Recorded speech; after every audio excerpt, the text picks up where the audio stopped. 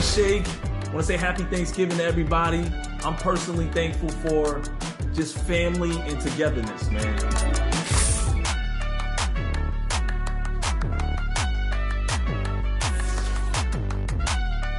Hey, what's going on? It's Uncle Demi, and one thing I'm definitely thankful for is family. I'm always thankful for that, and of course, to all my nephews and nieces out there that continue to support me.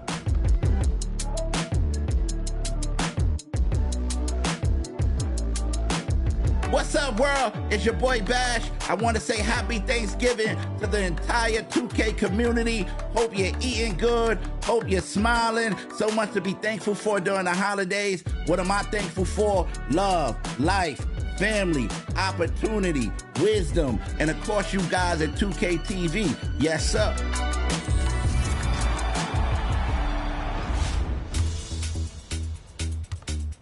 Community builds are here in NBA 2K24 for Season 2, and joining us today is Solo to talk about his build. How you doing, man? What's up? Happy to be here. It's an honor. Thank you for having me. So let's talk about your build. What is it, and what does it do? Yeah, so it's a point guard, 6'4", 3-point shot hunter. It's really good, like offensively, like shooting, dribbling, and then it even can finish a little bit and has solid defense. And if there was an NBA comparison, what player would your build be? I would like to say Steph Curry, but he'd probably have a higher 3-point than my build, and only has a 92, which is pretty high, but he'd probably have like 97. On the floor, the visiting Boston Celtics. At point guard, Peyton Pritchard.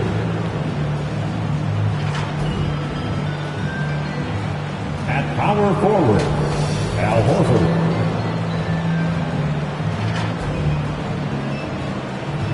At center, Kristaps Porzingis.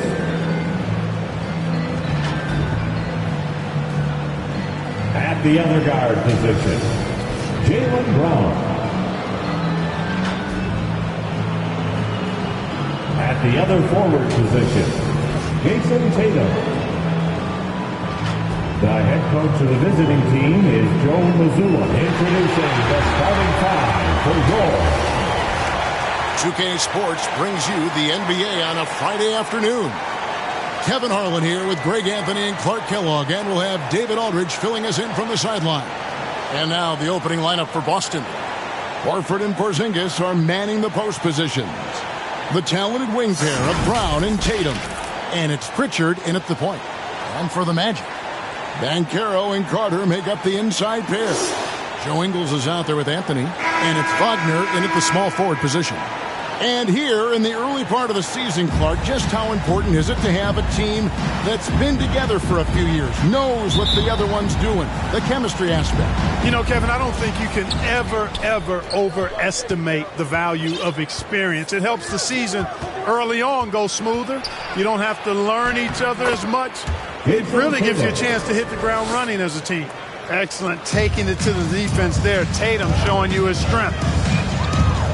Here's Anthony, and he lays it straight in. And it's always nice to get the easy look inside for your first points of the game. Tatum against Wagner. Tatum passes to Brown. And it's off from three-point range. Outside Anthony. Pass to Banchero. Here's Wagner. Lays it up and banks it in. Look at Banchero finding his teammate out there, getting the ball into the hands of the open man. Man, that's impressive.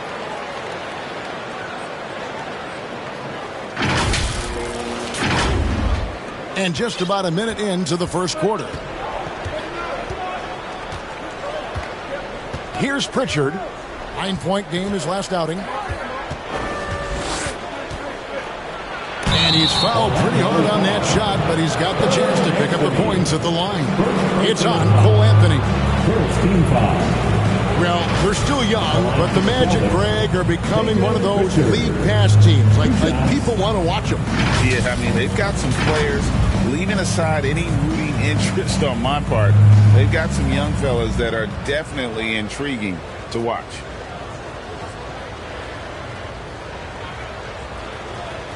Take a break. Take a break. 2 shots.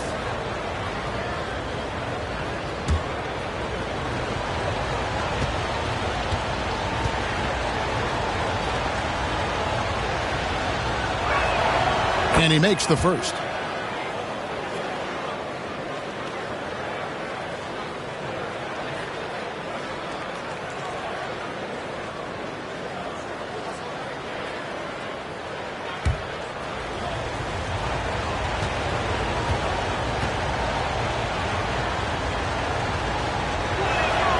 And that's good as he hits both of his shots. He's as solid as it gets from the line. I mean, give him the opportunity.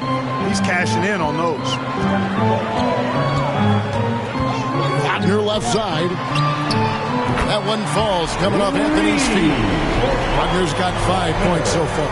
Wagner always a threat from downtown, and I love the efficiency and solid mechanics of his shooting stroke. That one goes. Count it.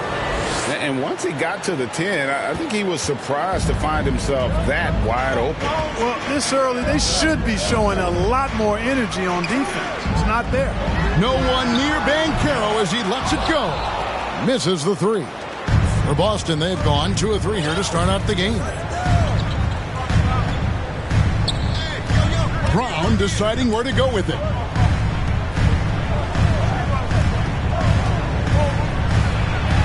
He's now 1 for 2 with that bucket. And the offense, I mean, 3 of 4, a solid start for this game. Orlando's gone 1 of 2 from long range in the first quarter. Anthony kicks to Ingles. Shoots over Brown. And Tatum pulls it down. That's one he knows he should have drained. Going inside and slammed up by Tatum. Cannot let Tatum roll to the bucket. When he's got a head of steam, he's going to finish with power. Anthony drives in. Pass to Ingles. Now Wagner. And it's out of bounds. The Celtics will take it the other way. A moment now to see the numbers for Kristaps Porzingis. Averaging about 19 points, 8 rebounds, and almost 2.5 blocks. The real story, though, is how big of an impact he makes on the defensive end. Absolutely. I mean, he's a lockdown guy for him, both on the ball and when helping out. Brown wide open. He fires. Offensive rebound. Porzingis can't hit. That's the kind of D you need when he's got the ball near the hoop. They were all over it. Wagner passes to Banchero. Here's Carter, and then Carter with the jam. Right there. I mean, Carter using his instincts and his motor to track down the miss and convert it into second chance points. That's just really good work. The Celtics with the lead. And here's Brown. Coming in off a 21-point game his last outing. And the basket by Tatum. Really well done there. Just confident and composed. Never in a hurry. Anthony down low. The wide open look here for Ingles. Here's Carter. And the call on the shot that sends him to the line. You know, both of Wendell Carter Jr.'s parents played basketball at a really high level. You know what I like to say? You cannot run away from the DNA. And I think you see that DNA of his parents in his game.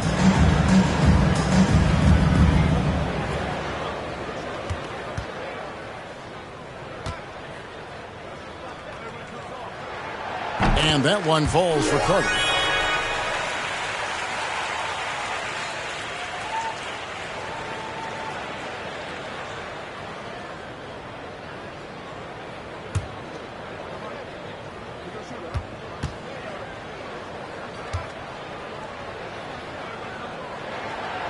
Good on both. And here's Tatum.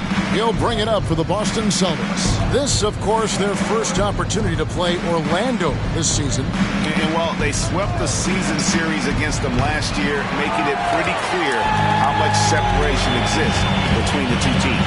I mean, one is a playoff team. The other, question mark, ... not so much. But things change, and you're only as good as your last win, so we'll see how they handle things tonight. Now, Ingles, after Jaylen Brown's three-pointer that didn't go. The three from Tatum. Oh, yes, he did. 5 up and 5 down for him so far. How about 5 straight made from the field to start? And the defense hasn't been able to do anything to stop him. And when that's the case, just keep feeding the hot hand. Now, here's Wagner. Turned in an outstanding game against Denver. Anthony finds Wagner. Another shot.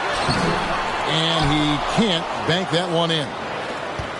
Celtics leading by 5. And the whistle blows. It's going to be on Paolo Banchero. That is his first foul of the game. Second team foul.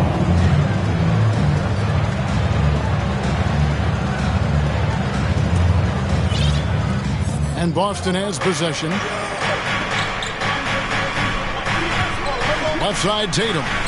Yes, once again, he remains perfect. 6 attempts and 6 hits. Wow, unconscious has he been this quarter. They're riding that hot hand. Guys, they're looking for a way to score here. Yeah, they've had a tough time taking the lid off. Now, here's Banchero. Nothing on the board. And stolen by Horford. Here's Tatum. And he banks in the layup.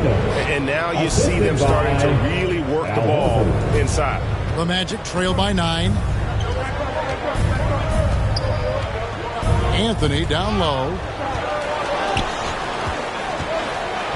Tatum against Wagner.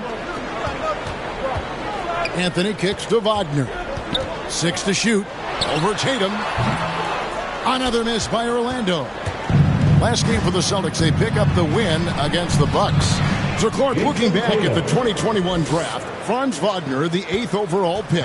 And, you know, he very well might turn out to be the best of the bunch, Kevin. He's 6'9", really can shoot it. But I think his activity and playmaking, perhaps his best attributes. Creates for others as a 6'9" wing guy, and that's valuable for any team. And the dunk by Tatum. And they have owned the paint so far, and the score reflects it. And, you know, establishing that physical dominance early gives you a big mental edge, too. Don't discount that. Anthony dishes to Ingles to end the run. Shooting foul as the whistle blows. He'll shoot 2 free throws. That's on Jaylen Brown. The Magic have been perfect at the line so far, albeit just 2 for 2.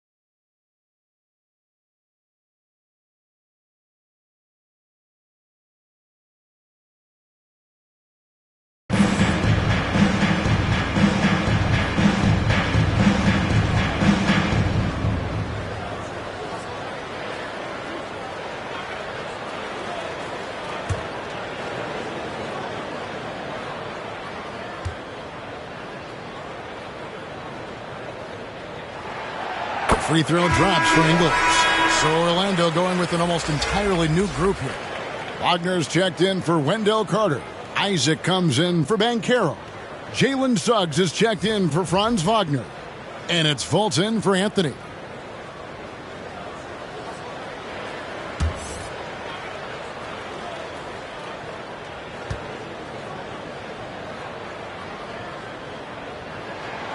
And Ingles drops them both. Really always a plus to have a big guy stroke it from the line like that. The soft touch on full display. Tatum, that's for 2. And it's Wagner with the rebound.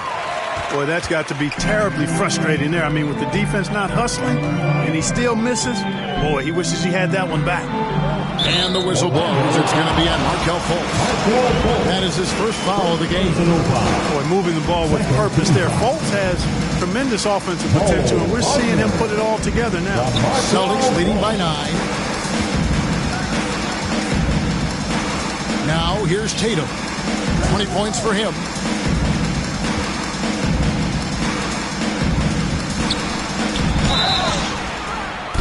And he gets the whistle. 2 free throws coming up. And these days, you know, Clark, the trade for a star player takes a stockpile of draft picks, doesn't it? Well, that seems to be the one way you can assure yourself of getting a proven star somewhere in the area of his prime. You know, and it doesn't always work out for both parties. Teams typically, in that case, would have to mortgage a bit of their future to get a player of that caliber. So it is tilted towards more risk than reward in most of those scenarios. And that one falls for Tatum. A young man who has an appetite for greatness, always pushing himself, is Jason Tatum. Each year he continues to move the needle, achieving new levels of accomplishment in the game.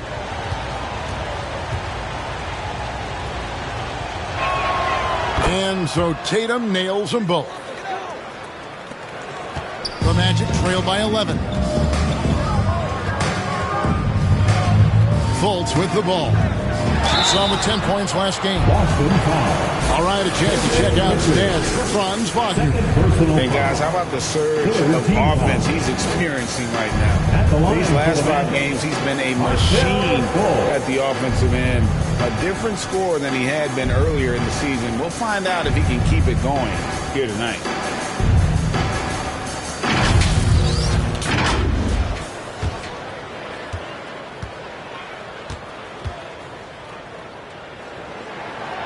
That free throw, no good.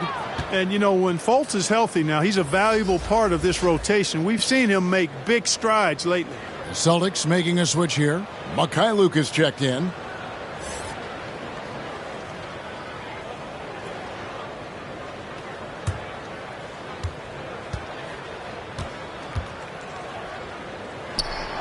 And he sinks the second.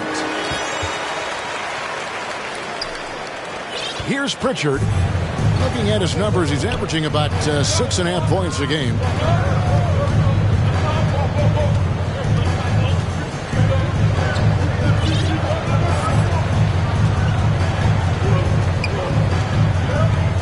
To the paint. Here's Gabriel.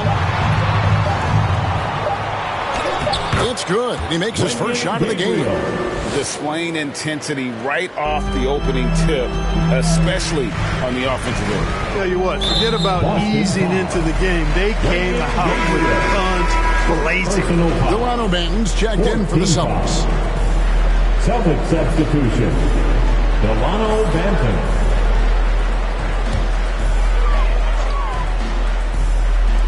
Boston on D. A 12-point game.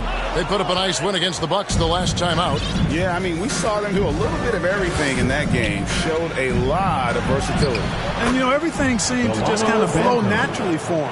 Felt like they were in a groove from the opening tip. Not a lot of resistance on the inside, and they're taking full advantage. Play in the paint has gone almost entirely all their way. And wait to finish and cut into that lead a little bit. Yeah, but look at the basket guy still shaking. Well, I tell you what, he loaded up as much power as he could behind that two-hander. Boston with the ball. The Magic getting the bucket. Here's Mikhailuk. He picked up 12 points in their last win against Milwaukee. Fultz looking around. Wagner on the wing. To the wing right side. Suggs off the mark there with the three-point shot. Having a hand up in your face makes such a difference to a shooter. And, you know, he's a guy who knows how to defend the three-point shot. He's not going to just give it to you. He's going to make you earn it. And it's Fultz with the ball for the Orlando Magic, down by 12. There's the pass to Suggs. The basket good off the assist from Fultz. Suggs has got 5 points so far. Shooting in good rhythm there. Suggs off the catch and shoot. Nicely done. Boston's gone 2 of 5 from three-point land here in the first quarter. Manton, the pass to Mikhailuk. Pass to White. Lock at 6. And a bit of a battle here for the ball. The official signals a jump ball here. That's a jump ball.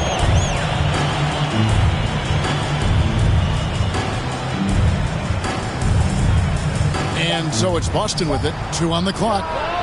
Gabriel's shot's good. Oh, this is the kind of start they were hoping for. Yeah, shots falling. Off to a very good start offensively as a result. Driving inside. Suggs kicks to Isaac. Suggs with the ball. White's there. Ingles passes to Fultz. It's deflected. Here's Manton. And looking at his production, he averages a little more than 7 points a game. Well, we've seen that movie a few times, haven't we? An easy bucket in the paint. Well, listless and lifeless at the defensive end. I mean, especially inside. They've really got to pick up that interior defense. Now, here's Suggs. He has 5. Uses the glass to finish the way. 7 points in the game. Seems like he can't miss right now, guys. I mean, completely in the zone this quarter. And the Celtics with possession here. They lead by 11. Here's Banton, guarded by Fultz. Here he goes. Manton, the pass to Gabriel. It's White on the wing. He's covered by Isaac. They get the rebound, and he takes that one up and powers it through. There it is, guys. One of those effort plays that makes a big difference in the game. And GA, it is definitely making a difference so far today. Well, you know, if you're not going to take care of the defensive glass, it's going to be hard to come away with the win. And that'll be 2 free throws coming up. Officials on the call with the foul. It's on Markelle Fultz. The Celtics shooting their 5th and 6th free throws of the game. Shooting for Boston, Delano Banton. 2 shots.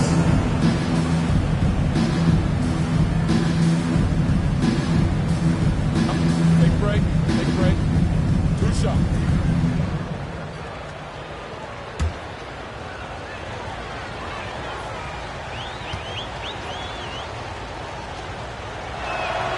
The first one falls. The Magic making a switch here.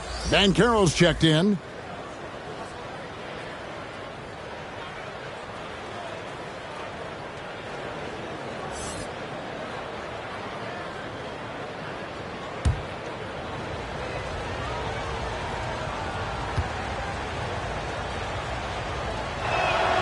That's also good. So he hits both free throws. Yeah, drawing fouls and making them pay at the line. Boy, I love that attack mentality. Get in there and force the officials to make a call. Now, here's Ingles. And again, it's the Magic from deep. Boy, good vision that time from Suggs on this play. Finding the most ready shooter and fed him nicely. 40 seconds left in the first quarter of the game. Here's Banton. Outside, White. Count that bucket. And the Celtics lead by 14.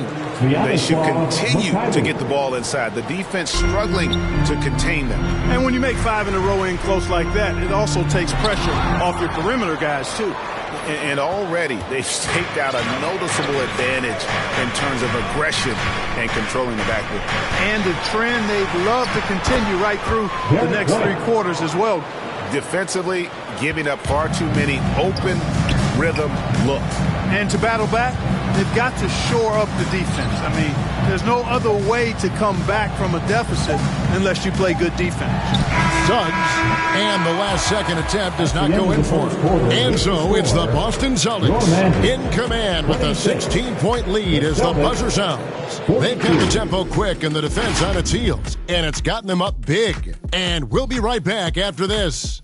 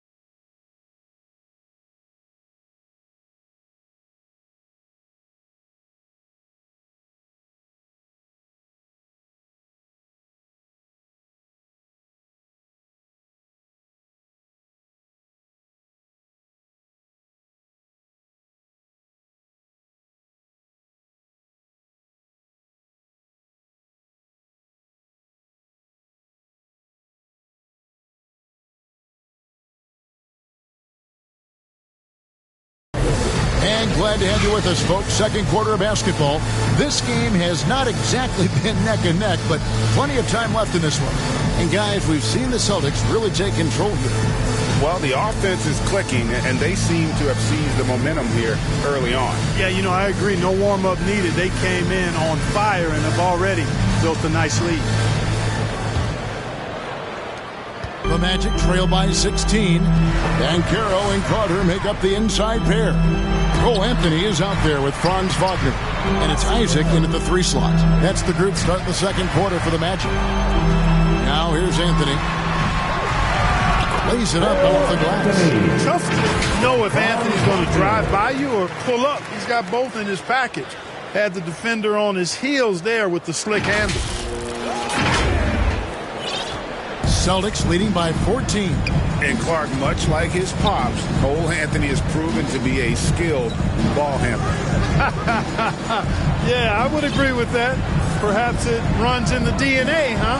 He definitely has some strong instincts out there, and I know he got a little bit of that from you, Greg. And he does his part to help others find shots when he's not scoring himself. And let's head over to the sideline and catch up with David Aldridge. Thank you, Kevin. Well, back in grade school, when Jason Tatum told folks his NBA goals, they'd often suggest a backup plan. And he said, I always would tell them, I don't have one. I'm going to make this work regardless. Nothing else matters. Kevin? Oh, I like that. It's worked out, David. Thanks so much. Now here's White. Wendell Carter unable to get his last shot to go. Anthony against Brown. Anthony dishes to Carter. Back to Anthony. Here's Wagner. It's tipped. We're closing in on 2 minutes played here in the second quarter. White with it. Now Anthony defending. White the pass to Porzingis. Orlando grabs the miss. Guys are looking for a spark here. Yeah, a cold stretch offensively for sure. That one's in there. The Boston lead is cut down now to just 12 on the basket from Isaac. Man, I admire how Isaac fights through the contact there, man. Grit and grind on display. Not letting the defense tie him down on these shots. And that's a foul. It's called on Cole Anthony. That's foul number 2 for him. Markelle Fultz is checked in for Jonathan Isaac. And then for Boston, Al Horford. He's checked in for Luke Cornett. And it's Pritchard in for White.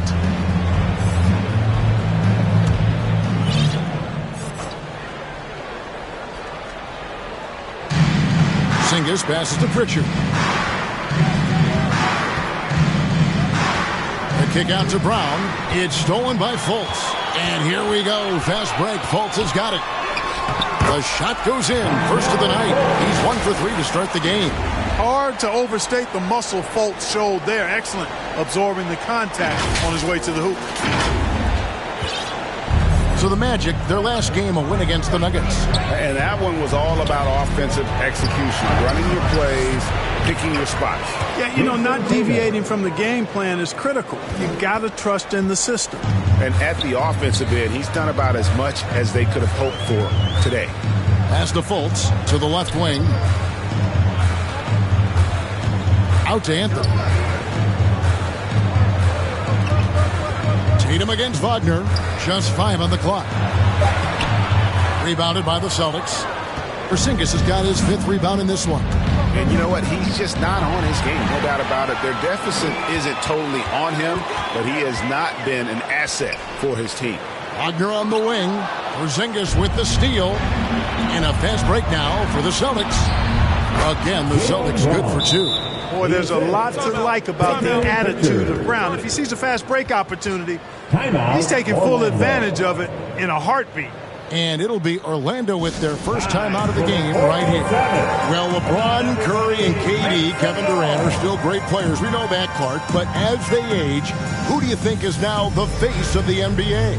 Well, it's hard not to talk about Giannis in that regard. I mean, his overall game is spectacular. His personality is terrific. Jokic, is in the category. But I would think it would be Giannis. I mean, if you made me pick one guy as the face of the league in totality, performance on the court, MVP level player, personality, disposition, all of the ingredients, I'm going Giannis.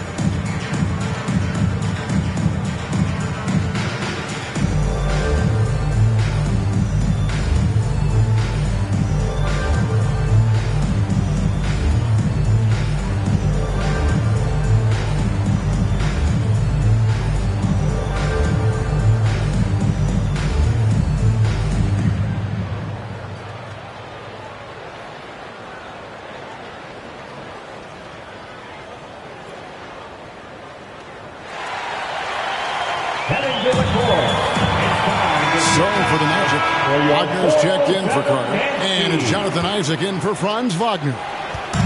And it's Anthony with the ball for the Orlando Magic. Their defense has only allowed 4 points in the quarter. It's stolen by Brown. With the drive. The second effort. Rebounded by Isaac. His shot's just, it's not there right now with his team leading. Perhaps, let's focus on some other areas of the game. Fultz kicks to Anthony. A floater. Kicks it out to Banchero. The dish to Fultz. 5 on the clock. Over Brown. Fultz, no good. It's a +5 advantage for them in rebounding after that one. Tatum passes to Porzingis. Good, and it's Tatum picking up the assist.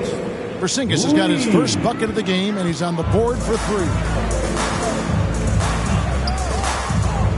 Anthony right side. Isaac outside.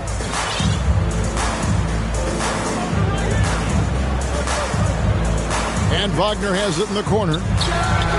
And he gets it to go from the corner. It works well there. Not much resistance from the D. Yeah, that's not the defense you need. You got to be tougher defensively. Pass to Pritchard. The kick out to Brown from outside the arc. That doesn't go either for Brown. Well, just not scoring with the efficiency he'd like to. Tough quarter for him. Banchero outside. And it goes down 2 points.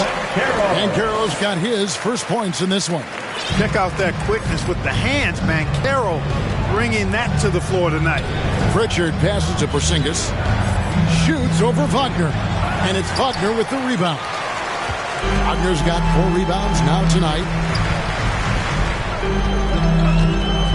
Anthony against Tatum. Isaac up top.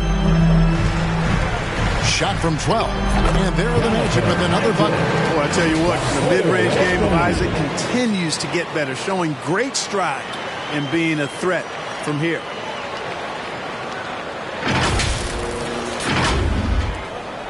Boston leading by 11. Tatum kicks to Horford.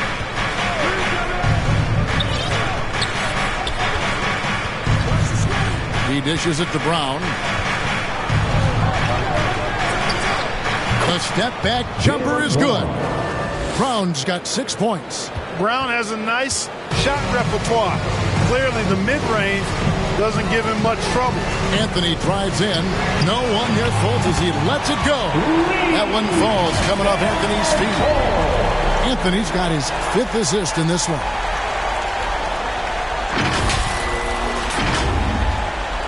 Boston's gone 1 of 2 on 3-pointers here in the second quarter so far. Pritchard passes to Brown. The 3 from Tatum. And they get it back. Porzingis, the 3rd shot of the possession, finally falls for him. Porzingis has got 5 points in the quarter. Here's Anthony. Up and in on the way. Their shots are falling now with more regularity than we saw at first. Well, it was a slow start, but they've gone from simmer to medium heat, and they're bordering on hot to close this gap. Here's Pritchard after the made shot from Cole Anthony. Pritchard passes to Tatum. Boston getting another chance here. Isaac with the steal. And now Orlando on the break. That's in, and the Celtic lead is cut down to 8 on the bucket from Fultz. 8 points for Markelle Fultz. And it just seems that every pass they make is leading to a score. Just great ball movement. The Celtic shooting has been just great so far, up at 56%. Brown the pass to Horford. Over Banchero. And there's Horford. That's good on the assist by Brown. The playmaking of Brown continuing to evolve. Nice dime there. Time call here. The Magic decide to talk it over. Well, it's been an express lane to the rim. Coach can't be happy about that.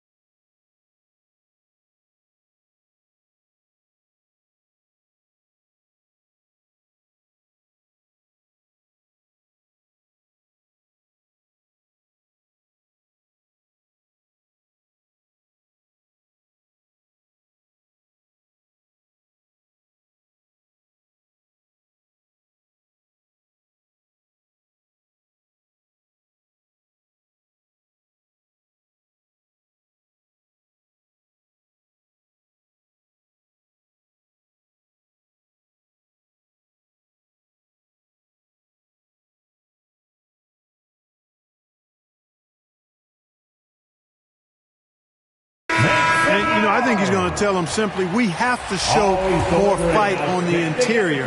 That's the top priority right now. Joe Ingles, who's checked in for Banchero. And then for Boston, Gabriel's checked in, and Mikhailuk's subbed in for Jason Tatum. Now, Ingles, after Markelle Fultz missed from long range. Shoots over Brown. That's in, and the Celtic lead is cut down to just 8 points on the bucket from Ingles. And look at how quick he was to bite on the pump fake. Left his feet way too soon. Gets the three-pointer to fall. Brown's got 9 points. When JB is on from here, it really boosts his team. Out to Anthony. Fires the three. It's not going to go for him. Boston leading by 11. Brown outside. Over to the wing. Here's Mikhailuk. And the Celtics hit again from deep. That's the kind of D that you're not going to find success with, guys. They've got to get a hand in the face. Anthony, the pass to Isaac. Ingles against Horford. It's rebounded by Mikhailuk. And the activity he shows around the rim is why he is such a respected defender. And you know what? He's not going to give up an easy finish at the rim. I mean, that's just against his constitution. Here's Isaac. And it's Wagner missing. And so Horford will bring it up for the Boston Celtics. 17 points was their biggest margin. Here's Mikhailuk. The putback controls the rebound and puts it back up and in. And the Celtics lead by 16. And, Kevin, they've dialed up their activity this quarter. We're seeing them convert a lot of those second chance opportunities. Well, the hustle and the effort, the persistence, all of that paying off in a big way. And that's something that makes a coach smile.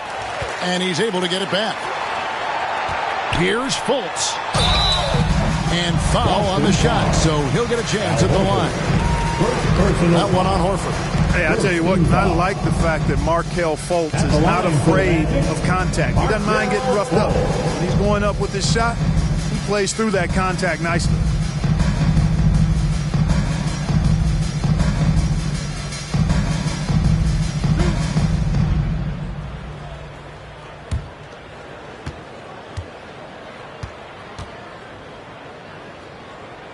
That free throw good from Fultz. Derek White's checked in for Jaylen Brown.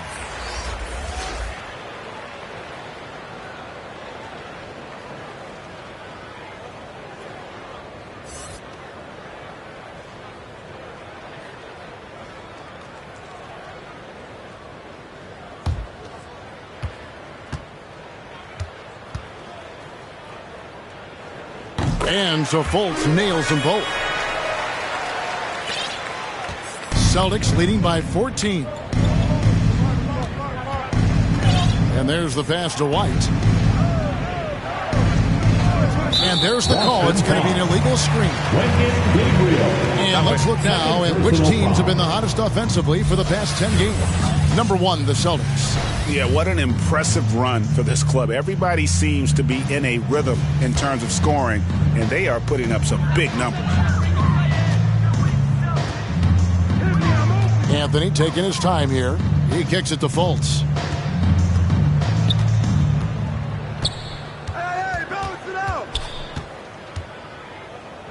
Back to Anthony. On the wing, Ingles.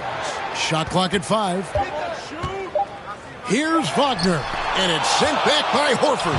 Horford doing a nice job that time using his length to get that shot blocked. Mikhailuk passes to Gabriel. White with it. Now guarded by Fultz. Here's Gabriel. 11 points for him in that last game against Milwaukee. And it's White missing.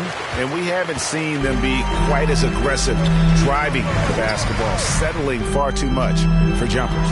Yeah, that's a good observation on your part. Fewer free throw attempts for them this quarter. And the danger is they can't afford to get too comfortable out there because they've got the lead. Otherwise, it might start to get away from them. +8 in the rebound differential. One more reason why they're in control. Yeah, double-digit advantage on the scoreboard. They've taken the initiative. They've played, I think, with more purpose so far. Here's Isaac after the basket by Boston. Anthony kicks to Isaac. And Boston with the rebound. Gabriel's got 5 rebounds tonight. And White with the stuff. He wanted to let us know that he's got some bounce to his game now. White rising up with ease to send that one home. And finished off by Fultz. Puts the D in a tough spot when you have a point guard who can throw it down. He really does, GA. He really does put pressure on him. And you know, guys, showing how dynamic a weapon he is for this offense, they feed off of that energy and ability to make plays. It gets them going. And it goes out of bounds. That one off Fultz. Well, he just didn't make the catch, didn't look the ball into his hands. He must have thought the ball was going somewhere else. So for the Magic, Wendell Carter, he's checked in for Wagner. Wagner comes in for Fultz. And it's Suggs in for Anthony. Boston also with the sub. Luke Cornett, he's checked in for Mikhailuk. Flying high and throwing it down with the one-hand. One of his favorite moves right there, guys. Does it as well as anybody, fellas. Tremendous skill while in the air. It's almost like he's trying to make things hard on himself. You know, he's just got to slow the game down, try to get some easy ones. Very capable as a point guard is Derek White, showing off his playmaking skills there. The Magic trail by 20. Wagner passes to Suggs.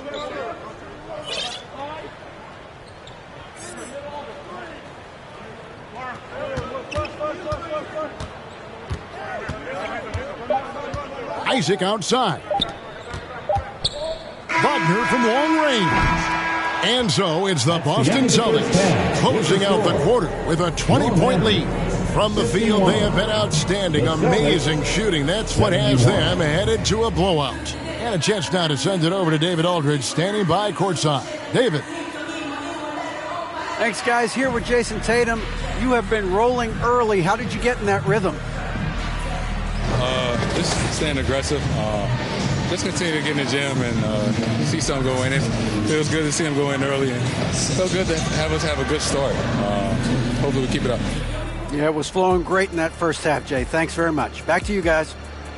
Okay, David, much appreciated. And now time for halftime. So we'll be back in just a bit to get the third quarter underway. And now, the 2K Sports Halftime Show. Hey again, everybody. So far, a pretty lopsided game, but still one half to play. I'm Ernie Johnson, joined by Shaquille O'Neal and Kenny the Jet Smith. It was all Jason Tatum in the first quarter. He ended up with 24 points, 3 rebounds, and 1 assist. Kenny, what's your take on Boston so far? What a true demonstration of dominance. They made a commitment to owning the glass, and they made good on it. Blocking out, competing hard in traffic. That's the way you should play on both ends of the court. And Shaq, let's get your input on the Magic. It's their defense that's put them in this spot. Giving up easy looks all over the place. It's like they don't have even a game plan in place. Check out the field goal percentage. Well, that's not going to cut it, Ernie. I don't even want to talk about it no more. And that's a wrap. With the third quarter approaching, we now send you back to Kevin and the crew.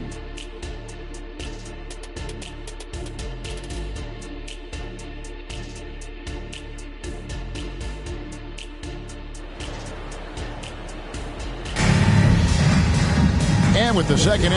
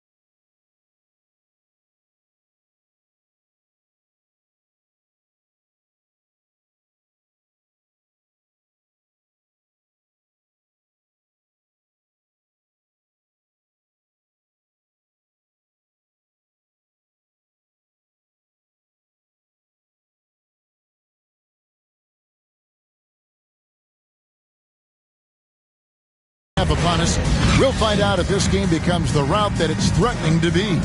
You know, guys, Jason Tatum has really been making it happen. And how about the amount he's contributing in the scoring column through 2 quarters? He has been terrific. And you know what? They've come at him a few different ways defensively, and nothing has slowed him down.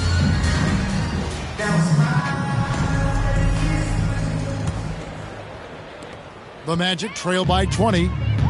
Starting off the second half, here's Joe Mazzulla's 5. The talented wing pair of Brown and Tatum. Horford and Porzingis are manning the post position. And it's Pritchard in at the point guard position. He gets it in there. Pritchard's got the first points to start out the third quarter for Boston.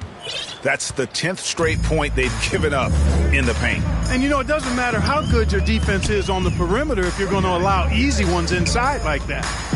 Now, here's Ingram. And let's take a quick look now at some stats here for Jason Tatum. His last 10 games have been exceptional. He's putting up about 28 points a game, 8 rebounds, and 5 assists.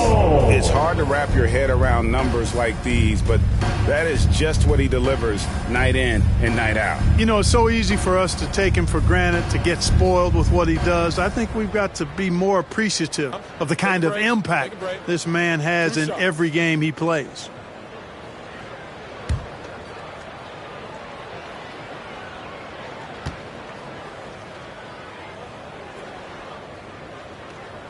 Free throw drops for Ingles.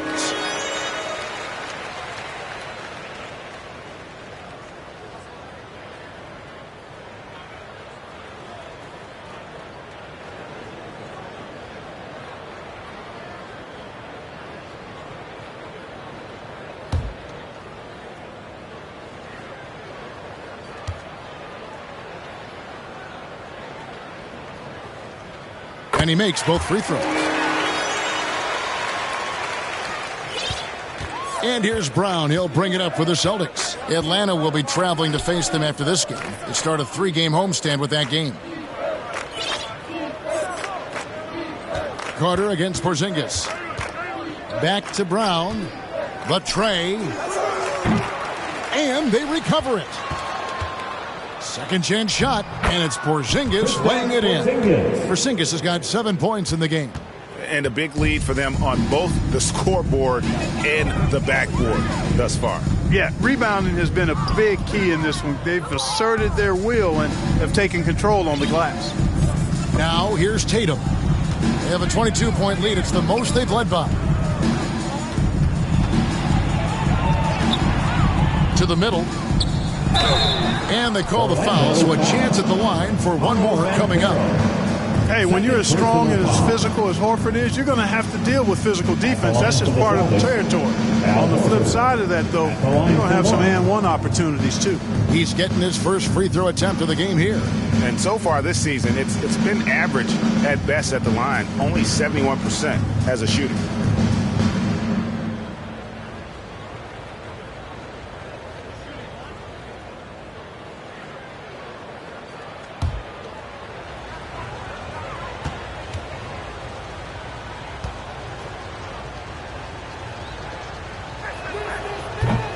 And Al Horford, no good on that one. Well, you think about the experience of Horford, and he brings a lot to the table for your team, including setting a great example on and off the floor for the young guy. And it's Carter missing. Starting slow in this half, 0 for 3 so far. Inside, it's tipped. It's stolen by Banchero.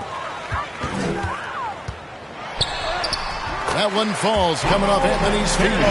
Finally, they get one to drop. That's one of their first 4 here in the third.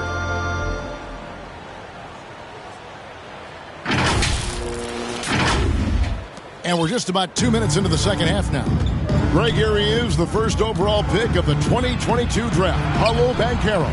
And the top pick because he's a 6'10 playmaker. Banchero has a tremendous feel for the game, great vision, passionate, and endless potential offensively. You see the quickness there from Anthony, beating everybody to the spot. Goes up and lays it nice and easy. Tatum's got 26 points. And defensively, guys, they've been unable to shut down the middle. Yeah, and they're really getting pummeled on points in the paint here. And it's in there. Wagner will battle you inside now. He's not afraid to embrace and even initiate contact. Here's Tatum. He's got 26. Shoots the three. Rebounded by Anthony. Anthony's got his 4th rebound in this one. It's time now to hear from our Hall of Fame reporter, David Aldridge. What's the latest, David? Thank you, Kevin. This young Magic team is building, and they're anchored by the talent in their front court. Franz Wagner, Paolo Banchero, and Wendell Carter Jr. said, as a team, our potential is through the roof. I think the biggest thing for us is being injury-free. That will give us the best chance to be very special. Kevin? Special indeed. All right, David Aldridge, thank you.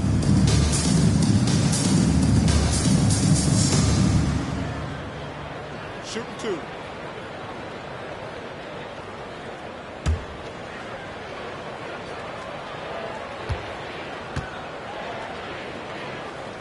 He misses the free throw.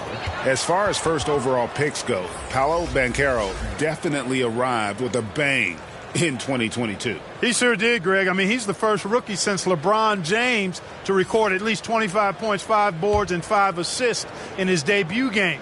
And he continues to build on that en route to Rookie of the Year. So he comes up empty, missing both. You know, once in a while, a guy will come into the league and just hit the ground running. Banchero was a star from the first week. Here's Fultz. That's in for his 5th make of the night. Now shooting at a 50% clip, 5 for 10. Well, so often we see this transition buckets off turnovers. And we know turnovers are painful and costly. You get loose with the ball on one end and get punished on the other end. Here's Tatum. Markelle Fultz making his last shot. Brown, no good. Well, most games he can knock it down from deep, but it just isn't there for him in this one. Here's Banchero. The basket good off the assist from Fultz. Banchero's got 6. Very few can go mano-a-mano with Banchero inside. He got the best of the defender this time. It's stolen by Fultz. And Pritchard pulls it down. Pritchard's got 4 rebounds now tonight.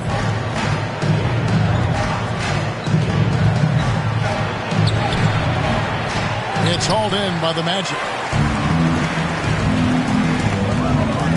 Wagner outside. Right wing. Banchero inside, guarded by Horford. And typically he has the touch to finish when he's in tight, but not sure on that possession. It's stolen by Fultz. 2-on-1 as they jump out on the break. The finish, and finished off by Banchero. Yes, sir. Paolo Banchero rising up and throwing it down, folks. And now, the first timeout called here for Boston. They've been committing a lot of turnovers, and I imagine that's exactly what they're talking about right now. They need to tighten it up.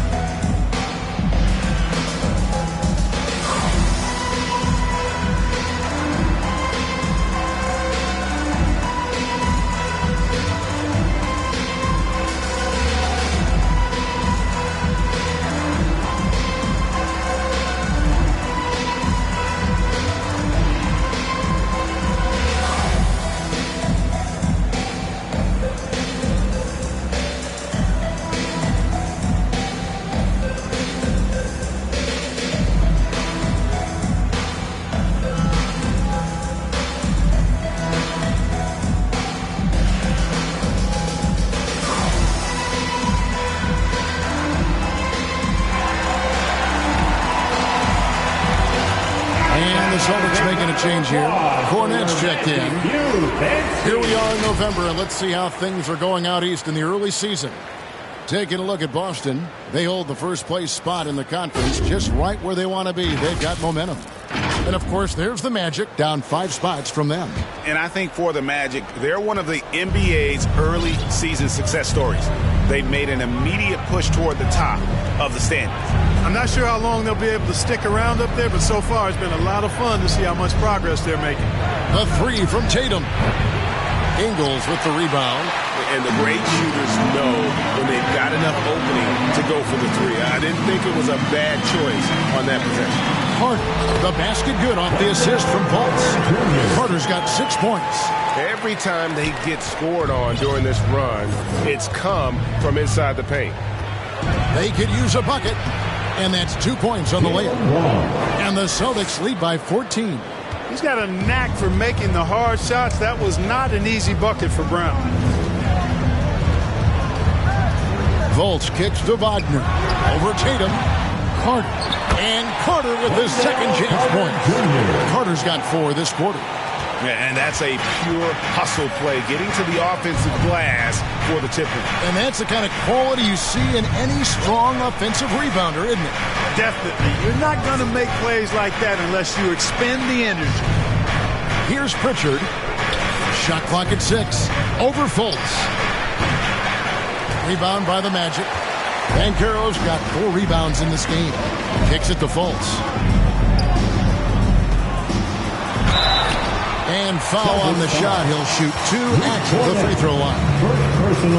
And, you know, Fultz plays bigger than his size down low, guys. Outstanding. He uses his body to draw contact. In a moment here to take a look at the scoring breakdown for the Celtics. Well, throughout this game, they've been lighting it up from mid-range. I love seeing that. They've made that the focus of their offense, and it's really paid off. And during this game, they sliced the D apart by just attacking the rim, flat out dominating them inside. That free throw good from Fultz. Wagner's checked in for Orlando. Jalen Suggs comes in for Joe Ingles. And the Celtics also making a change. White's checked in.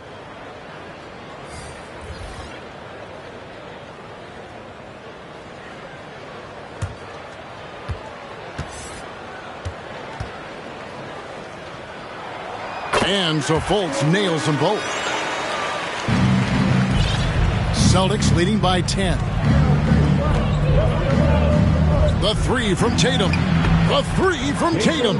This is someone that can really hurt you from long range. He did that to a degree in the first half, and he's doing it now.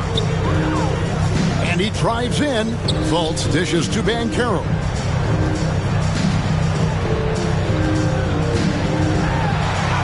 It's good. That basket, he's now 5 for 9. Boy, he's really been dominant in this one. Unfortunately, he hasn't had much help.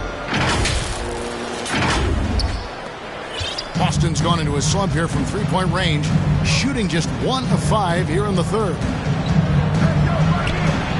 And Porzingis gets it to go on the assist by Brown. And that's now 9 points for Porzingis.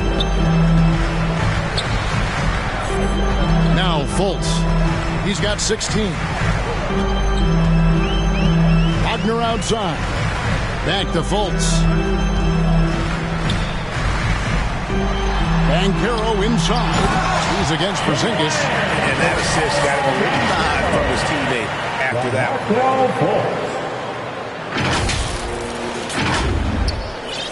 one. The Celtics have gotten half their shots to drop in the second half up to this point, going 7 of 14. Porzingis against Banchero. Outside, Porzingis passes to White. Down to 5 on the shot clock. Shoots over Wagner. Again, the Celtics good for 2. You know, one of the ways White keeps the defenders honest is with his mid-range game. He's got a great knack for that shot. Now here's Fultz. And it's Suggs missing. And they've got a big lead, not just on the scoreboard, but really in the rebounding numbers as well. And what I like about it, it's been a physical brand of basketball. It's had a little sandpaper element to it. Gritty and rough, but that's how you win games. Tatum against Wagner. Great D that time from Tatum. and he did everything he could to make that shot as difficult as possible. And you know what, guys? That will pump him up because he takes a ton of pride in what he does on defense. And now the fast break. Banchero with the ball. It's good. 9 points for Jalen Suggs. And there's that transition offense. Push the ball up the floor. The defense can't get set, and you can get some easy baskets here. Here's White. He's got 8. Porzingis passes to White. Back to Porzingis. The leader gets it to drop, and now he's shooting at a 5 for 8 clip. Porzingis proving to be deadly from a variety of spots. Now a timeout called by Orlando. One of the stories here, Jason Tatum getting it done today. Boy, he's been killing them all night, and the defense looks like it's...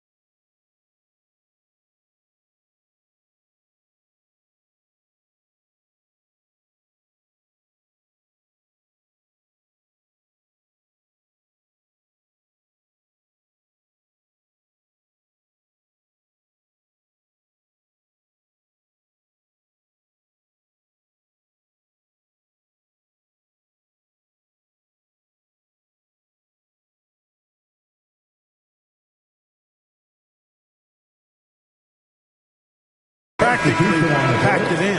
Isaac's checked in for the Magic, and then for Boston. Gabriel's checked in, and Delano Banton's subbed in for Jaylen Brown. He takes it in. Here's Fultz, and finished off by Fultz. Boy, Fultz so good at getting to his spots and then capitalizing. And I like watching this guy score the ball. Here's White. He averages more than 12 points a game. That's some dependable production. Pass to Banton. Trying to find White. Gets it to him. Lays it up and in off the pretty assist. White's got 4 points in the quarter. Terrific accuracy on that pass. That's how you lead your teammate. Pass to Suggs. A 3-ball. It's hauled in by Cornette. Having a hand up in your face makes such a difference to a shooter. And, you know, he's a guy who knows how to defend the three-point shot. He's not going to just give it to you. He's going to make you earn it. And they're beginning to just flat out fall apart defensively right now, especially on the interior. Yeah, and that's 4 straight field goals now they've allowed from point-blank range. Can't happen. The Celtics have put up good numbers at the charity stripe, converting 6 of 7. And looking at the numbers this season, they're shooting a robust 82% from the line. That's about as good as it gets. That's been one of the strongest aspects of this team this season. I mean, there have been very few off nights for them at the free throw line.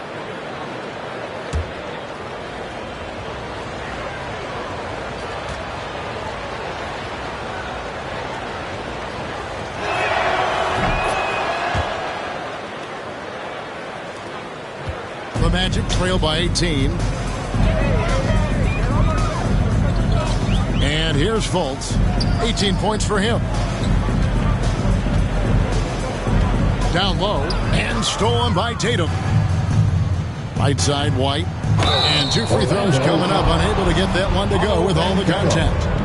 And with this opportunity, we can show you this season's top shot blocking team. 3rd spot, the Celtics. I mean, terrific rim protection. I mean, they rotate and help on the inside as well as anybody. And, of course, you want to keep offenses on the outside shooting jump shots, and that continues to be the goal.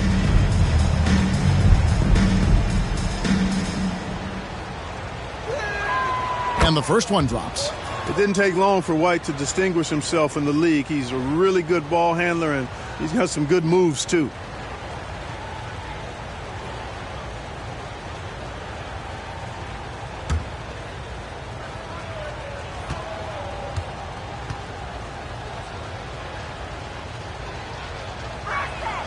And so he makes both from the line. And Orlando has possession. Now here's Fultz. The pass to Suggs. Another miss by Orlando. Well, he had 1 3-pointer in the first half, but so far in the second, he's come up with 2 saves. Here's Benton. Here's a look at the schedule for the Magic. On Sunday, they'll be matching up against Gordon Hayward and the Charlotte Hornets. Then on Wednesday, they'll host the Washington Wizards. And this is a perfect situation for them coming up. They'll be facing a lot of teams that they should beat, and those games will be at home. Can't ask for a better stretch of the schedule.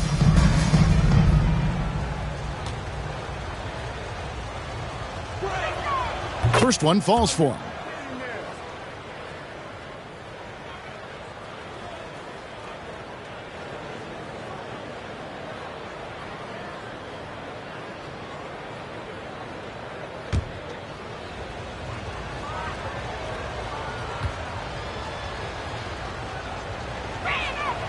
He makes 1 of 2 that time.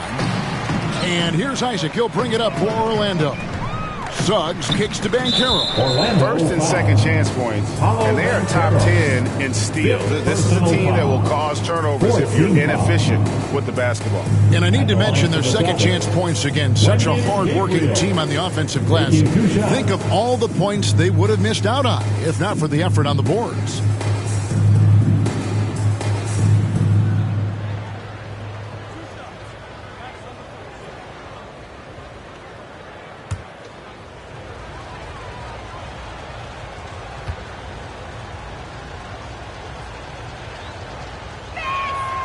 The first free throw is good. Al Horford's checked in for the Celtics.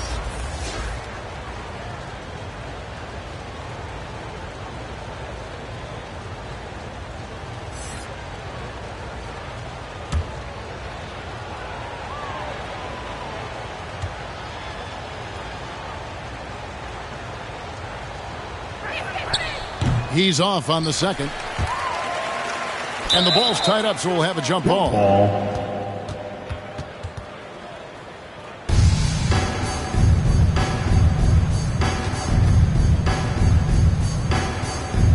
So it's Orlando now. Orlando's gotten blank from three-point land so far in the third. Still 0 for 3. Kicks it out to Banchero. Dishes it to Suggs. Can they get it? And he lays it up and in. Suggs has got 4 points now in the quarter. Suggs just doing an outstanding job outworking the defense to get the rebound and score. Boston leading by 20.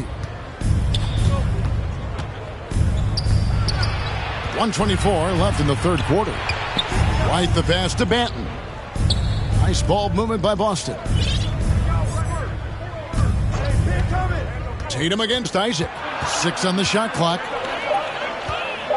The outside leaner. Tatum, that's good. Tatum's got 31.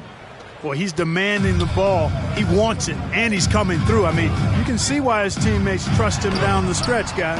Fultz, no good. Boston's gone into a slump here from three-point range, shooting just 1 of 5 here in the third. Banton, the pass to Horford. The 3 from Tatum. And it's Wagner with the rebound. Wagner's got 8 rebounds in this game. Ball stolen. 7-second difference, shot and game clock. Here's Banton, guarded by Fultz. Banton's shot is off. The Magic shooting in this game, 45%. Fultz with the ball. 18 points for him.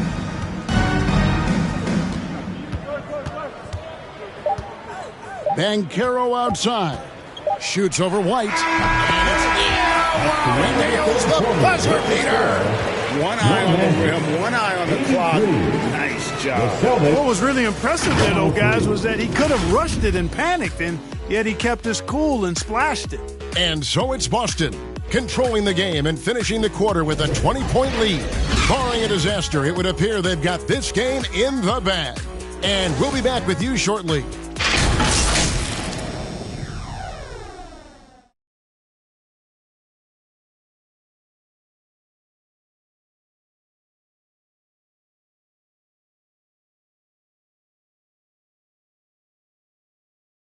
And let's take now this moment to bring up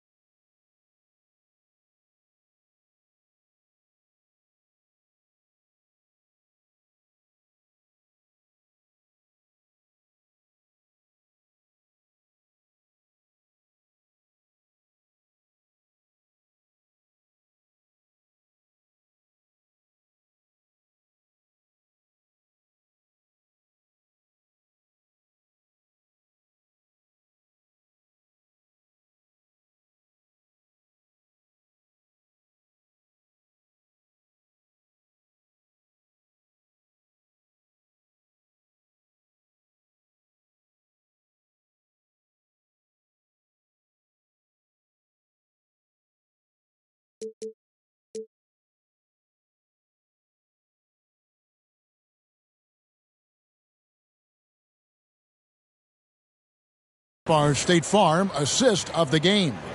Yeah, a terrific, unselfish play right here. Set up his teammate, and how about the setup this was? Yeah, and as a two guard, he's typically not a reluctant shooter, so it was really nice to see him orchestrating for a teammate instead.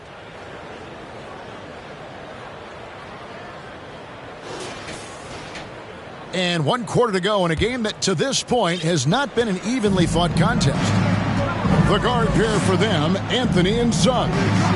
The post pairing, Isaac and Carter Jr. And it's Ingles in at the 3. This is out there for Orlando. Here's Anthony. Rebound, Boston. Porzingis has got 12 rebounds here tonight. Big time effort. Here's Pritchard. And he drops in the layup off the glass. That is super efficient, getting in deep and then taking advantage. And Orlando has possession. Anthony kicks to Suggs. And that's a foul. It's called on Cole Anthony. And that'll be his 3rd foul so far. Personal foul.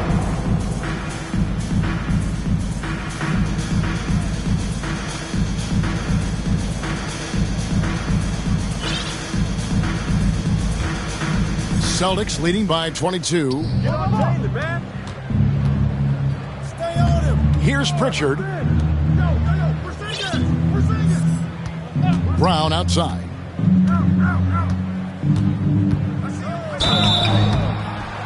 Two free throws coming up, and they call the shooting foul. That's on Jonathan Isaac. Greg, a lot more awareness in the league about the importance of mental health.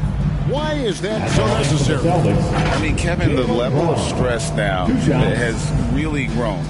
These players are under this huge microscope that now often extends to their families. And this is such a highly competitive environment. It is far more than just a game.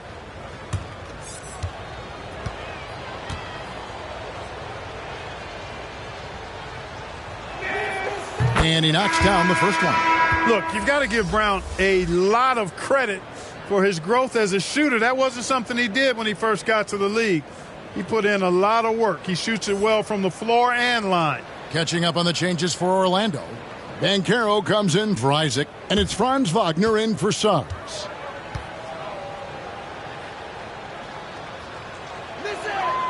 And Brown drops them both.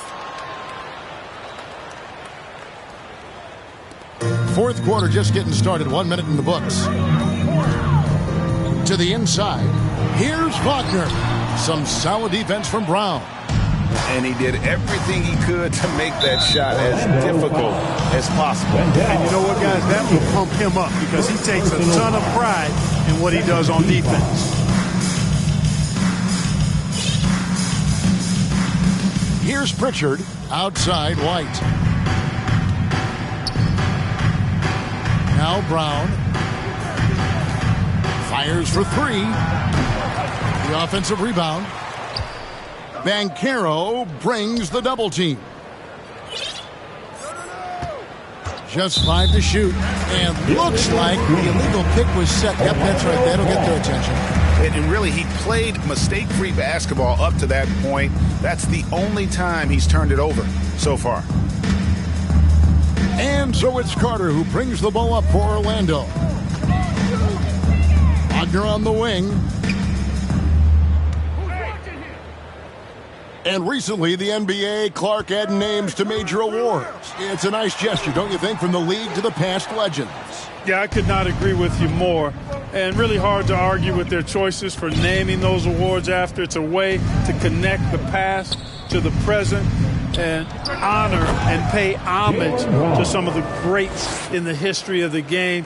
I like everything about it. Anthony, the pass to Wagner. Trying to break that ice-cold streak. Misses the layup. You know what? He's just stone cold right now. Really not sure if he's their best option offensively as they try to get back in this game. Brown, no good. Fantastic positioning there to contest that one. Yeah, I agree with you. I mean, he challenged the shot, and you can see the effects on the release of that shot. I mean, it turned a simple jumper into a tough one. Out to the right wing. Here's Pritchard. Rebounded by Anthony. Anthony's got 5 rebounds tonight. You know what? They're winning, though, despite the fact that he has just been really off. And that one drops for him. Wagner knows how to handle his business inside, mainly due to how much confidence he brings to the court. Fourth quarter keeps moving right along. 3 minutes gone so far. Passes it to Pritchard.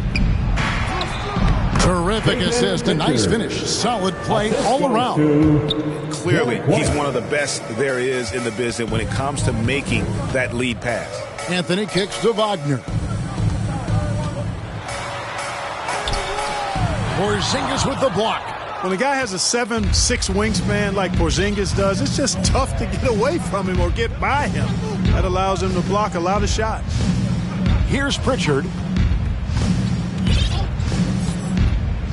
And with the new CBA, Greg, free agent conversations can start basically the day the NBA Finals conclude. Do you like that move? I think it's good to have rules that teams will actually follow. In the past, it was July 1st, and let's be honest, teams were talking to players well before that. Boy, what a brain-neutral pass that was.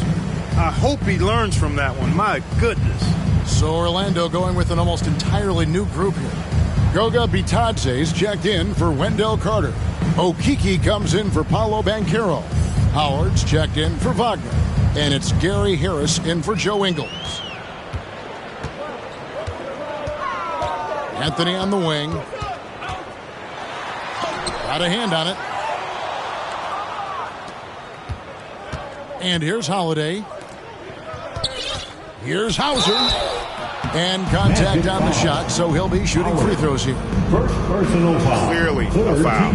Yeah, he took a shot there, earned those free throws. Sam Hauser taking 2 shots.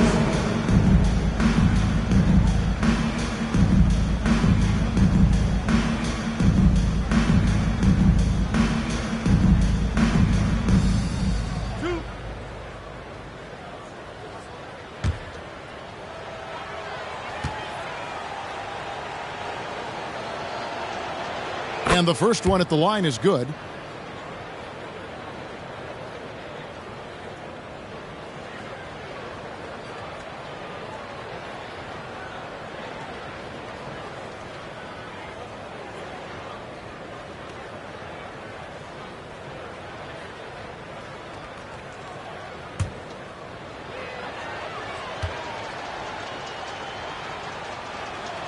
He's perfect from the line this time. And statistically, more young players in the league today, Greg, than in decades past. Might be a reason the age limit wasn't lowered in this new CBA. Yeah, I mean, the veterans saying, hey, we're already having a tough time sticking around. And I think having those guys helps on and off the court. Having a hand up in your face makes such a difference to a shooter. And, you know, he's a guy who knows how to defend the three-point shot. He's not going to just give it to you. He's going to make you earn it. It's stolen by Anthony. It's picked off. And pushing it up, here's Boston. Howard with the steal. Now here is Harris. Unloads. The 6-footer's good. Tell you what, that stroke of Harris's is poetry in motion. A smooth shooter who feels like he can knock it down from anywhere. Here's Holiday. Shooting foul as the whistle blows. He'll shoot 2 free throws. And when we talk about the league's elite defenders, Drew Holiday is certainly up there. Yeah, that's for sure, Greg. I mean, I think it's a lot to do with how much pride he takes in playing defense. I mean, he's locked into shutting down whoever he's defending. He looks at it as a challenge, and I really appreciate and respect his hard-nosed approach. 2 shots. Relax on the first.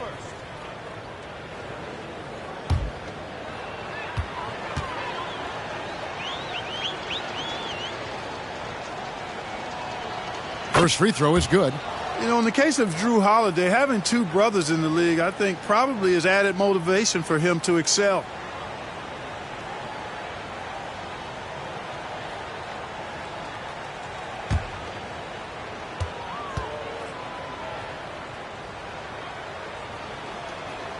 Both free throws good from Drew Holiday. And with this new in-season tournament, Greg, the NBA continuing to innovate. Are they getting, though, too out there for you? Or do you like it? Listen, I think it pays to be bold. And I'll be one to admit I was not a fan of the play-in. But I got to tell you, it's been a tremendous success. So I've got an open mind. Here's Holiday.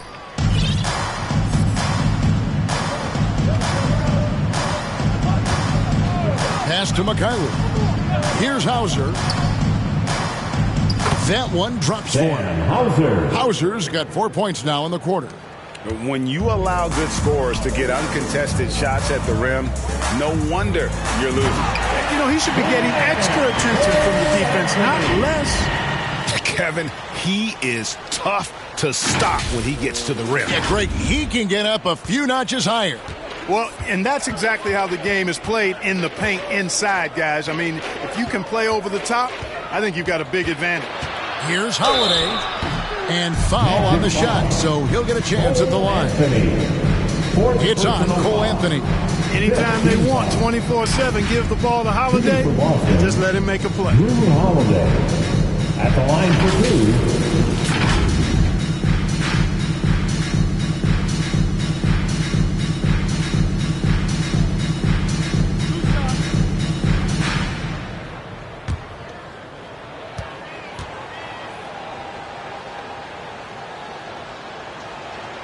And the first one drops.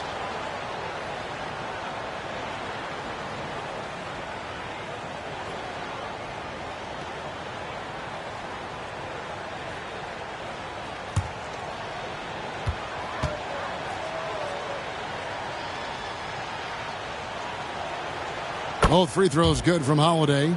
GA, is it me, or does it feel like we've had more parity in the league the last few seasons?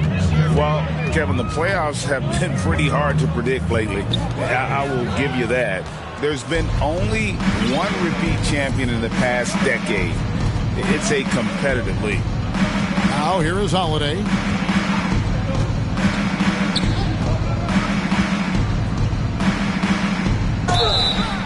And the call on the shot that sends him to the line. There you see how tough Holiday is. He simply pressed and forced the issue there and got the defense to overcommit. Drew Holiday.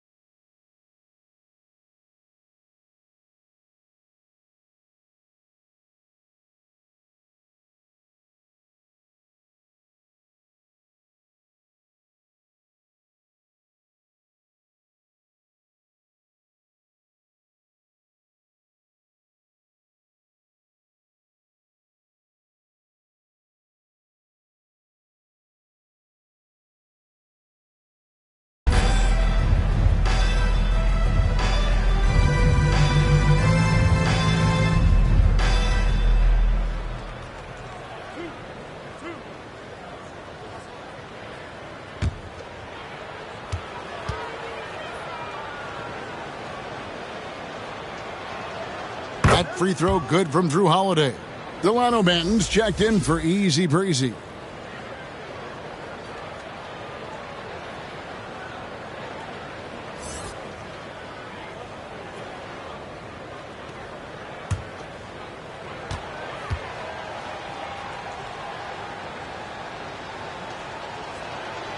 Both free throws good from Holiday. And it's Anthony with the ball for Orlando. Over Holiday. It's hauled in by Cornette. No other way to put it. Just a rough quarter in terms of scoring. He has not been helping at all. Here's Banton. It's hauled in by the Magic. Outside Anthony. A shot missing. Boy, just cannot buy a bucket, guys. I tell you what, that's a painful quarter for him, and it's painful for me to watch, too. Rebounded by Anthony. Anthony's got 6 rebounds here tonight. To the middle. Here's Bitadze. It's hauled in by Cornette. Cornette's got his 5th rebound in this one. Here's Banton. Gets a hand on it. Great positioning on the putback. Nice tip in there. I mean, he's got like a 6th sense in terms of where the miss is going to go. That is really a talent. Now here's Anthony. Out to Harris for the 3. That one falls coming off Anthony's feet. Harris has got 5 points in the quarter. Really a smooth stroke from Harris on the catch and shoot jumper right there. And I tell you what, he makes it look easier than it really is. Boston's gotten off to an 0 for 2 start from downtown here in the 4th quarter. Pass to Holiday. And with this new CBA, Greg, for the first time, team and league licensing revenue, about $160 million a year, is to be shared with the players. And I think that's probably jersey patches and stuff like that. It makes sense that the players should get a share of that. Time call here. The Magic decide to talk it over. They've already committed enough fouls to be in the penalty. Not good. They need to concentrate on playing good defense without fouling.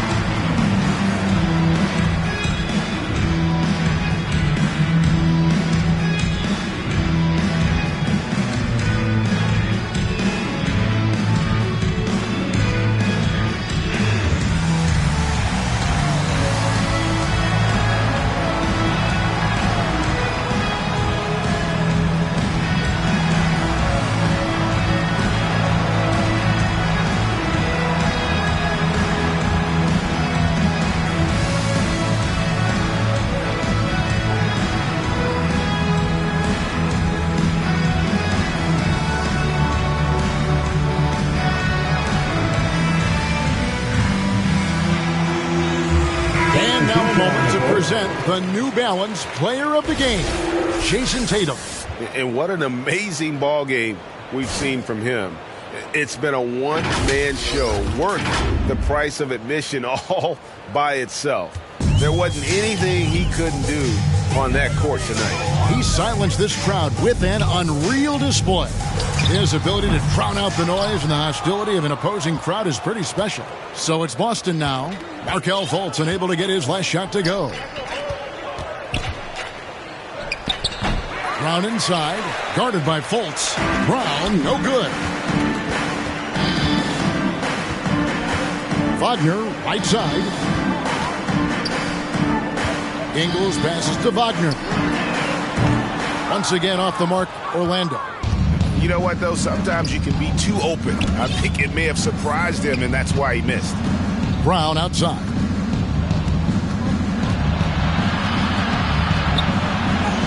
Takes it off the glass. Brown's got 10 points in just the second half. And very early on, Brown learned how to finish through contact, an essential skill for an NBA player to master. Connects from three-point range. Yeah, that's too good a look to give him from behind the arc.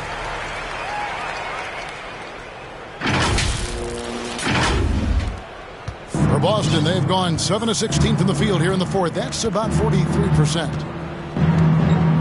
The pass to Mikhailuk.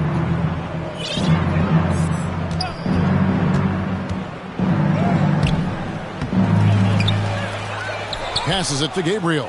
There's the triple. Ingles with the rebound. Orlando's gotten 3 of their 6 3-pointers to fall here in the fourth. Here's Wagner. That's good from 17 feet away. Just the height separation on that mid-range jumper. Excellent job of taking advantage.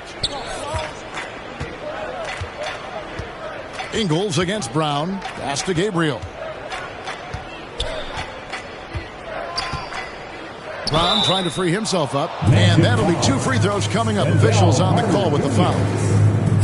It's going to be on Wendell Carter. At the line for the Celtics, Wenyen Gabriel taking 2 shots.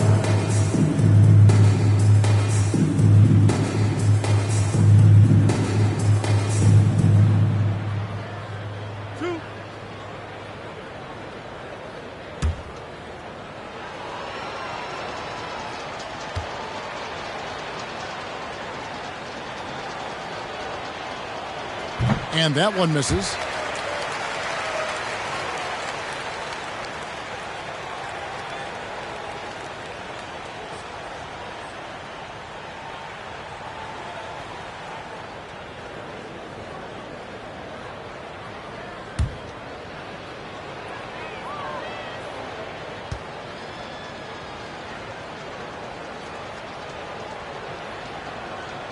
He hits the second from the line. Ingles with the ball. Here's Wagner. Oh, the officials are all over that one. Clearly a foul. I mean, didn't give him any choice but to blow the whistle. I mean, you got to play without fouling. At the line for Orlando, Mo Wagner.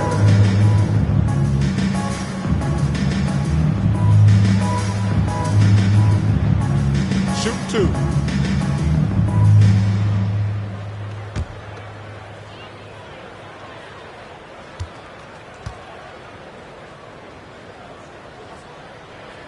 He's off on the first.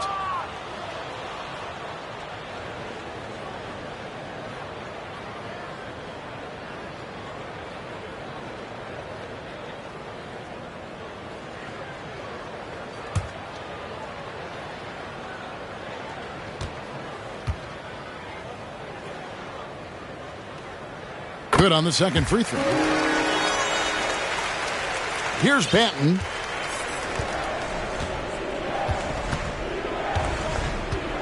Pass to Gabriel.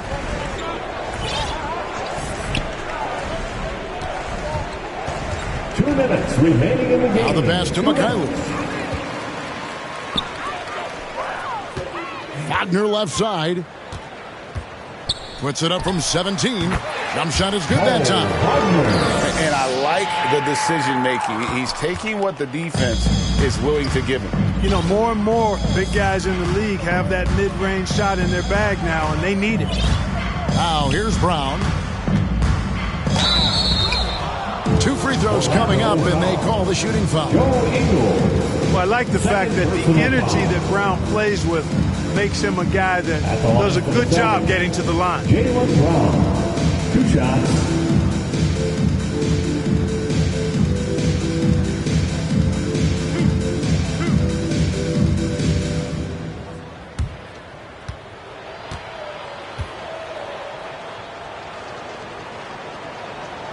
And he knocks down the first one.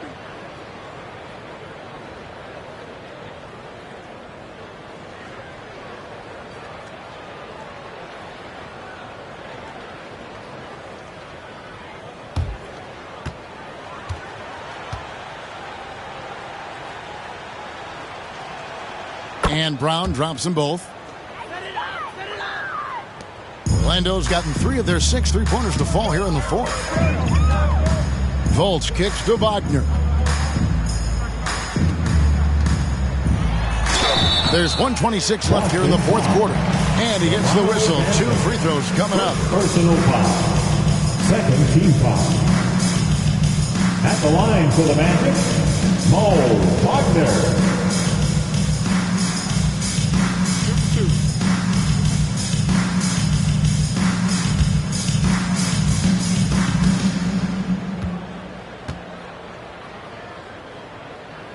first one falls for him.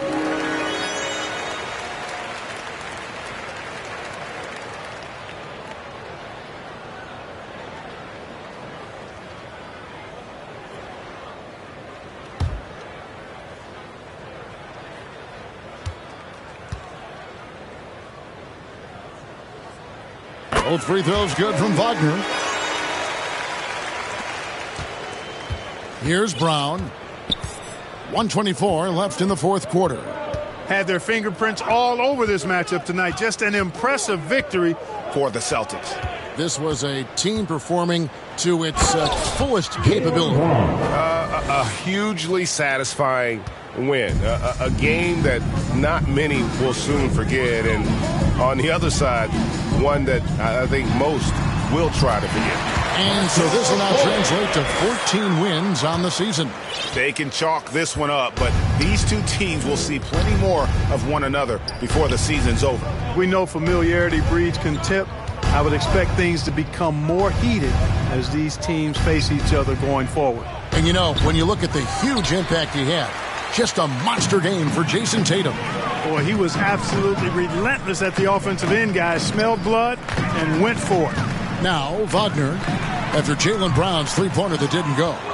And all you got to do is look at the rebounding margin as to why they hold the lead. And you know what? That tells the story in a lot of games, guys. And here you go. It's telling the story tonight, too. Here's Cornette. Passes it to Banton. And yes, it's good. They just blocked out the noise, kept on grinding, and this is their reward. Boy, a fantastic performance. And I tell you something, I mean, you get roadkill, that's always a challenge in the NBA. No matter what, they got it done. Second personal foul. Third team foul. At the line for Orlando, Markelle Fultz.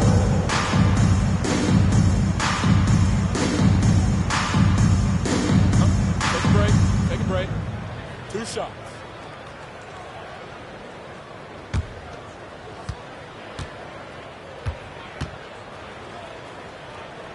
That free throw good from Fultz.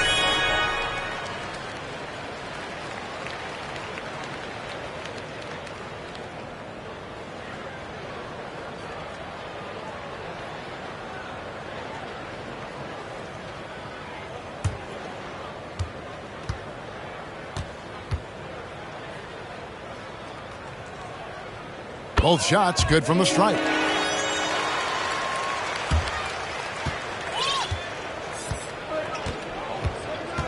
Here's Banton. And so it's Boston easily grabbing this one. A resounding victory for them. And Greg in enemy territory, no less. That's exactly right. But with the way they controlled the game and just completely took the crowd out of it, that's how to get it done on the road. It's time now to go courtside as we send you over to David Aldridge from the sideline. David, take it away. Thanks, Kevin. KP, balanced offensive effort tonight. What did you like about how you played? I think we played as a team. We shared the ball, and it was a team effort today. And everybody was involved. Everybody was playing good offensively, and that's why we were able to come up with a win. Really looking good at both ends tonight, Kristaps. Thanks a lot. Back to you, Kevin. Thank you, David. Well, folks, that's going to do it for now. For Greg Anthony, Clark Kellogg, and David Aldridge, this is Kevin Harlan. Thanks for watching the NBA on 2K Sports. See you later.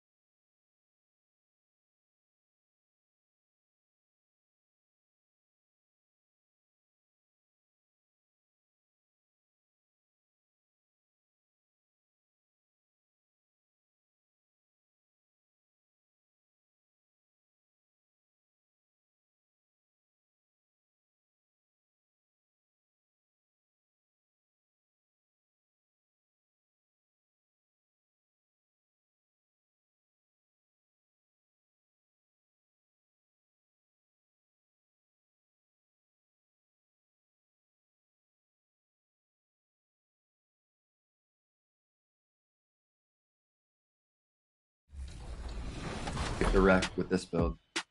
We've been talking about your three-point rating, but let's talk about the defense in this build.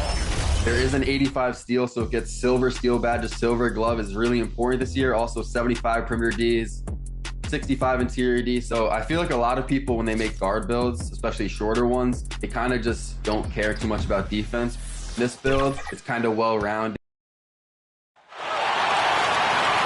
Let's meet the starting lineup for the visiting Phoenix Suns. At power forward, Kevin Bates-Diop. At shooting guard, Grayson Allen.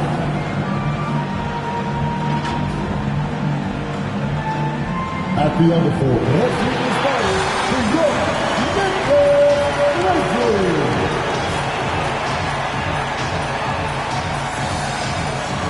At the small forward position, 16'4" inches, number 21, David Rose.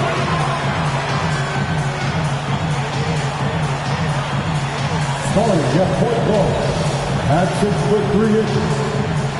Welcome, everybody. Thanks for joining us for NBA action on 2K Sports. With Grant Hill and Steve Smith, I'm Brian Anderson. Allie LaForce is our reporter. So let's take a look at the Phoenix Suns starting lineup. They've got Yusuf Nurkic, Keita Bates-Diop out there with Eric Gordon. Then there's Grayson Allen, and it's Booker in at the point guard position.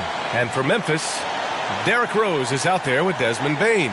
Then it's Brandon Clark, then it's Jaren Jackson, and it's Roddy in at small forward. Still very early in the regular season, but Grant, what's the most important thing coaches are working on at this stage? You know, at this point, it's all about really just getting your rotation set, finding which guys work best together. You know, you have to figure out how to maximize the talent you have. Now here's Clark. Pass to Roddy. Going inside, played it in with a nice touch off the window. Just taking it right to the rim, and no one was there to greet him. Wow, that's a defensive breakdown. Can't do that against good scores. Booker against Rose. Booker, the pass to Gordon. It's rebounded by Memphis. Their first chance to take a look at the Suns this season. They took the season series against this opponent last year. High-profile games are the best. Now here's Rose.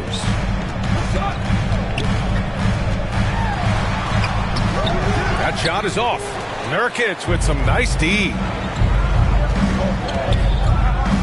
Pass to Allen. Here's Bates-Diop. Out to Gordon. Booker with it.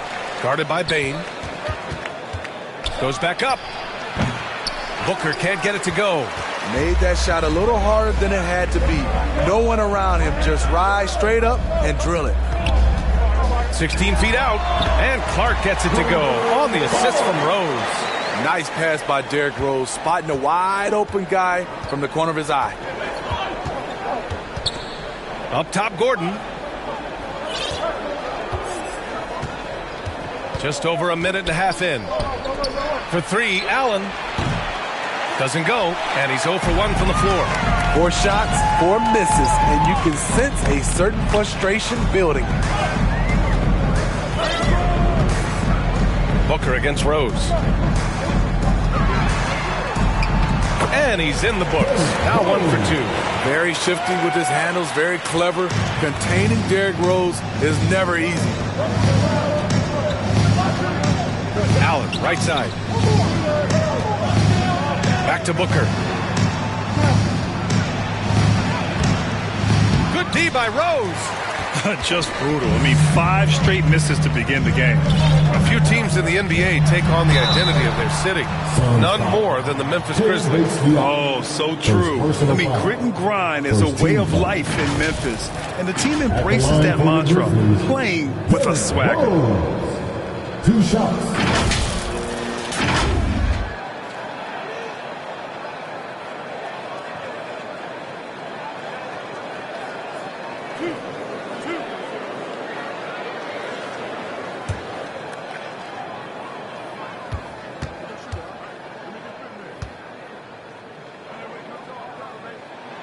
And that one falls for Rose. A fan favorite in this league. Rose's hard work and perseverance through injuries speaks volumes.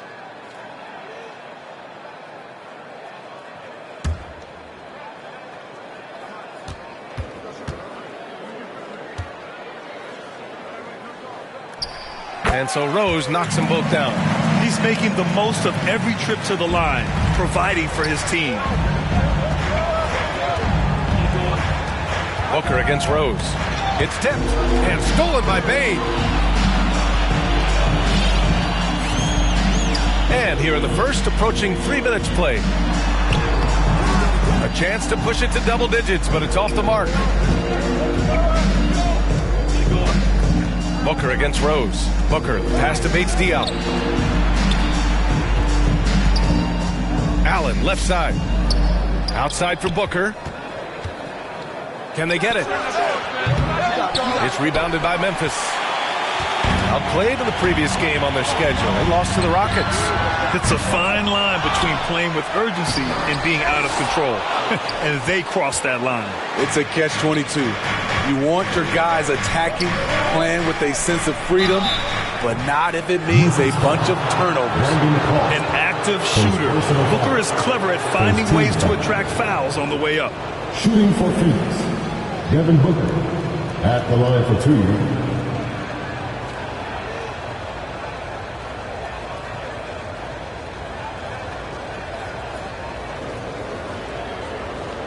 Shooting 2.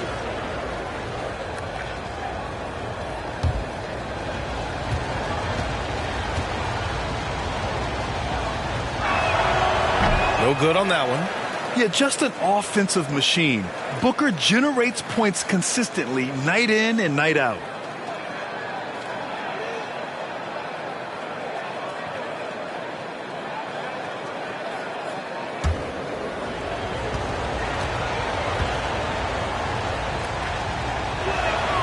He hits the second from the line.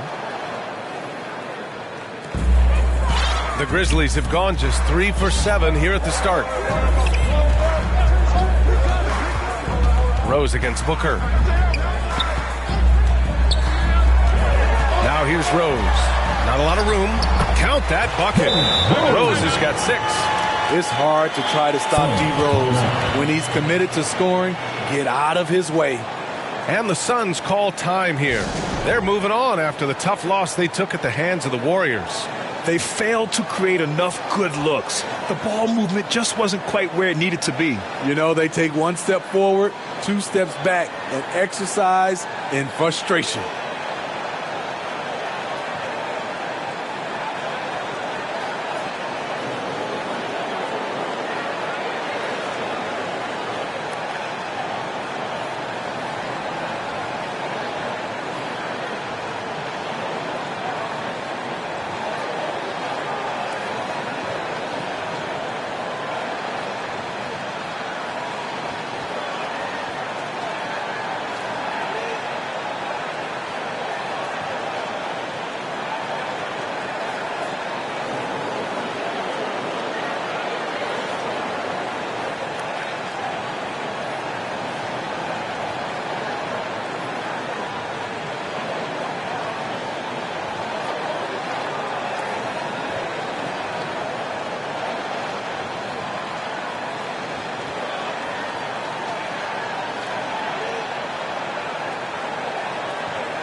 The Suns making a switch here.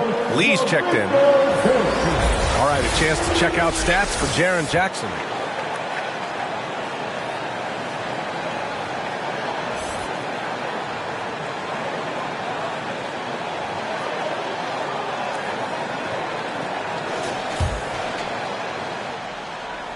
And we're just over 3.5 minutes into this first quarter.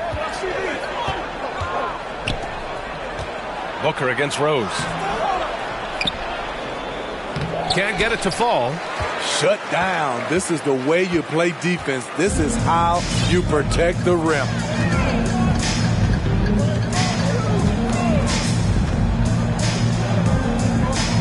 To the right side. Clock at 6. And the basket by Clark. They've been very effective so far. A balanced attack at its best. And it's helped them build an early lead. They just need to stay aggressive. Pass to Lee.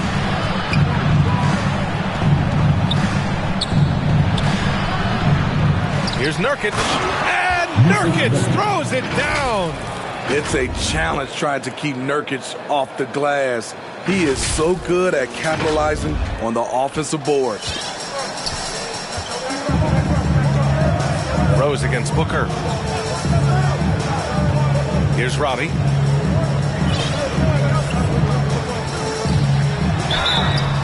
And a foul called on the way up. So he'll take 2 from the free throw line. That one on Gordon. At the line for your Grizzlies, Roddy. 2 shots.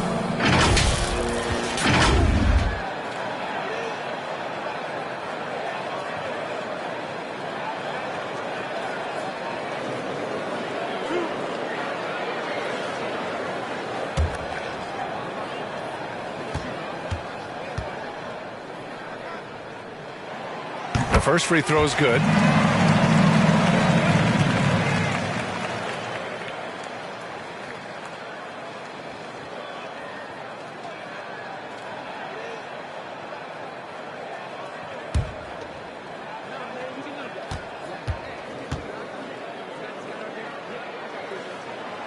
He's off on the second. Phoenix has gone 0 for 2 from outside. Here's Lee. Gets his second attempt to go. Now he's 1 for 2.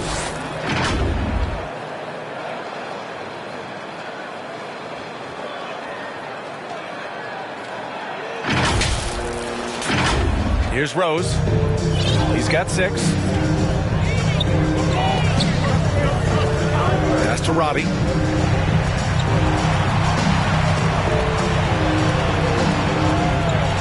Up and over Gordon. And another miss by Memphis. Once he gets the ball there, you expect him to capitalize. That was a missed opportunity. Booker, good. After missing his first 4 shots, he finally gets one to drop.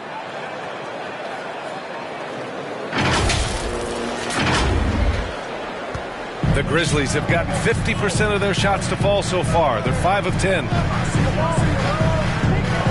Pass to Bain. This one for 3. The Suns clear it. Well, Steve, how about the offensive growth of Desmond Bain season to season? BA, he's getting more assertive out there. Bain, he hunts shots and he takes shots, which is allowing him to increase his offensive impact. No question. Booker excels at finding shots. He can be a real point machine. Now Bain.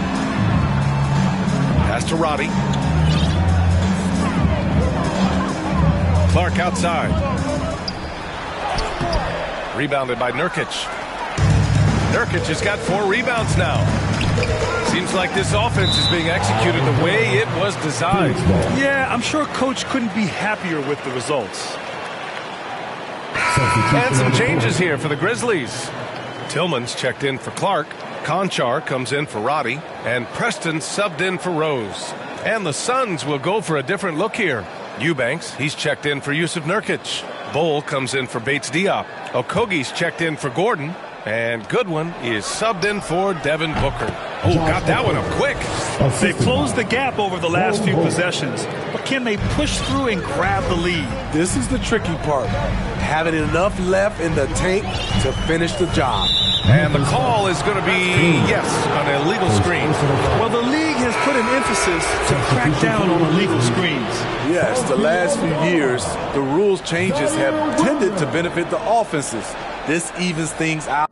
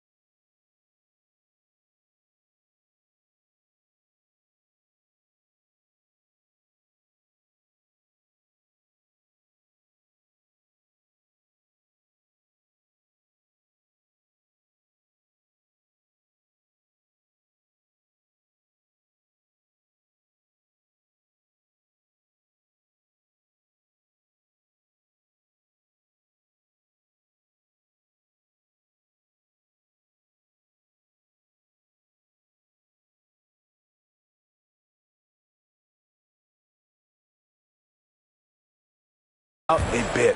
Aldama's checked in for Memphis. Williams comes in for Desmond Bane. Here's Goodwin. Right now contributing around 10.5 points a game. Lee misses. Memphis leading. And this kind of selflessness is great to see. Textbook positioning to draw the charge. First team foul.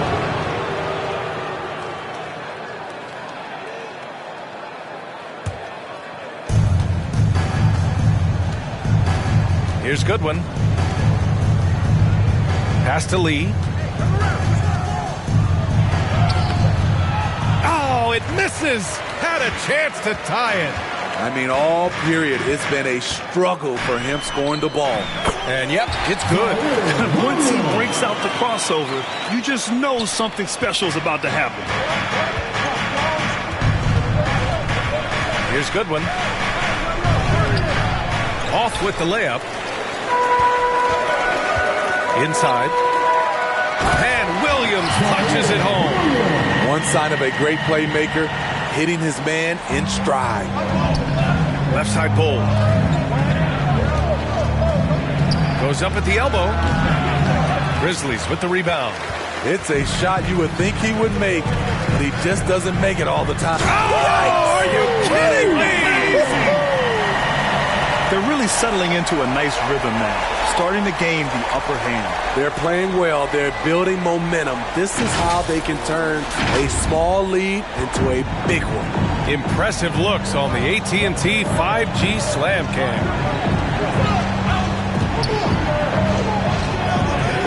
Okogie, the pass to Eubanks. To the inside. Puts the move on. Williams grabs the board. Man, miss after miss for him. When you're having a quarter like this, the only beneficiary is the defense. Aldama. Oh, it's blocked by Bull. And the Suns pushing it up now. Takes the assist and lays it in. Nice setup. Just great work cashing in on the fast break. Great job of reading the floor, got to the rim, and made a play. Here's Preston. Still no points.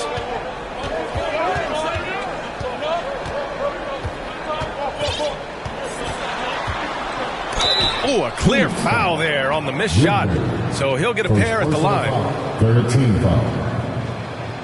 At the line for two, Jason Preston.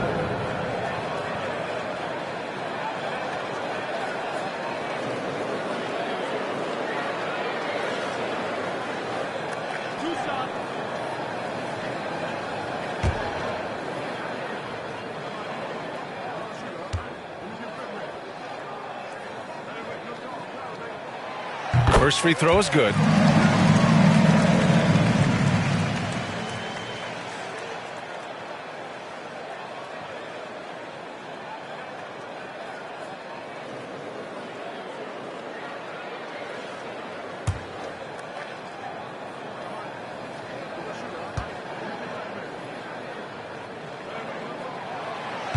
So after making the first, he goes 1 for 2. The Suns trailing.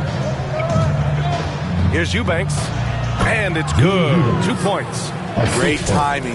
That can be the difference between an assist and a turnover.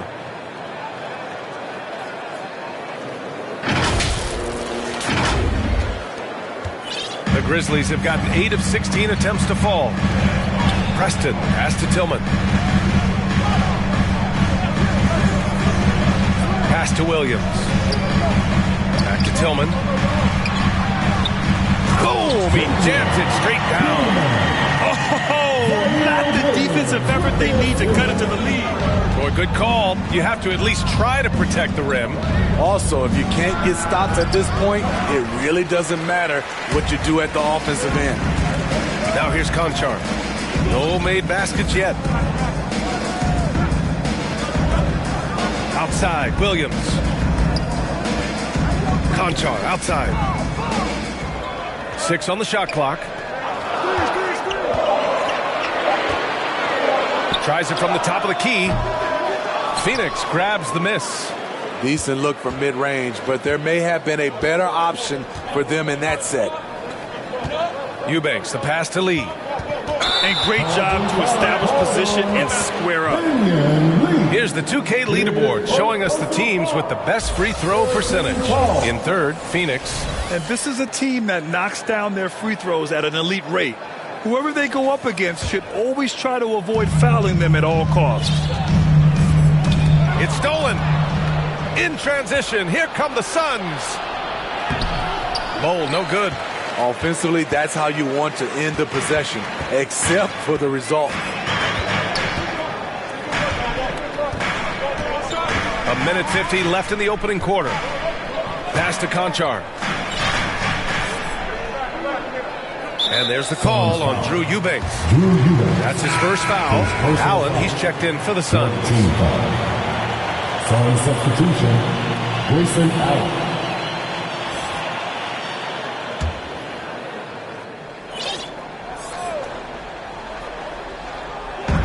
A minute 42 left in the first. Here's Williams. Oh, and he got fouled on his way up. He'll head to the line to shoot two. Personal foul, 15 foul. At the line for your Grizzlies, Zaire Williams.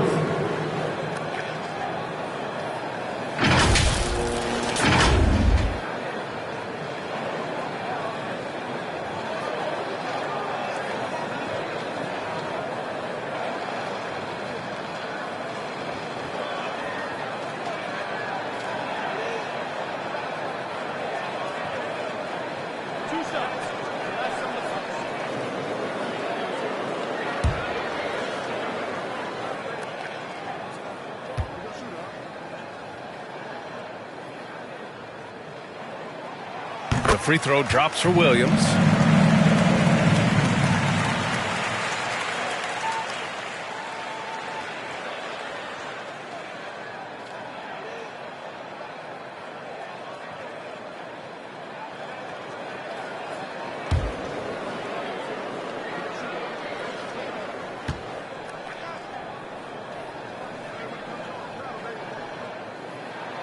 And Williams drops them both. And they've already made a lot of trips to the line. A minute 37 left to play in the first quarter. Goodwin passes to Eubanks. Allen on the wing. Oh, Williams with the block. On the wing, Conchar. To the middle. Here's Preston. Always a nice way to start. Makes his first one.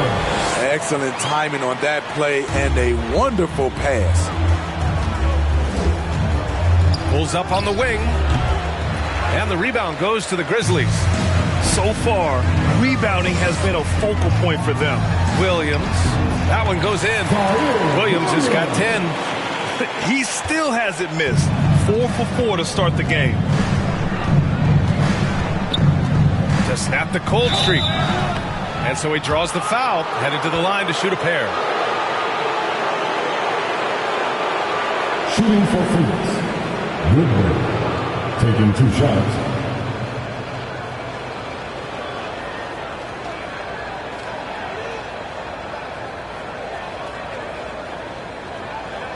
Shoot 2.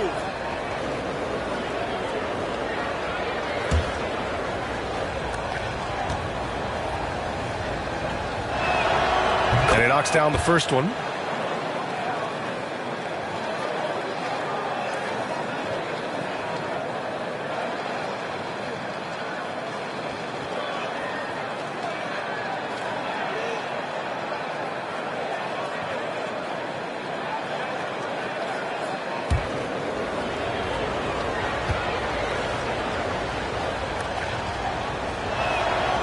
That one falls, so he hits both of them. And here's Memphis now. They're on a 15-6 run. Preston, pass to Tillman. To the paint. Preston misses. Phoenix has gone 0 for 3 from downtown. Tremendous defensive effort. Saving a bucket right there. You know what? This is why you never give up on a play. You don't know what's going to happen. Eubanks, the pass to Bowl. Oh, and there's the whistle on the shot. So 2 free throws for him coming up. Shooting for Phoenix, Bo Hole, 2 shots.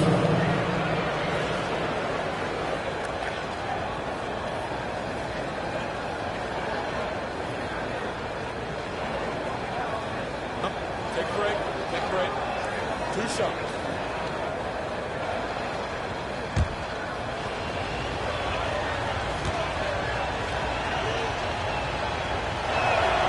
And he makes the first.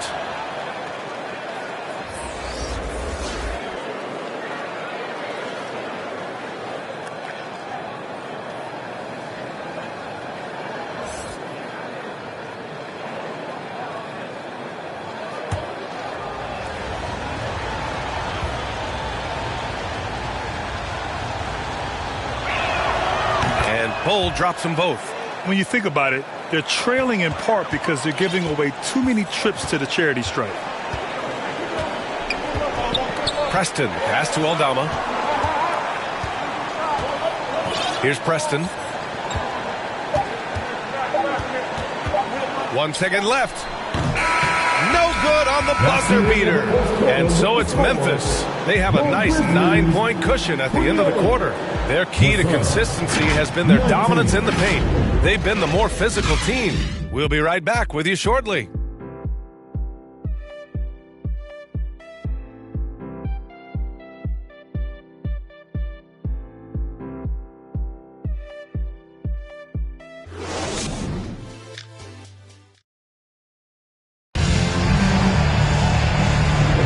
And so far through 1 quarter,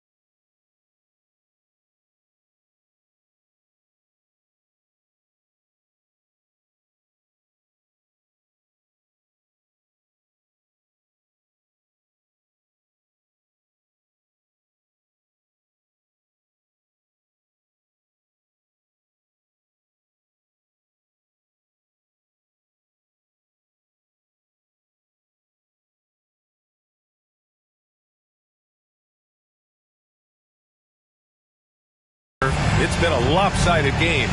We'll see if that changes here in the second. And looking at what we've seen from the Grizzlies, what do you think, guys? Just excellent first quarter defense. They've been really getting after it. Yeah, they were very physical and very aggressive. They've just been the better team so far. Smitty, let me ask you. You think the NBA's gotten less physical in recent years? It has, B.A. It makes sense. The game's called tighter. They want more flow. A hard foul now could be a flagrant, so guys have to play careful. Jackson out there with Brandon Clark. Then there's Derrick Rose. Then it's Desmond Bane. And it's Roddy in at the small forward position. That's the group for Memphis to kick off the second quarter. Let's go now to the sideline and catch up with Allie LaForce. Ryan, a few years back, Marcus Smart was talking about how he'd love to follow in Hall of Famer Gary Payton's footsteps as the next guard to win Defensive Player of the Year. He spoke it into existence last year, winning that coveted award. But guys, you watch him play, his actions on the court speak louder than words. No doubt about that, Allie. Thanks. Good stuff there. He was all alone on that one. Rose has got his third basket on the night right there. Not necessarily a go-to shot for Derrick Rose, but we know what he's capable of when he's feeling it. Allen, the pass to Booker. Knocks down the 18-footer. Booker's got 9. This is why you're trying to get him as many touches as possible. He's got the knack. Just over a minute has passed here in the second quarter. Allen against Bane. Pass to Jackson.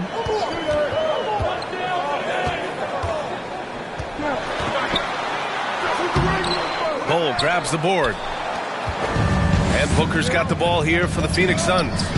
Trailing by 8. And after this game wraps up, they're off to New York to take on the Knicks. It's the second game of 3 on the road.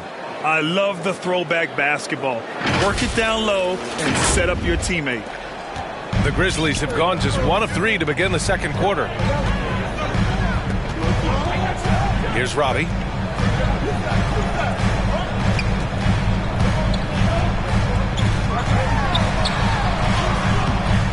Gordon pulls it in. The Suns have gotten 3 of 4 field goals in the second quarter. Here's Bull. And finished off by Bull. And that's why Booker is one of the best passers in our game.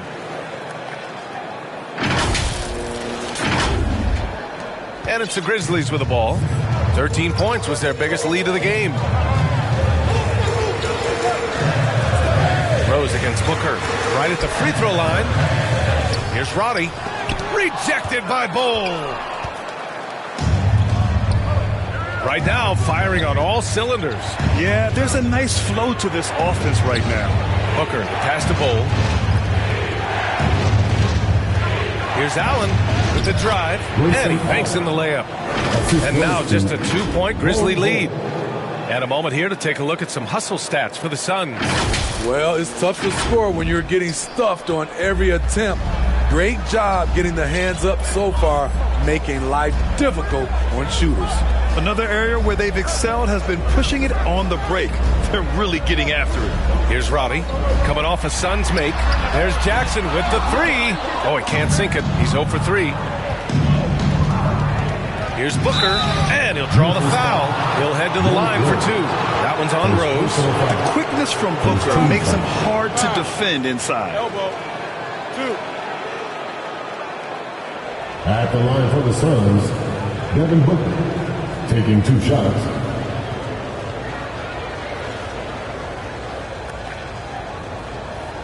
Shoot 2.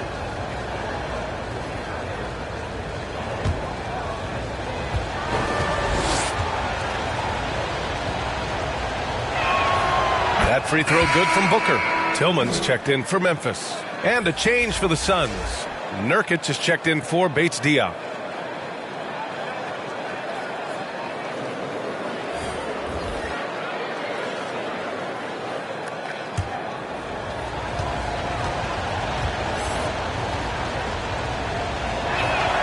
And it's tied up with that one.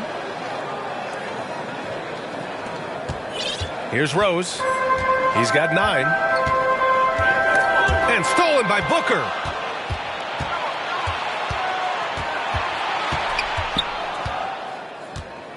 Outside Bull. Pass to Allen.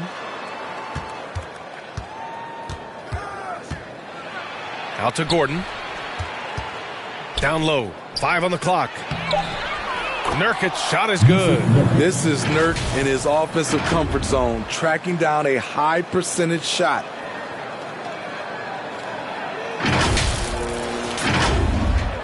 And almost 4 minutes gone in the second quarter of play. Time called here. The Grizzlies decide to talk it over. Smitty, looking at Yusuf Nurkic, a big man who loves getting physical out there. He's a center, BA, that doesn't mind throwing his body around, whether that be going after rebounds or attempting blocks. He's a hard-edged player.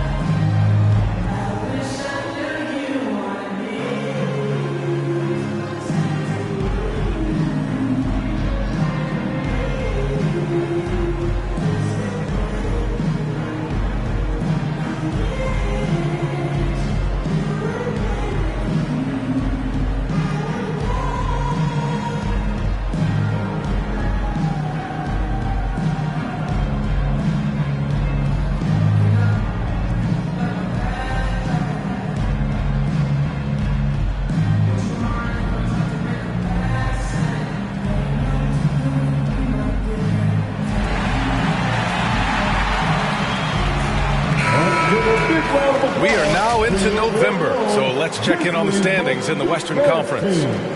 You take a look at Phoenix. They're in 10th place, but it's early on, so they have time to recover. And, of course, the Grizzlies, back 2.5 games. Right now for the Grizzlies, this is not where they wanted to be at this point in the season. It looks like there's a pretty sizable talent gap between them and the real contenders. And we've all thought this. They're just a middle-of-the-road team. The last thing anyone in the NBA wants to be. Booker against Rose from the high post. Grizzlies with the rebound. 13 points was their biggest lead of the game. The drive by Bane. And he's now 1 for 4 after that one. The range on Desmond Bane's stroke opens up a lot of driving avenues. On the take, Booker for 3. Allen gets it to go. His second make in 6 tries. This is the shot you want to get him. An open look from range.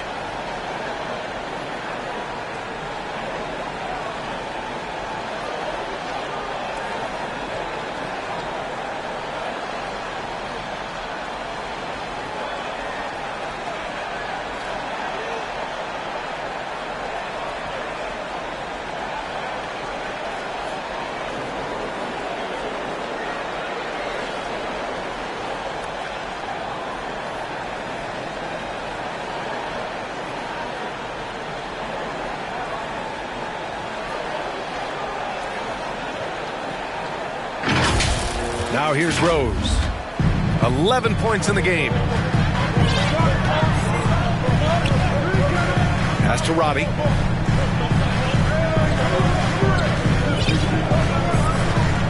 There's the drive. And it's Phoenix with the rebound. Bulls got 4 rebounds now. Rose against Booker. Allen on the wing. Ooh, and he took a hard foul on the shot. So he'll head to the line to shoot a pair. I like that. I mean, some physical play inside. He's not about to give up any easy baskets. Grayson Allen, 2 shots.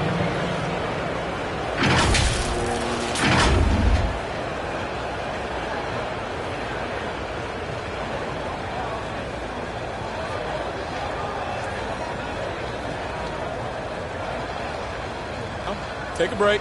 Take a break. 2 shots.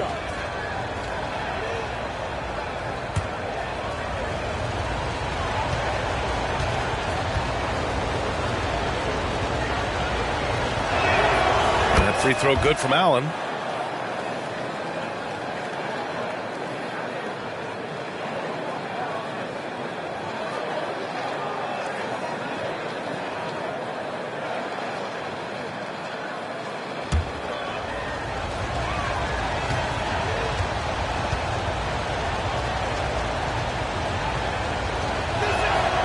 So both free throws good from Allen. 0 wasted trips. They're doing their job at the line. Rose against Booker. Now here's Rose. Defense right on him. Excellent D there from Booker. Pass to Nurkic. Allen on the wing. Gordon outside. And it's good. Fought through contact. Hit the shot and will go to the line. At the line for the Suns, Eric Gordon.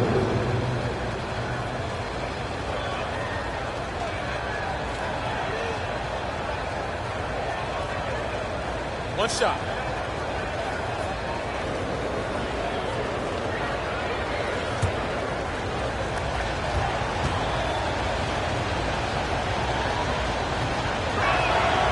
Gordon, no good on the free throw.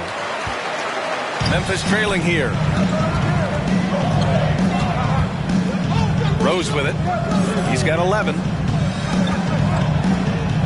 Into the lane.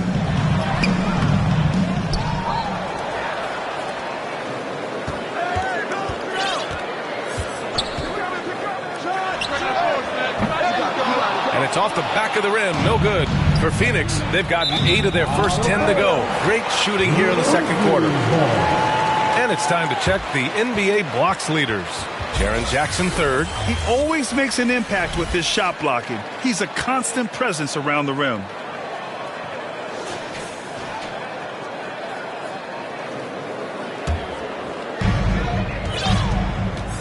Timeout called. Memphis. Yeah, hoping to tap into something that'll get them clicking. Yeah, these guys need to work together as a team, as a unit. Try and carve out some easy buckets. And give a big welcome to your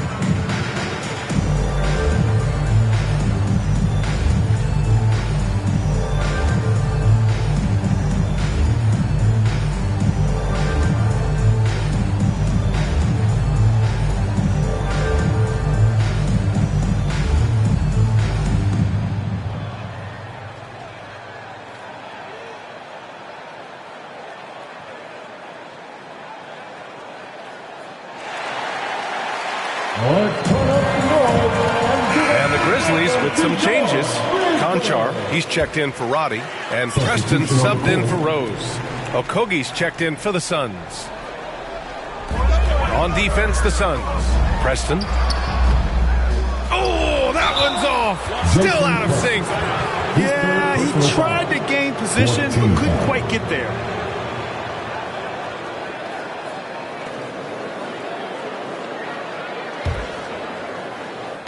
So it's Phoenix now.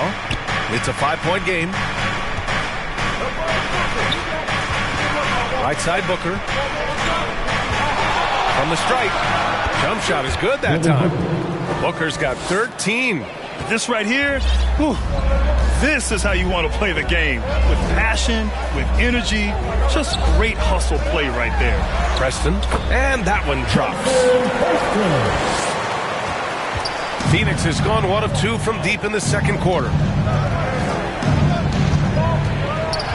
Allen outside, stolen by Bane. Three-pointer, drains the triple. And now it's just a 2-point Phoenix lead. Impressive accuracy of Desmond Bane. He has put in the work to be a reliable three-point option. Oh, a terrific shot on the turnaround. Booker's got 10 points in the quarter. Shooting much better this quarter than last. You can see his confidence growing. Preston, pass to Bane. Let's go with a three. Rebounded by Nurkic. Nurkic has got 5 rebounds in the game. Okogie. That one's good. Give the assist to Booker. Booker's got 3 assists tonight. After a cold first quarter, they brought up their field goal percentage, trying to build out this lead now. Memphis has gone 2 of 4 from the perimeter in the second so far. Here's Preston. Booker defending. Conchar outside. Gordon with a steal. To the paint. On the break. Lets it go from deep. They get it again. Booker can't get it to go. Memphis shooting 40% so far in this one. Preston, pass to Bane.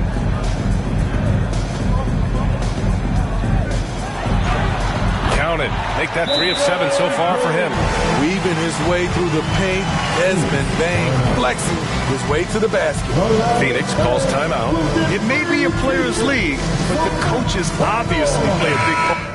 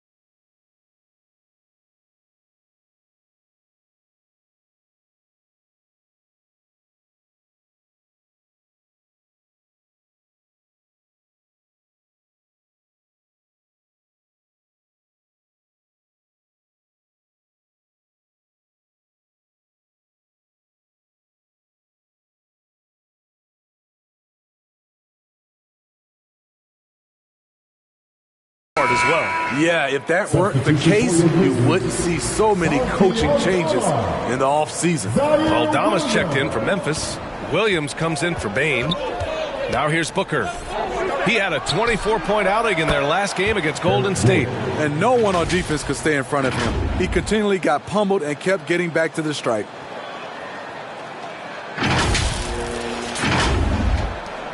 Well, the Grizzlies shooting just around 33% since the second quarter got underway. Preston, pass to Conchar.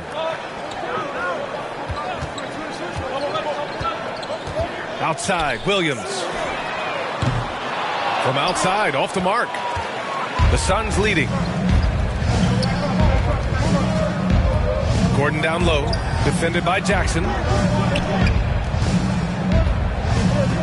Now here's Booker, guarded closely. Here's Nurkic, and he lays it up and in. Nurkic has got his 3rd bucket of the night. Nurkic, this is his game. Size, strength, and shot-making ability. Preston, pass to Williams.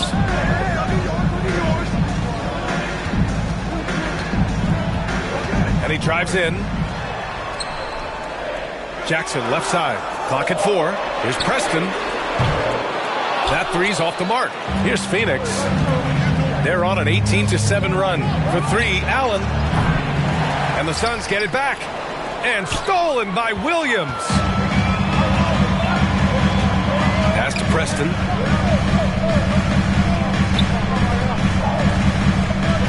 Conchar outside. Takes the 3. Phoenix grabs the miss.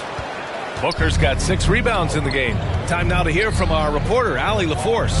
Brian, there's a youthful exuberance in the Grizzlies locker room that some say more resembles a college team. Jaren Jackson Jr. said, quote, everybody listens to the same music, does the same things, watches the same stuff. We all vibe together and we like hanging around each other, and it translates. Brian? Oh, you like that connection. Allie, thank you. So it's the Grizzlies now, following the score by Phoenix. Williams into the lane. Phoenix foul. Yusuf Nurkic. First personal foul. First team foul.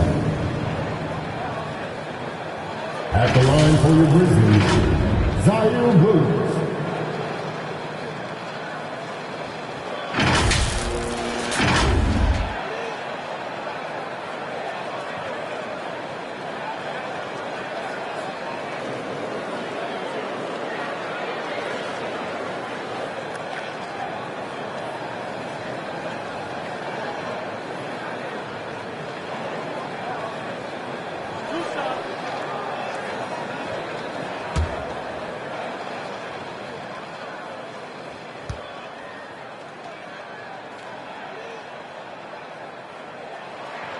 And the first one at the line is good.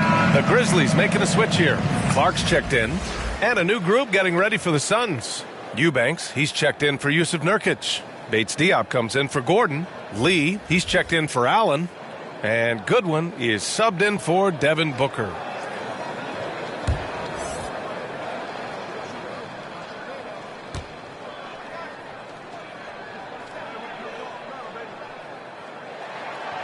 And he can't hit the second. And you have to think that they're leading this game because of how they've controlled the boards tonight. Gotta love hard workers like Drew Eubanks, Smitty. Guys who rise to a challenge. An essential part of this team, BA, you have to have players like Eubanks to leap into action and inject some hustle when you need it the most. Here's Preston, following the score by Phoenix. Pass to Aldama. Sinks that one from the post. Aldama's got his first bucket in this one. Willing passers, unselfish play. You have to appreciate this kind of offense. Lee on the wing. From deep. Clark grabs the board. And they'd love to cut this deficit down to single digits. Here's Conchar. Kicks it out to Clark. Pass to Williams. Second chance shot, and Clark gets it to go on the assist from Williams.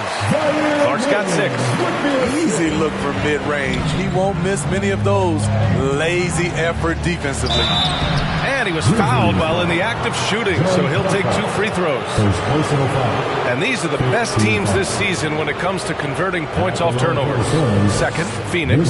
This is a squad that will tax you for any mistake or loose ball. They know how to snatch the rock and run flat out to make sure they capitalize. Take a break. Take a break. 2 shots.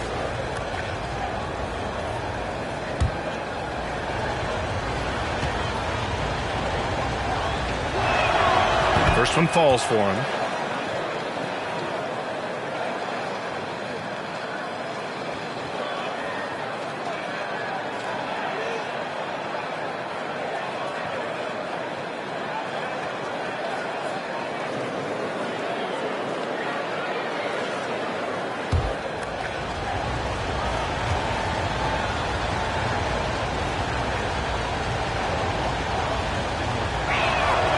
Both shots good from the stripe. 54 seconds left in the second. Here's Preston. He's coming off a 10-point game against Houston. Yeah, and I look at his total effect on the scoring, both as a passer and a shooter.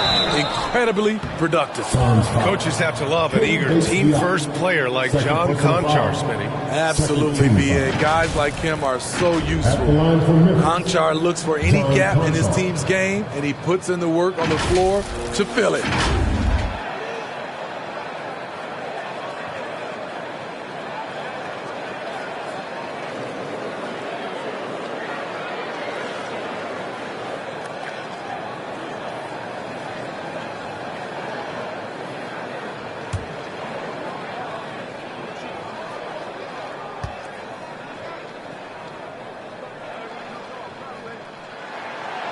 That free throw misses.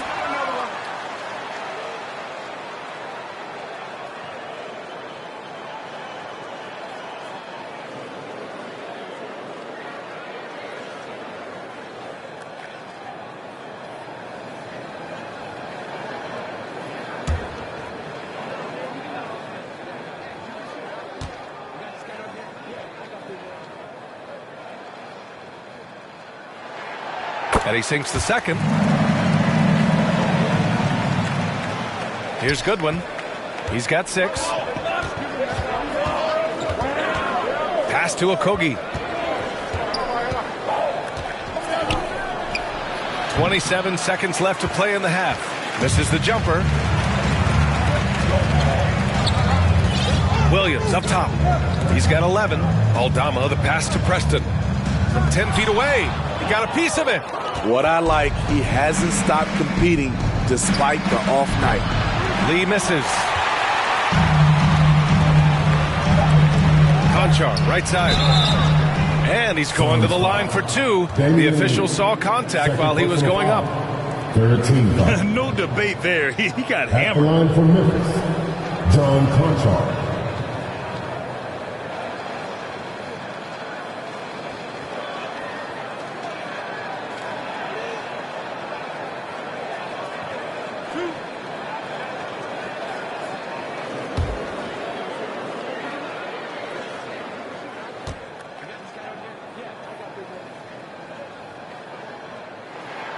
And he drops the first.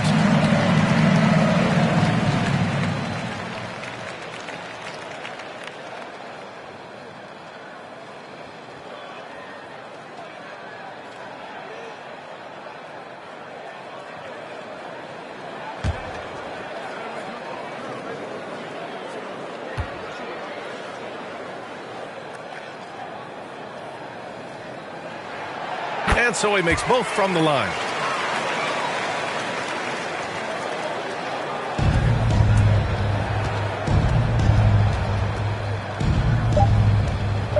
It could go.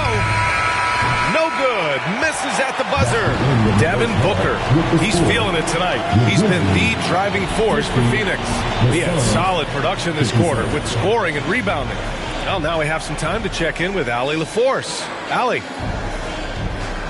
Thanks. I'm here with Frank Vogel. And, Coach, the offense seemed to get on track in the second quarter. What changed for you? We just settled down offensively. It seemed like we had some nerves early on in the game. We were attacking the paint, trying to play extra pass basketball, but we were a little hesitant. I thought we just settled down in this quarter. Hopefully more aggressive in the second half. Thanks. Appreciate it, Allie. And we'll be coming right back after this break. Ready for the third quarter.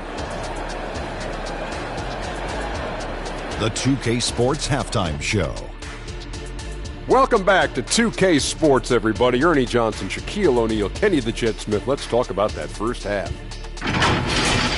Devin Booker putting in some incredible work. He ended up with 17 points, 6 rebounds, and 1 steal.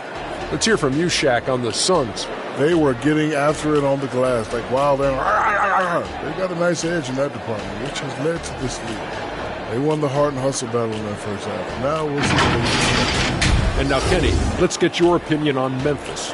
Ice cold, frigid from beyond the arc. The question is now, can they shake it off and get back in the groove? Another option is compensate by going to the rim. And that's a wrap. With the third quarter approaching, we now send you back to Kevin and the crew.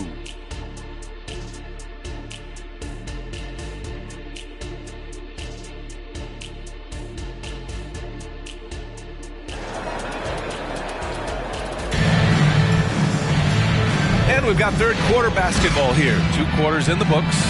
Boy, we're seeing a tremendous game from Devin Booker. And he was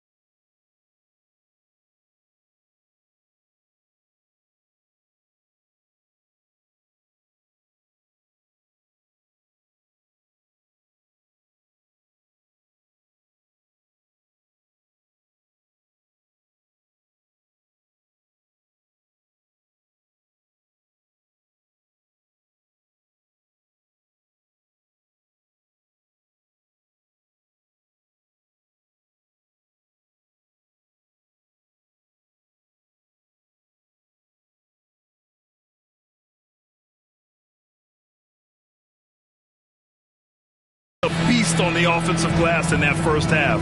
How can they slow him down? Basketball 101. You've got to put a body on him. Unfortunately, that's a fundamental that's gone by the wayside.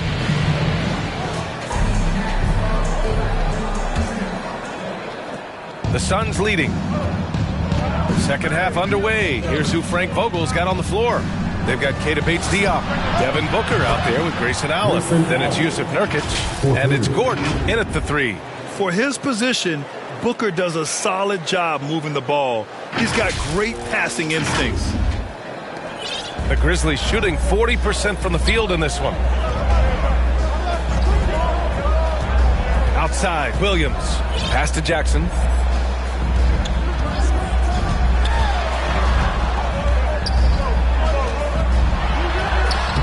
Clark. Rebounded by Nurkic. Nurkic has got his 7th rebound here tonight. And it's amazing. Their slim advantage on the board seems a lot larger than it is. And just executing at a high level. I mean, taking what the defense allows and putting in the work. The reason why they've stayed aggressive, and they have not let up this entire night. And at this point, I wouldn't expect them to. And the Grizzlies with possession here. Coming off a Suns make. Jackson with it. Bates-Diop on him. And Ronnie gets it to go. I like that find by Jackson. Young bigs who can see the whole floor. Don't come across them that often. Pass to Bates-Diop. And here's Allen. That one is off. Great D that time from Bane. His struggles from the field continue, yet they still hold the lead. And there's the foul. It'll go on Grayson Allen. That's his first foul. Derrick Rose, he's checked in for Williams.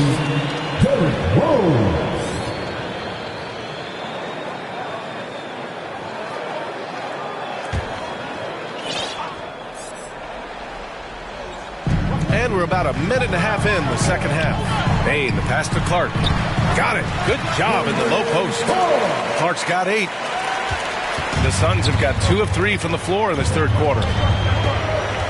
To the inside, Nurkic. And Nurkic throws it down. I love it. Nurkic rattling the iron.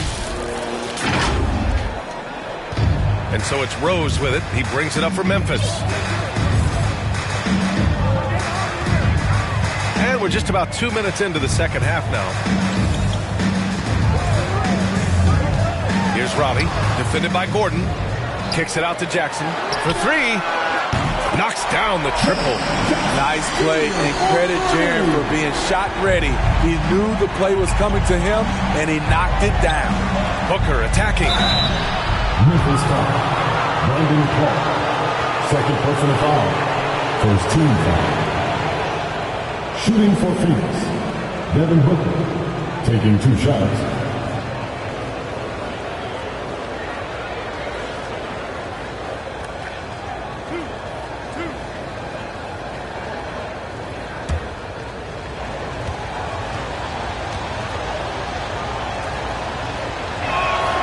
The first one falls.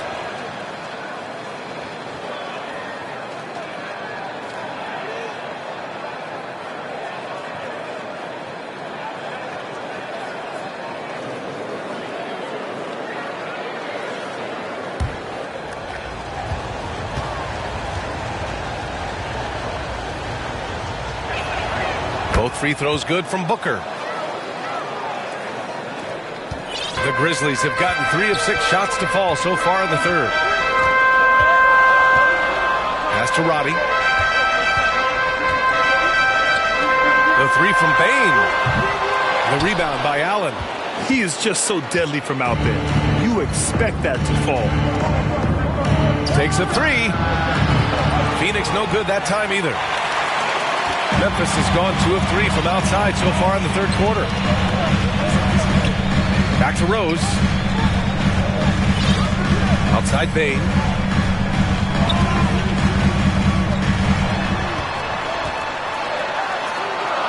Out to Rose. 3 on the clock. The 3 is up. The Suns clear it. Bates-Diop's got 5 rebounds tonight. Here's Allen. Yes, and it's Booker with the setup. Booker's got 7 assists in the game. They just look so overwhelmed inside. That's why they continue to get attacked. Here's Rose. 11 points in the game. A little under 3.5 minutes off the clock now in the third quarter. And there's the drive. Here's Robbie. Allen defending. Tries again. Oh, Nurkic with the block. Making a statement with that swat. Nurkic is all over the place. All right, let's take a moment to appreciate some of the NBA's toughest defensive teams. Phoenix, 4th. Where this team really makes an impact is on the defensive end. They're a unified front that doesn't make it easy at all to find open looks. Booker for 3. And Nurkic throws it down. Incredible work right there on the glass. Just doing all he can to extend that lead. Hey, once you got him on the ropes, keep swinging away. You know why? Because this defense is reeling. They had to stop there but couldn't secure the rebound. They're still looking for answers. Here's Bane. And he says right back at you with a big dunk of his own. Desmond Bane using that power to throw it down. Rose against Booker. Pass to Allen. Outside Booker. Ooh, against inside resistance. Booker still good. Yeah, you expect tremendous effort from a scorer like Booker, but it's still impressive to see him deliver it. And the Grizzlies shooting just 36% in the third.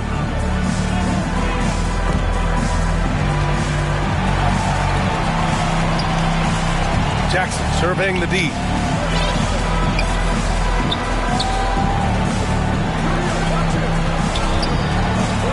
Pass to Robbie.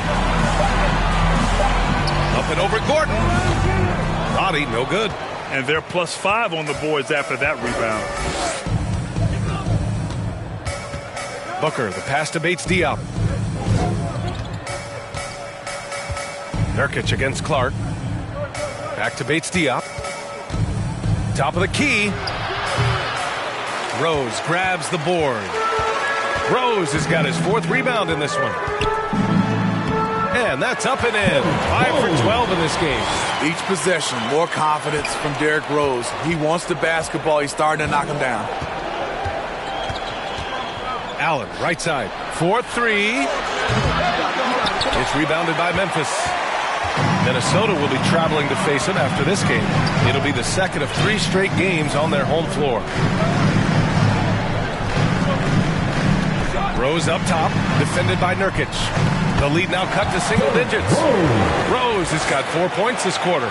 This is why Derrick Rose is considered one of the best at his position. He is not afraid of going down low. Phoenix calls timeout.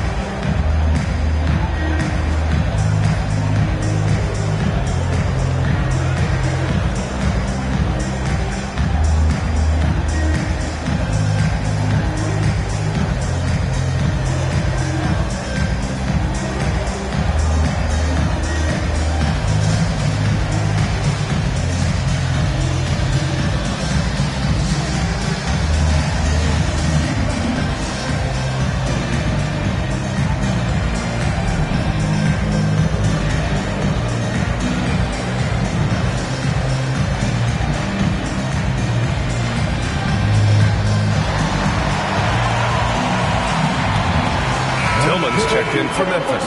Eubanks, he's checked in for Phoenix. Bull comes in for Gordon. The Suns have gotten 6 of 11 attempts to fall so far in the third. Here's Booker. Oh, Booker in close. Adds to their lead. They've been able to rely on him all night.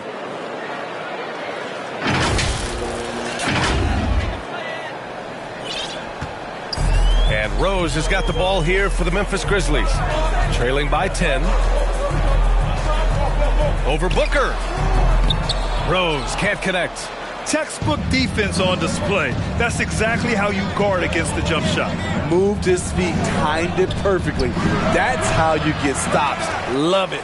Here's Bull. And the rebound goes to the Grizzlies. Jackson's got his 5th rebound in this one. Pass to Roddy.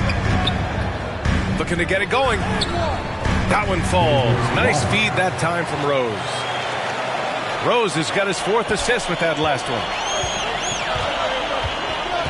Booker goes in for 3. Allen. Suns keep it alive. Good chance here for Booker. Money from the wing.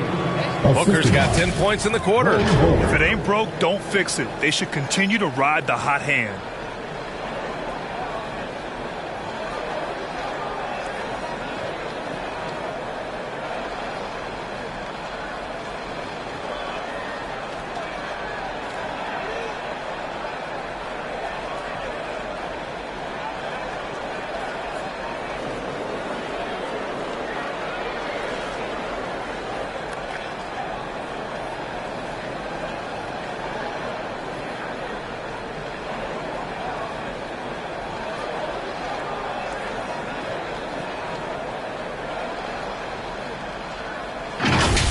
Now Rose, 15 points in the game.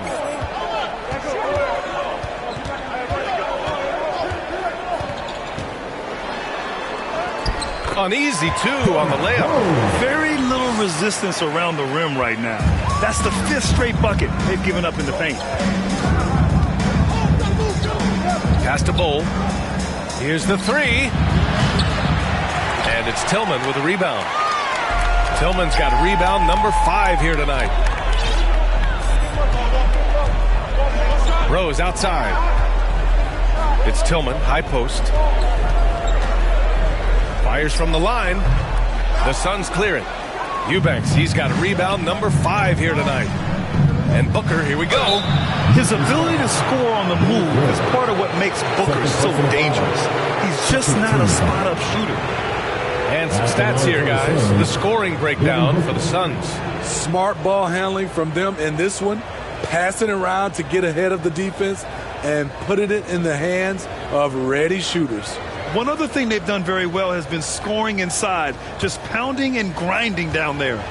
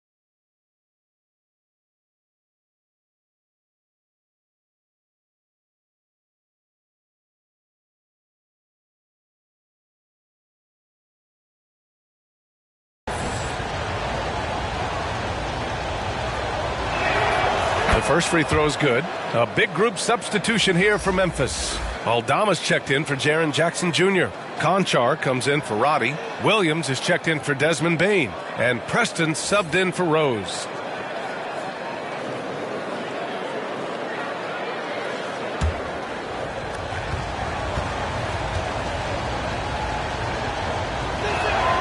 Both free throws good from Booker.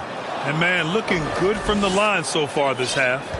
Memphis has gotten 2 of 4 threes to fall here in this third quarter. Timeout called. Memphis. Nice game. Great performance by Devin Booker. You know, he's been a one-man wrecking crew down low. His consistent scoring has dictated the pace of this game. We'll see if they decide to front him, bring a quick double, or maybe even both to try to slow him down.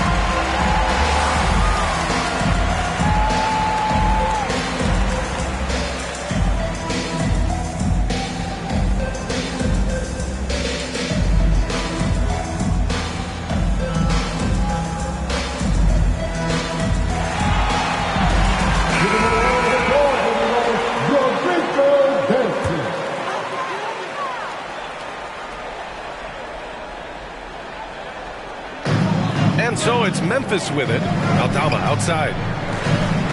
Pass to Preston.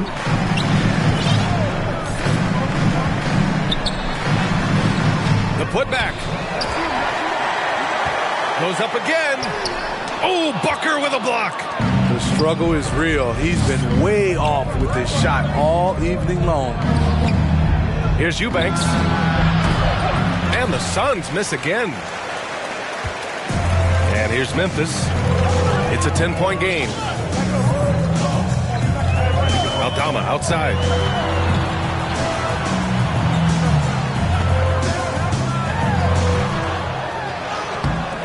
The layup off target. How is it possible? Wide open, too.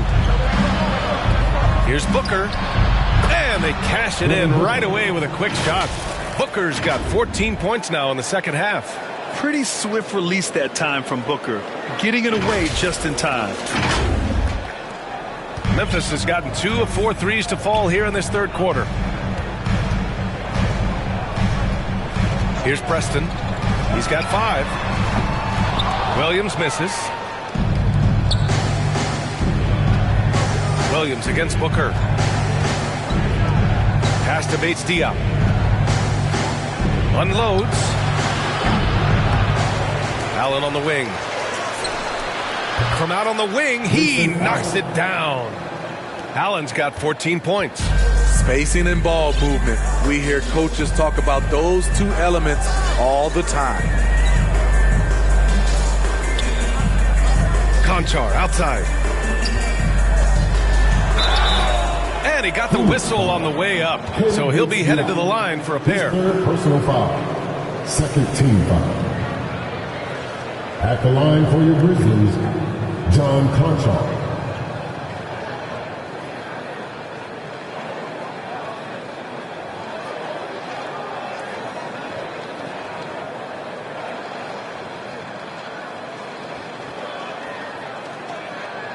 Shooting 2.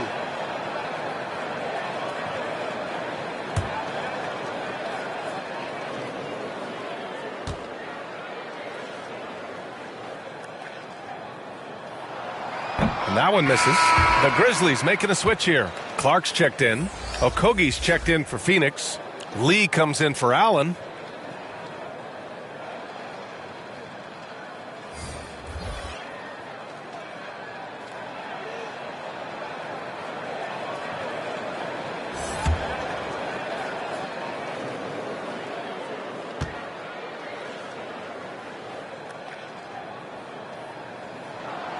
Good on the second one. Phoenix has gone just 1 of 6 from long distance here in the third. The shots just aren't falling. Outside Bull. To the middle. Here's Okogie. Drilled from 11 feet out. 6 points for him. The assist numbers certainly stand out. They've really emphasized ball movement here today. Outside, Williams. Pass to Clark. Here's Preston.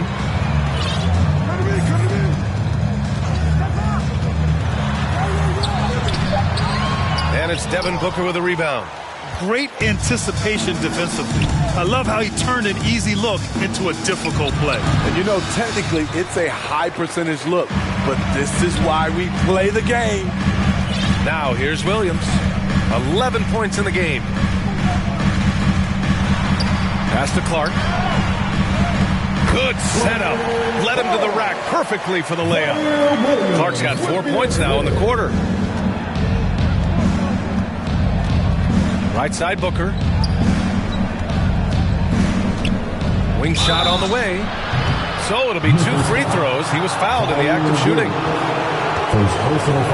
Let's take a second to see which teams have been hitting the glass with a fury this season. The Suns in 5th. This team has done a great job of hitting the boards, and they do tremendous work boxing out.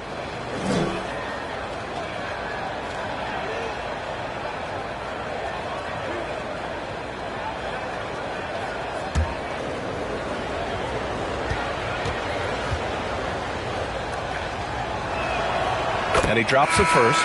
Desmond Bane, he's checked in for Williams. And the Suns also making a change. Goodwin's checked in.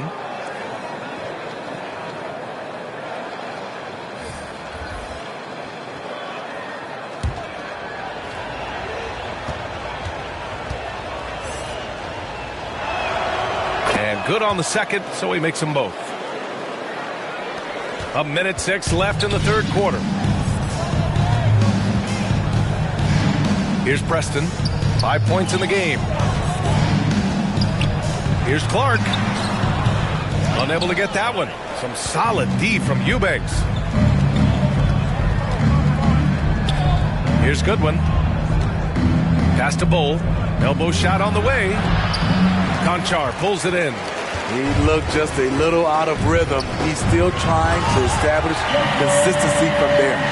And just a lack of fight right now on the defensive end. Right? At least on that slam it was. That's one way to let a team back in the game. Yeah, defensively, your mantra at this point has to be no easy buckets. I mean, that's a good job working the ball inside and getting a quality shot.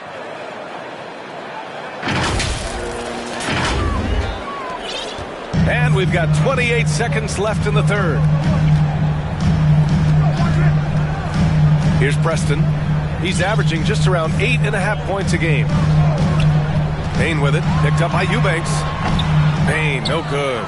They really have a commanding lead, not just in points, but in rebounds as well. Here's Goodwin.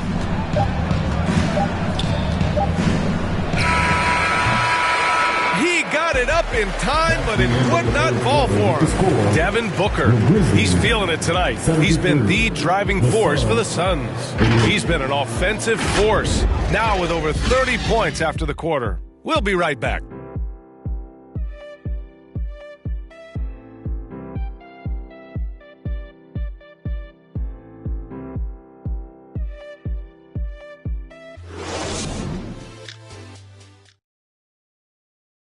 And a moment now as we take a look at our state.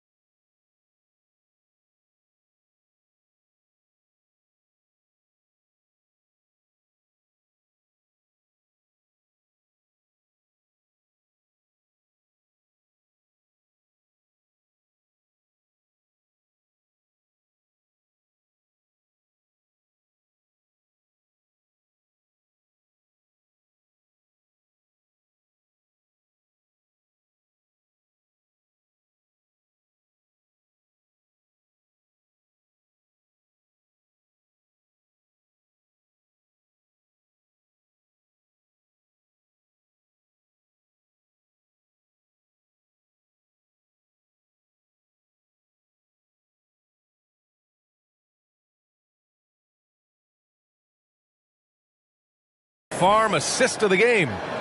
And just a selfless decision from your two-guard, showing his ability to get his teammates good looks. At his position, traditionally, his job is to shoot the basketball. Give him credit for keeping his eyes up and just taking what the defense allows.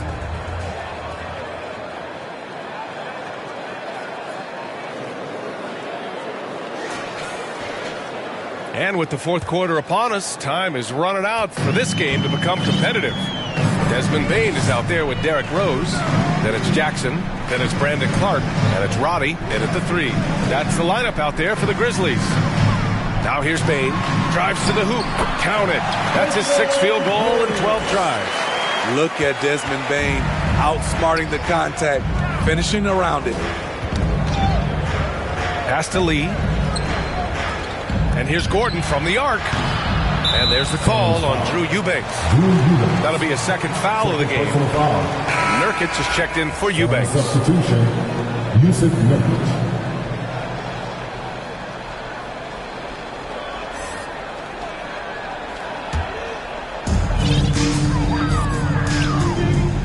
Rose outside. Pass to Bane. Here's Roddy. Clark outside. Now here's Jackson. Back to Clark. Shot clock at 6. Good. And that makes him 6 for 9. A quality game for him so far. They have no answer defensively inside. The Suns shooting at 45% of the game so far. Goodwin passes to Nurkic. And the rebound goes to the Grizzlies. Rose outside. Take it away. Here's Goodwin. And it's blocked by Clark. And it's out of bounds. They say it was last touched by Clark. Some changes for Phoenix. Bates Diop comes in for Okogie. And it's Allen in for Goodwin.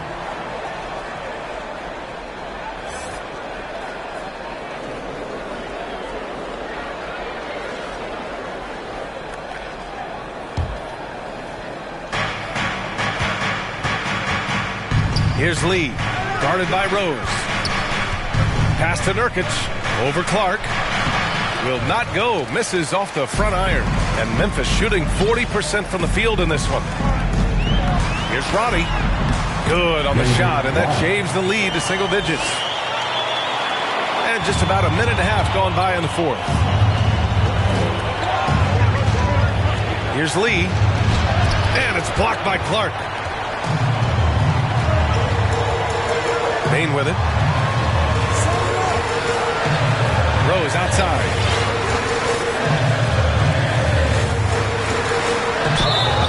And the shot counts. He's fouled, and it's a chance for a three-point play. Second personal foul. The Suns making a switch here. Booker's checked in. At the line for 1, Derrick Rose. What's up?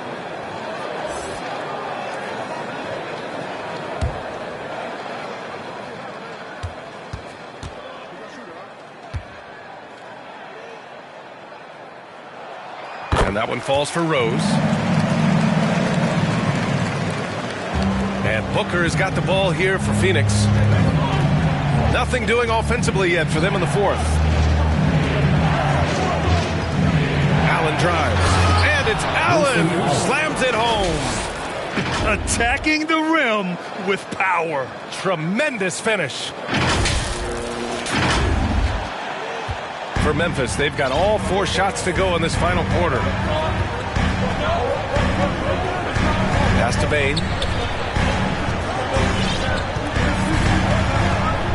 Shoots over Allen. Pulled the shot a little left. The bounce goes his way, though. They've been aggressive during this run, but they've also played under control. And it has them in a great spot to take the lead. They love to get a few stops now at the other end. And so he draws the foul, headed to the line to shoot a pair. Yusuf Nurkic picks one up. There's an aggression and a confidence to Desmond Bane's game.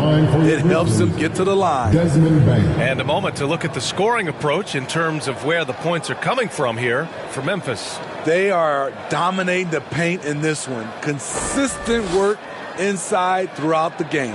And another thing that's impressed me has been their consistency with their two-point jump shots, getting it done from the mid-range.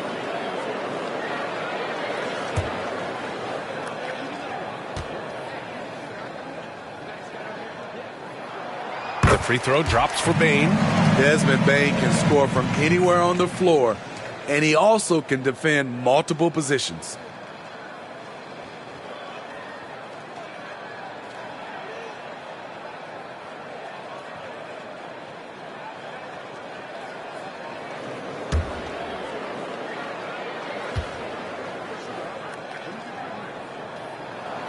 And Bane drops them both.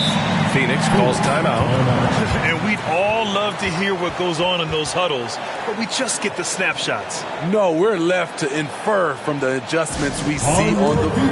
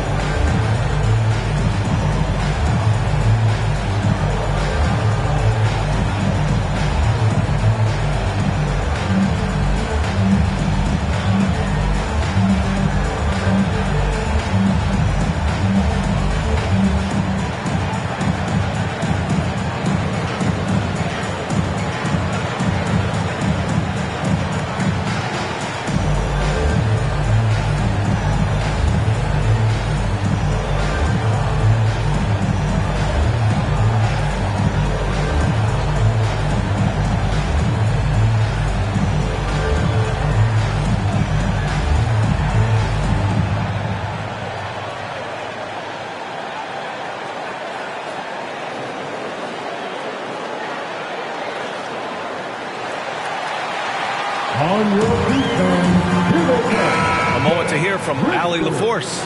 I was able to listen in on what Frank Vogel told the team earlier. He dug into his team for being too complacent on offense, saying, you're just chucking up the first three you see out there. Be more patient on offense, move the ball around, make the defense work. Guys, let's see if ball movement improves out there. Thank you for that, Allie. And here's Memphis. They're on a 13-4 run. And it's Rose penetrating. Clark left side. Jackson outside.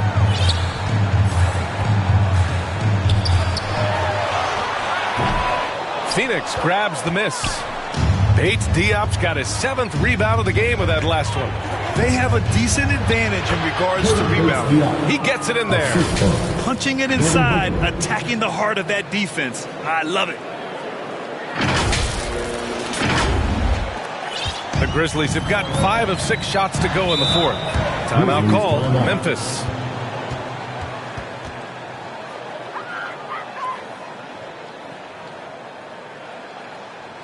Please give a big round of applause for your Grizzlies Youth Dance Team.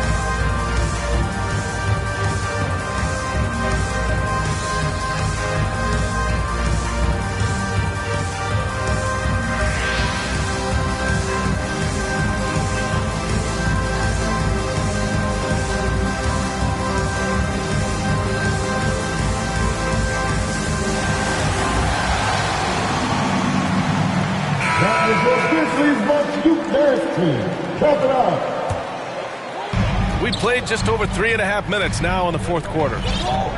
Inside, tipped.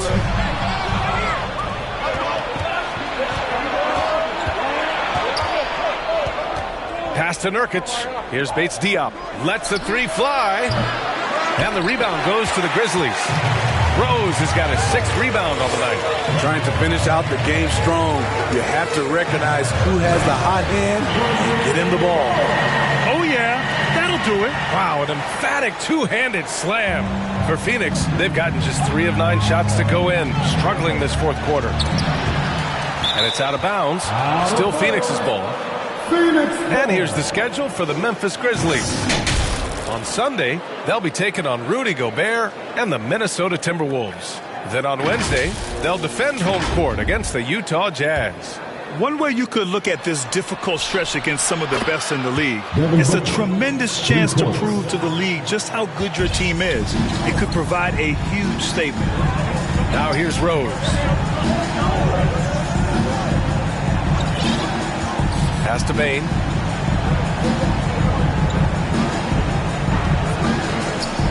Driving to the basket. The basket drops, and he gets fouled on the shot. 1 free throw coming his way. I love the confidence of Desmond Bane in which he plays with. Not afraid of contact, plays right through it. At the line for Memphis, Desmond Bane.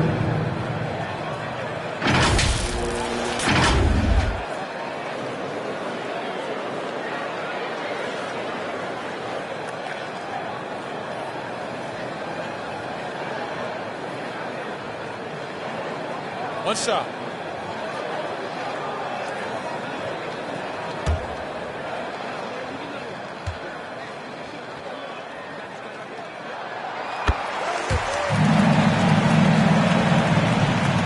Phoenix has gone 1 of 2 from deep in this quarter. Pass to Allen. Over Bane. That one a tad offline, but it drops in for him. Allen's got 11 in the second half. The Grizzlies have gone 7 of 8 in this fourth quarter. Bane, the pass to Rose.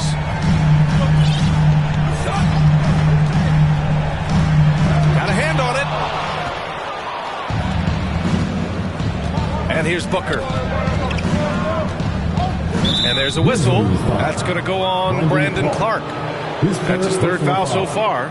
First team foul.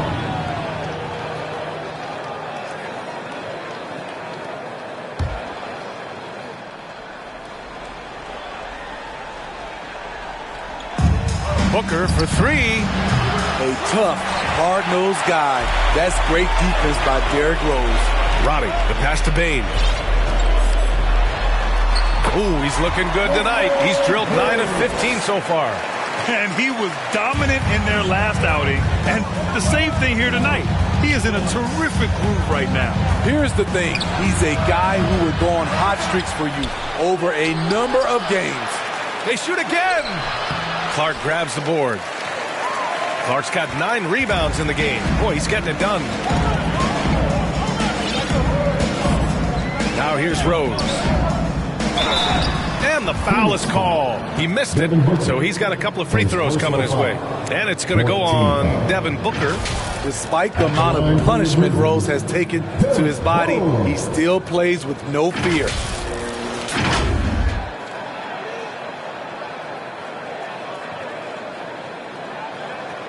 Take a break. Take a break. 2 shots.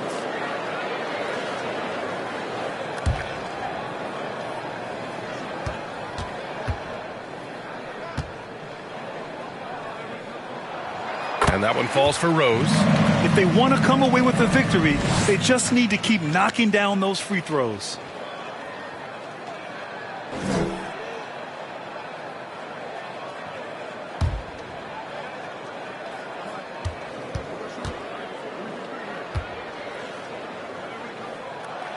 And so Rose knocks them both down.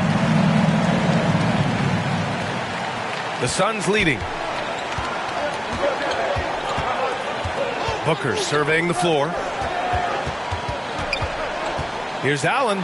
Shakes him. That one no good. Great D that time from Bane. The Grizzlies have gotten 8 of 10 attempts in. Very productive here in the fourth. Nurkic passes to Gordon. Up and in on the layup.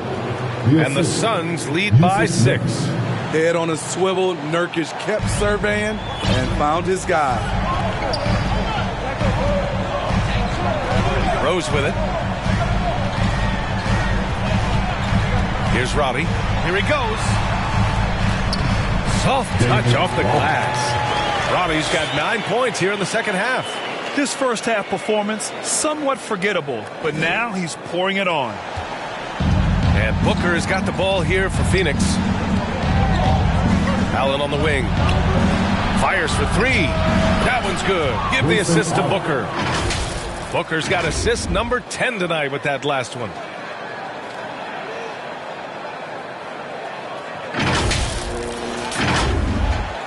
Now Rose.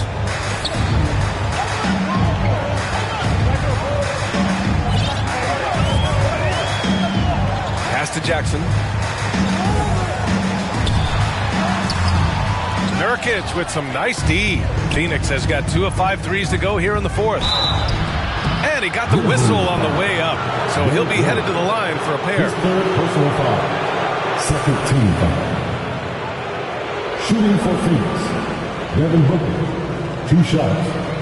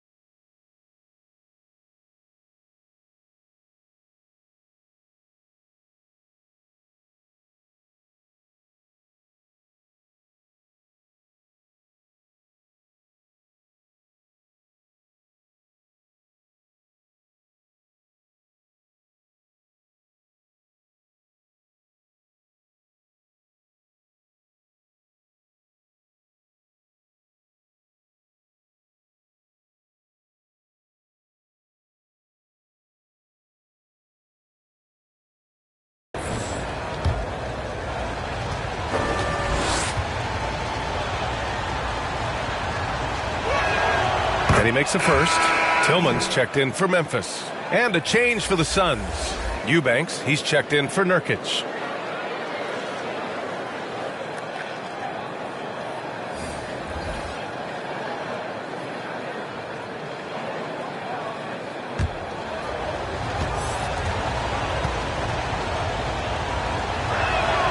And he makes both free throws. Memphis trailing here. Here's Rose. Lays it up and banks it in. Rose has got 7 now in this quarter. Allowing any room to operate, you know he's going to be aggressive. Gordon outside from the arc. That one's good. Give the assist to Booker. And the Suns lead by 10. Defensively, a breakdown along the perimeter. Just too slow to rotate. Rose against Booker. Pass to Jackson. Fires the three. Gets the 3-ball to go. Answering back with a 3 of his own. Jackson has a calmness to his game, but he's a competitor. The fader. And the Suns getting another bucket right there. Dominating when it matters most. Give him the ball and get out of the way. Here's Tillman. Eubanks defending. And stolen by Booker. 3-on-3. The 17-footer. And he's headed to the line for 2. He gets the whistle there. And there's the call. Memphis with the foul. Well, that was clearly a foul. For the Suns, Caleb Bates-Diop taking 2 shots.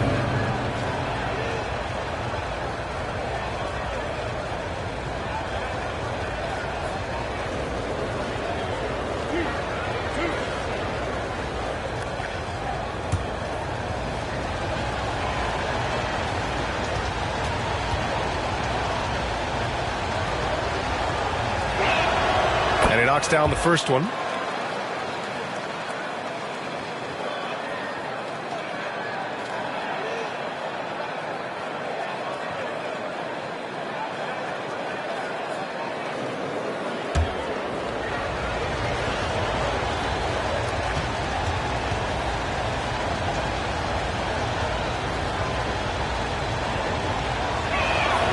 So he gets them both. And Memphis shooting at about 44% so far. Rose outside. And there's a whistle. He'll head to the line to shoot 2. Derrick Rose putting pressure on the defense, always looking to draw contact. At the line for your Grizzlies, Derrick Rose. 2 shots. Shooting 2.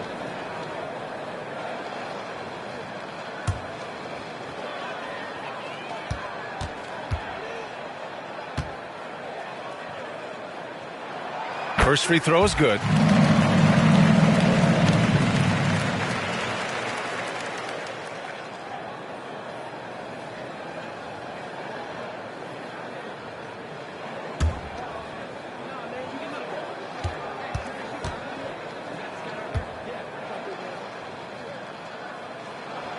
And that's good as he hits both shots. And Smitty, the in-season tournament coming together. As a player, would that $500,000 prize be enough to motivate you? You know, I don't think so, B.A. It's not about the number or the money. It's about just competing. So looking forward to see how all this play out. But the money won't matter. I just want to compete. Sometimes with that much of a height advantage, resistance is futile.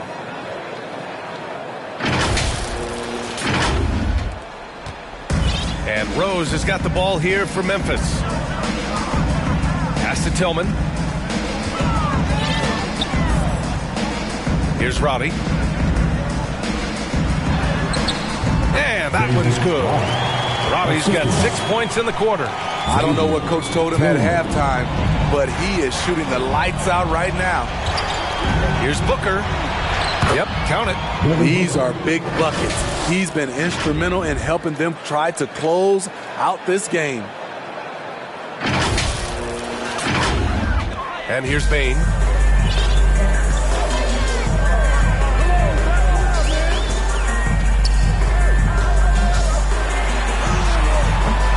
Offensive board.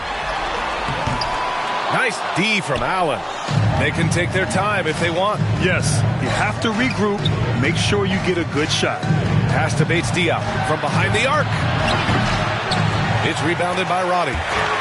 Roddy's got rebound number 5 here tonight. Booker can't get it to go. Payne against Allen. Here's Rose. Got it. Rose has got 17 points here in the second half. Defense all over him. He keeps his cool because of his strength and size at that position. Up top, Allen. Pass to Gordon. And that one falls. His 5th basket in 7 tries. And I respect the strategy. Despite the sizable lead, you got to stay in attack mode. You want to stay aggressive, right at the rim, driving another nail into the coffin. Timeout called. Memphis. They're down by 11. 1:44 left in the fourth.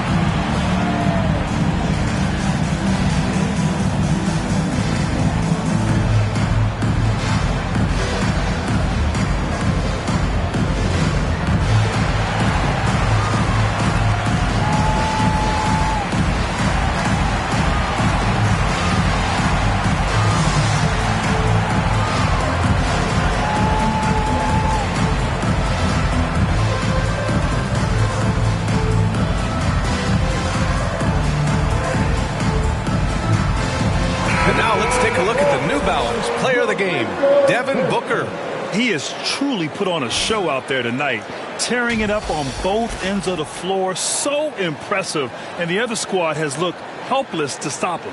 Well, you know, he'd been struggling lately. This one was a big one for him. He roared back, made sure to snap that cold streak tonight.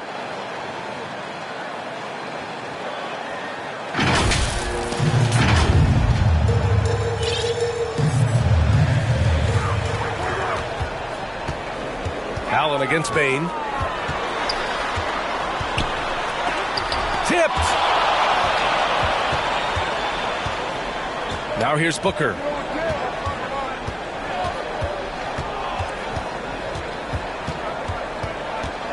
Allen outside. There's the triple. Great D that time from Payne. The shooter thought he had enough space, but the defender was right on him. The ability to close out on perimeter shooters is so important in today's game. You just can't give up looks that close to the rim. Here's Booker. The Grizzlies making their last shot. Gordon outside. From downtown. Won't go. And that makes him 5 for 8. Well, the Grizzlies shooting pretty well at 45%. With the teardrop. Payne, no good. Well, Phoenix is shooting about 43% since the fourth quarter began. Allen, the pass to Eubanks. And here's Gordon from the arc. Second shot opportunity. And the layup is up and in. And the Suns lead by 11. Excellent effort on the road.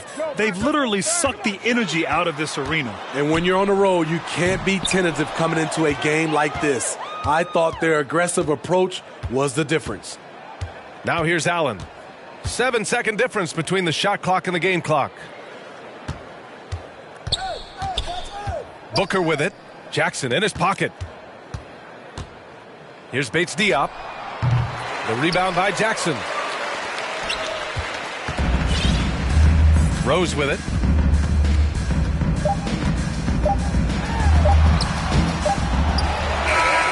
So it's the Suns winning this one easily. It ends up being a fairly easy road win. Those are so hard to come by. It's never easy to take a game in someone else's building. And that about wraps it up. For Steve Smith, Grant Hill, and Allie LaForce, I'm Brian Anderson. Thank you for watching this 2K Sports coverage of the NBA. We'll see you next time.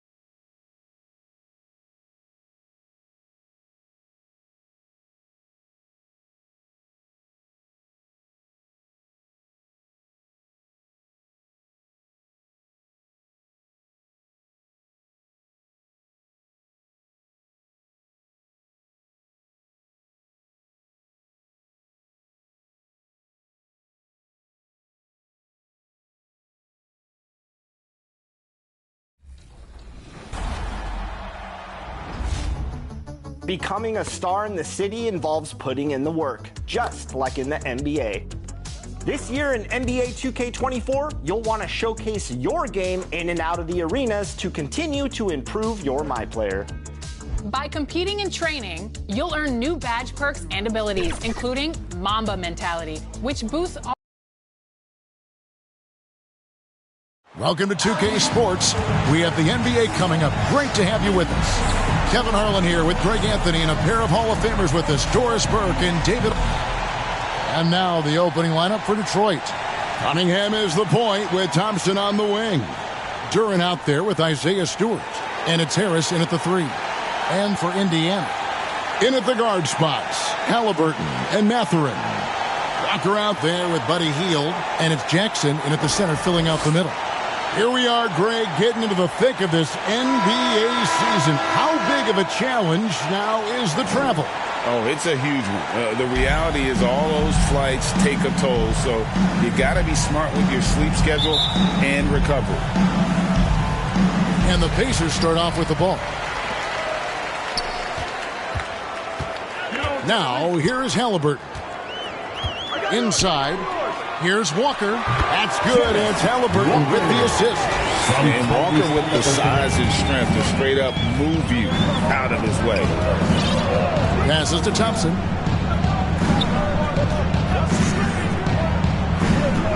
He kicks to Harris. There's the 3. They get it again. Even from over here, you can see that one pretty clearly. First personal foul. Detroit shooting their first free throws tonight. The first trip to the stripe in this one. Duran, 2 shots.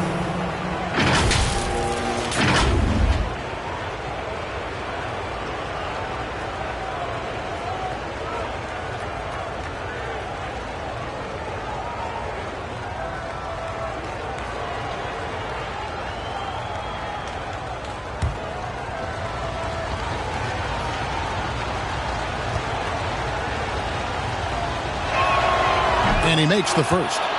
Here is something, Greg, from Pacers history. They were a dynasty at one point, and you remember it well. Yeah, you're talking about the ABA days, but it's true. The Pacers were a dominant team before the merger. They won 3 titles in 4 seasons just before joining the league. He hits both from the stripe. And GA, in your opinion, what's the main order of business when you look at the first-year Pistons coaching staff? Kevin, for me, they got to clean up the foul. It's often a problem for young teams, but they have the quickness and size to stay in front of people and just force contested shots.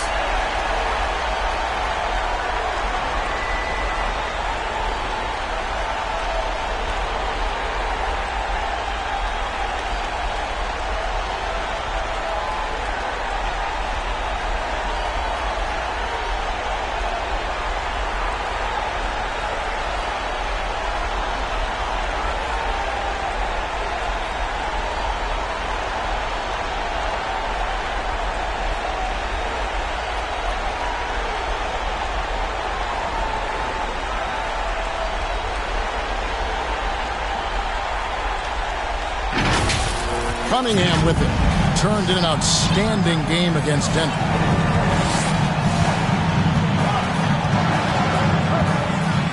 And the rejection by Jackson. Greg, there's a lot of impressive things about Tyrese Halliburton, most notably how efficient he is. Yeah, Kevin, those percentages are terrific. But not only that, he's phenomenal at it, making sure he keeps his teammates involved. Just a remarkable young point guard. The Pacers shooting their first free throws of the game. And really, the form at the line all season has been terrific. 79% as a team.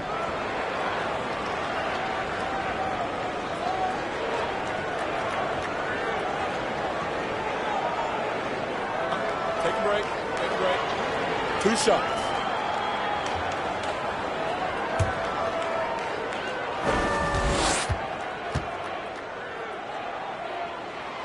That's good from Halliburton. What we know about Tyrese Halliburton, this guy always ready to push the pace. He's got a ton of energy. He's willing to outrun and outwork other guys.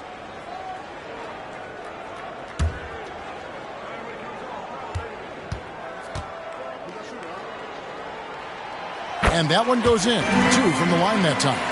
It wasn't the best of seasons, Doris, for the Indiana Pacers last year. But there are reasons for optimism. Kevin, they've got a talented young core that appeared to really enjoy playing with one another. It was a selfless group that looked fun to coach, and I believe the franchise headed in the right direction. Shot clock at 6. Cunningham for 3. Buries it from three-point range. And I love how Cunningham dictates the pace. You can't speed this guy up. He forces you to play at his speed. Hield the pass to Walker. For 3. And Hield with the basket on the assist by Walker. Hield's got 6. The real. Come at us, and we're coming right back at you. And you would expect nothing less from these two, taking pride and making plays. Cunningham with it. Guarded now by Jackson. Stolen by Jackson. Down low. Here's Mathurin. First shot, first basket. He's out of the blocks fast. Lights out here, right out of the gate. Perfect 4-4 from the floor. Detroit's gone 1 or 2 from long range in the first quarter. Pass to Duren. Cunningham against Halliburton. Oh, and there's the alley-oop. And Duren slams it in. Oh, defending Cunningham, boy, a challenge. You have to pay extra attention. That's when you leave someone open. Mathurin for 3. Indiana with a new shot clock. And there's the foul on the shot. He'll go to the line for 2. And there's the foul against Detroit. It's his first trip to the line. For the Pacers, Isaiah Jackson.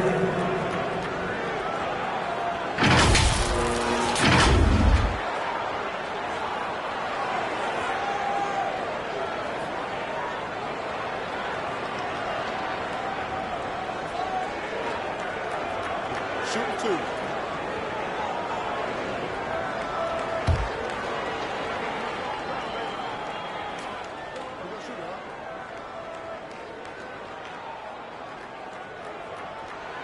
And that one falls for Jackson.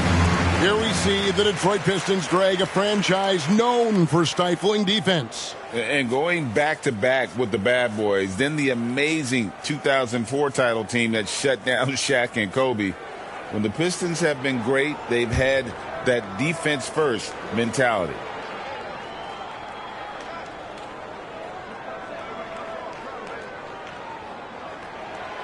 No good on the second, so he hits 1 of 2. Greg, in terms of the Pacers' last few seasons, some have pointed to their relative lack of size. What do you think? Well, I think a big push for them this summer was adding to their front court, particularly getting more size at the forward positions. And I think they've improved in that regard. The Pistons shooting their 3rd and 4th free throw shots of the night. And their success rate on the season, right around 77%.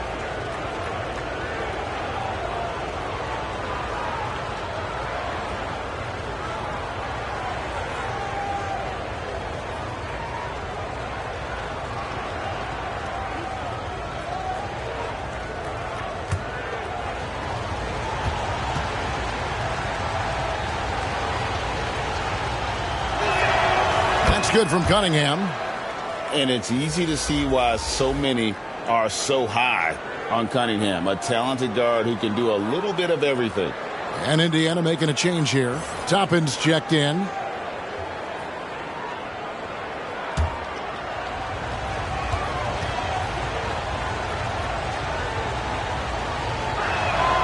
And so Cunningham nails both of them.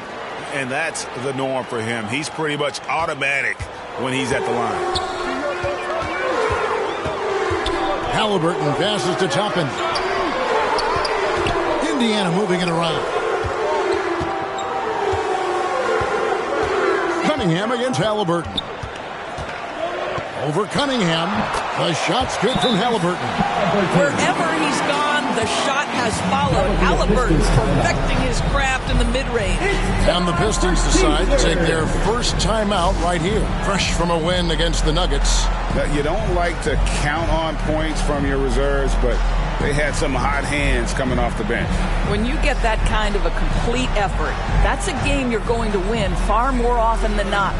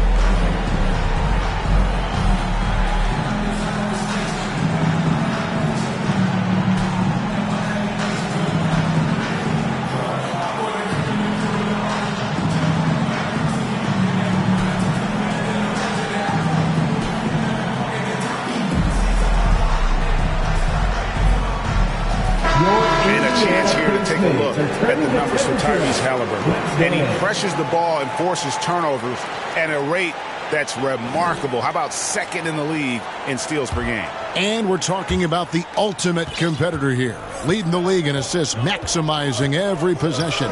He just tears apart a defense. Thompson with it. He's picked up by Walker. Stewart passes to Duran. Cunningham inside. He's covered by Halliburton. Cunningham against Halliburton. And again, it's the Pistons missing. Well, not really his best quarter as far as scoring. Let's see if he can eventually get back on track. Back to Walker. Halliburton outside. The three. Rebound, Detroit. Duran's got his fourth rebound in this one.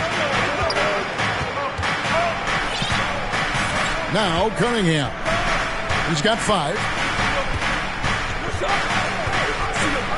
The 15-footer. Duran the pass to Thompson.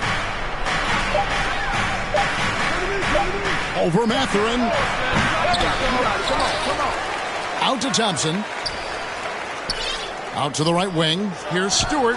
That's in, coming off the assist from Thompson. And that's exactly what he's looking for, draining the triple. And it's Halliburton penetrating. Three-pointer, heel. No good that time. Some solid defense from Harris.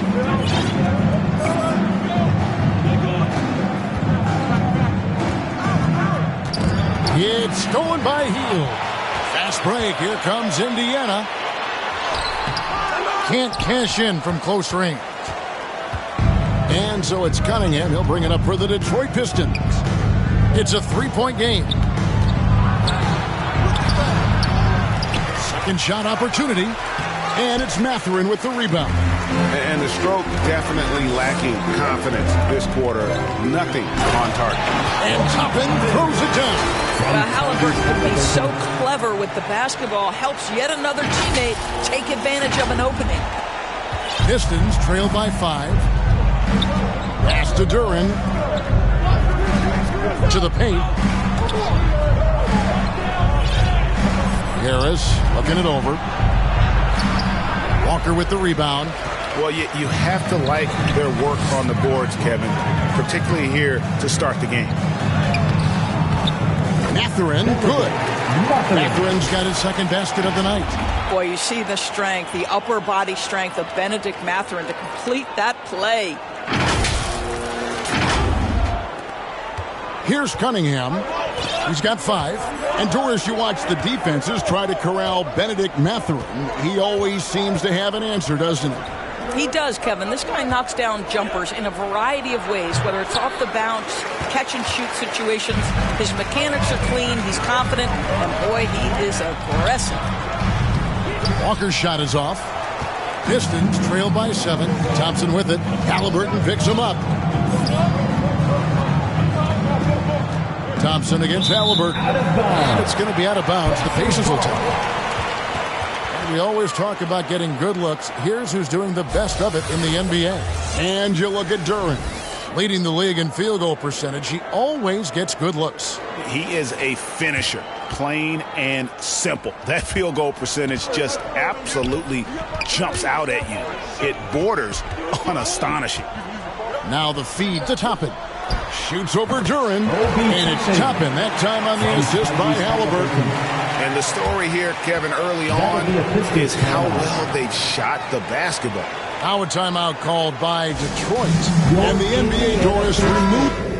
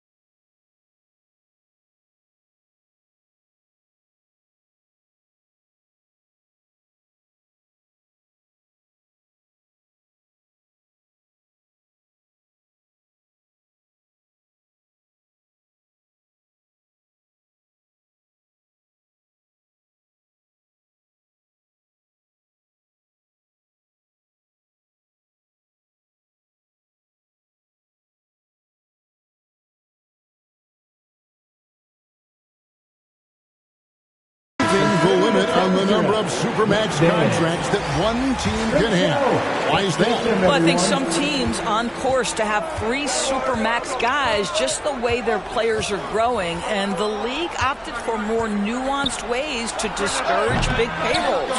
Looking at who's out there now for the Pacers. Brown comes in for Buddy Hield, and it's T.J. McConnell in for Halliburton. Oh, and the playmaking of Ivy on full display. Drives to the hoop. And the pass to Walker. That's the 3 fly. Bogdanovich grabs the miss. Pistons trail by 7. In the corner, Ivy with it. And that one clearly a foul. Gets the whistle, and 2 shots coming up. It's going to be on Jarris Walker. And defenses can't be too physical with Ivy because he's just so good at attracting the whistle. And let's take a moment here to get your guys' take on scoring so far for the Pacers. Straight away, they've opened things up offensively with skillful passing, running smart plays, and just setting guys up for success. Yeah, and their assertiveness in the paint so far tonight has been impactful. They're really making it hard for the interior defense.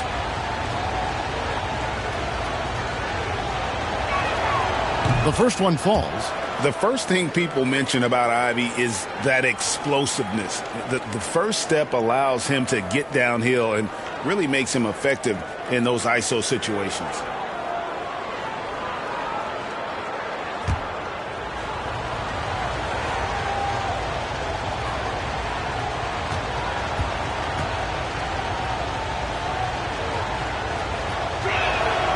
That one falls, so he hits both of them. Here's McConnell. 14 points from him the last game against Toronto. Pass to Brown. Back to McConnell.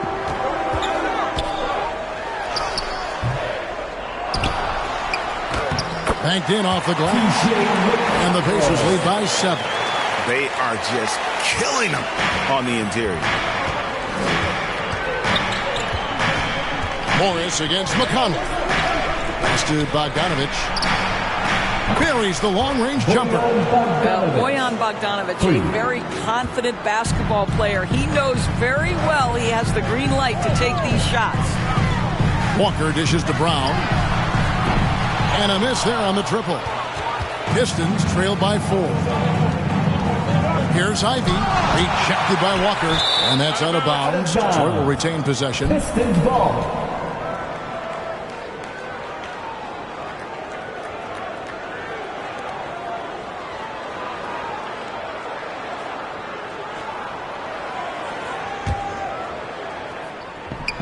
And the Pistons with possession here. Here's Bogdanovich. And Detroit again with the bucket. I'll tell you, the defense can't stop that. Bogdanovich with the ridiculous delivery. McConnell against Morris. And here's Brown outside. It's stolen by Bagley. And here is Morris. Still without a basket. And the call will go against Benedict Mathurin. That's his first foul.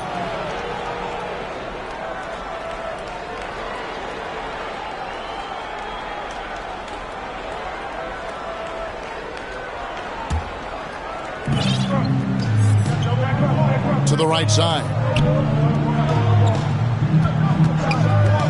Here's Livers. Guarded by Walker. Now you're talking about a combination of length and hops. Toppin does a good job staying connected defensively. You have to appreciate the doggedness and intensity on the glass. Wow. So the Pacers call timeout. Their first of the game. This game coming on the heels of their win against Toronto. Yeah, they really snuffed that one out. Didn't execute all that well. Fortunate to walk away with the W. Yeah, but as a team, you actually love a win like that. You're struggling from the field. You don't have your best stuff. Still, you find a way to gut out a win.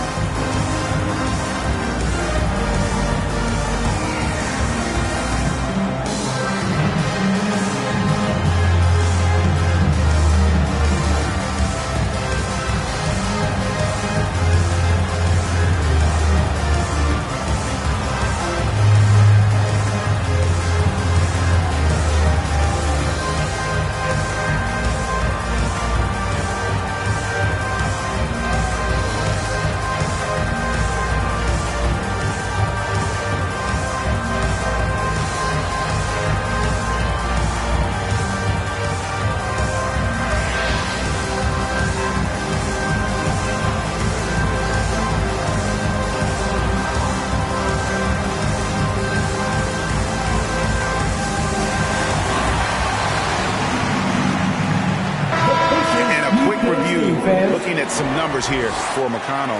He's averaging 7 points a game, 3 assists, and 3 rebounds. And it's nice to be able to bring someone with his defensive skill set off the bench.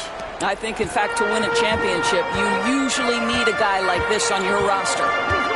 Over in the corner, Mathurin.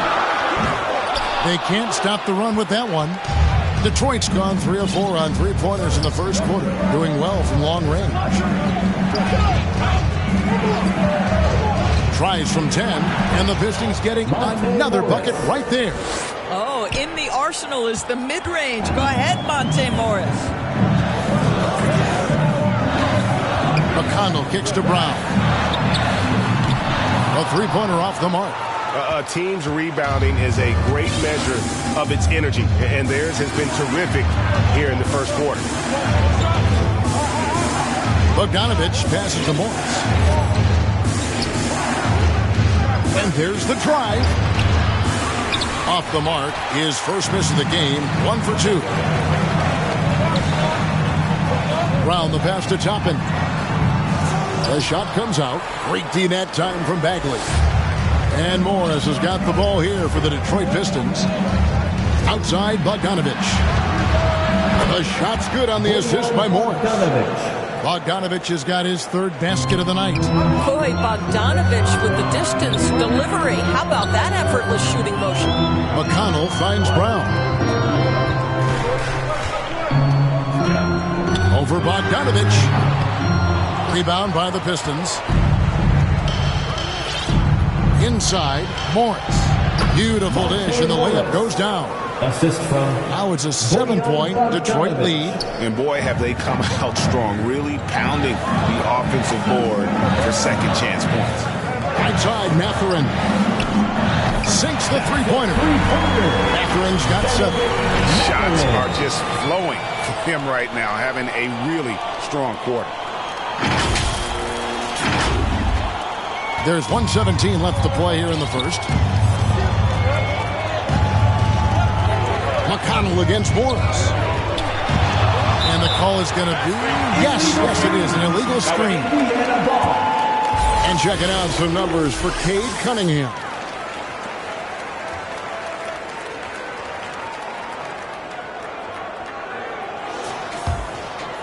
Pacers trail by 4. McConnell passes to Mathurin. Beyond the arc.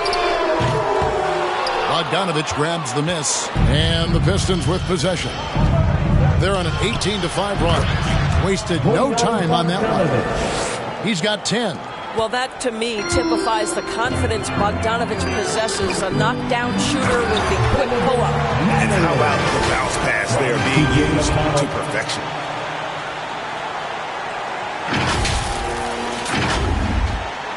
Detroit leading by 4. Now, here is Morris. He's averaging around 5.5 points a game. And it's good off the back of the rim and in. And 12 points for Bojan Bogdanovich. Well, they're leading in large part because of the work he's put in this quarter. This is nicely done. Mathurin for 3. Rebounded by the Pistons. We've got 22 seconds left in the first quarter. Here's Bogdanovich. Off target at the rim. McConnell with it. Looking at his point production, he averages almost 8 points a game.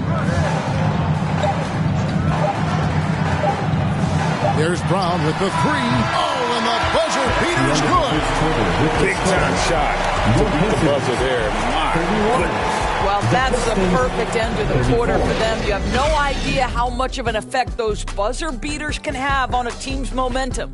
What a performance for Bojan Bogdanovich. He has been the story for the Detroit Pistons. That quarter had to take a lot out of him. He racked up 12 points. We'll get right back to the action when we return.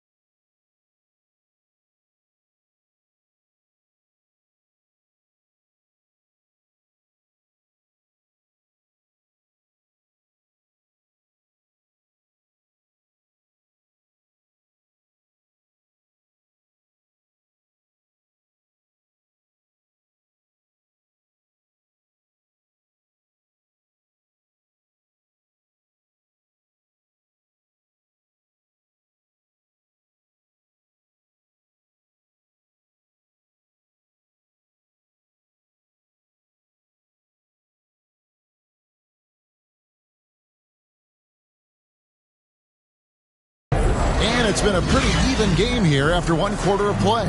And guys, looking at what you've seen so far from the Pistons, what do you think? Well, going to the bench early, they obviously knew what they were doing. As a coach, I think you get a certain feel for what your team needs, and credit this guy for not waiting around. He went ahead and made the adjustment. Detroit leading by 3. On the court for the Pistons, we've got Thompson. Isaiah Stewart out there with Durham. Then there's Alec Burks. And it's Sasser in at the point guard position. And the Pacers shooting here about 46% for the game. Here's McConnell. And he uses the glass on the layup. And guys, they continue to put a lot of pressure on the interior defenders with their work down low.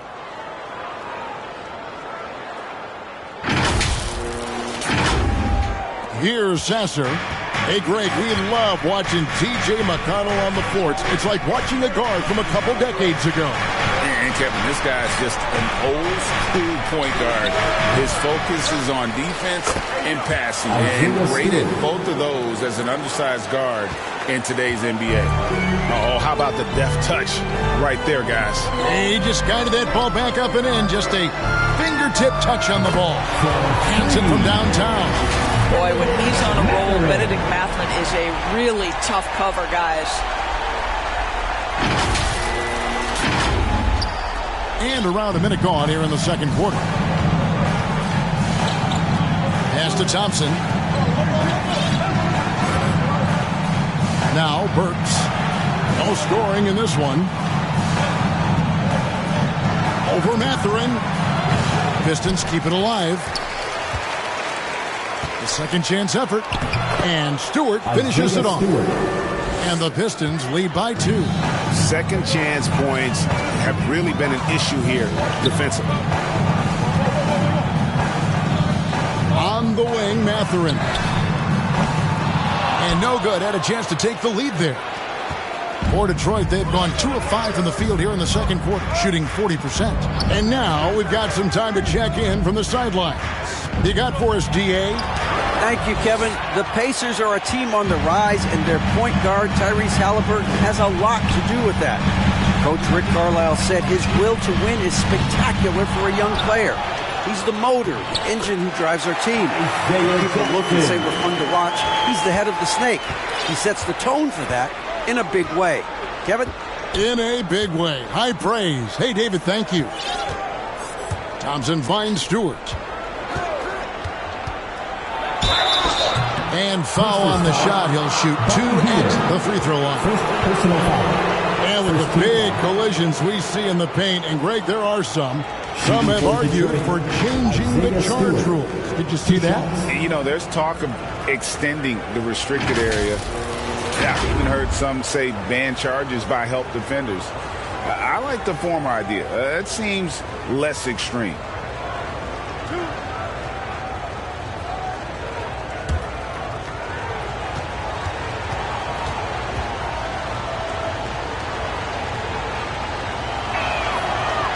And he can't get the first one.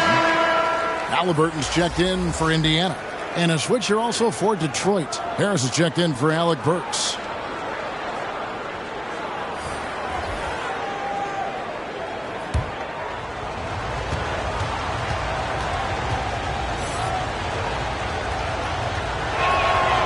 And he's good on the second. And here in the second quarter of action with a hair under 2.5 minutes played so far. Halliburton with it. Picked up by Thompson. Mathurin for 3. Rebound by the Pistons. And maybe he thinks he has that type of range, but I'm not sure who'd agree with him. I think we have to check his sanity because there's a number of better options on the floor. And that's not a foul. It was last touched by Halliburton. Detroit making a switch. Cunningham's checked in.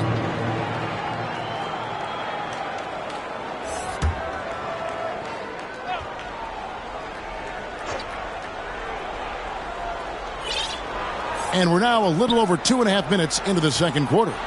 Stewart passes to Thompson. 6 to shoot. Pulls from the top of the key. With the putback. It's good on the putback. 6 points here for Jalen Durham. And boy, have they been hitting the backboard in this game or what? Kind of surprising it's such a tight game. How about the determination? Now that's what we call competing for a rebound. Nice shot by Thompson. Thompson's got his first 2 points. And when it comes to getting up and down the floor, Thompson has few peers. Time called here. Indiana decides to talk it over.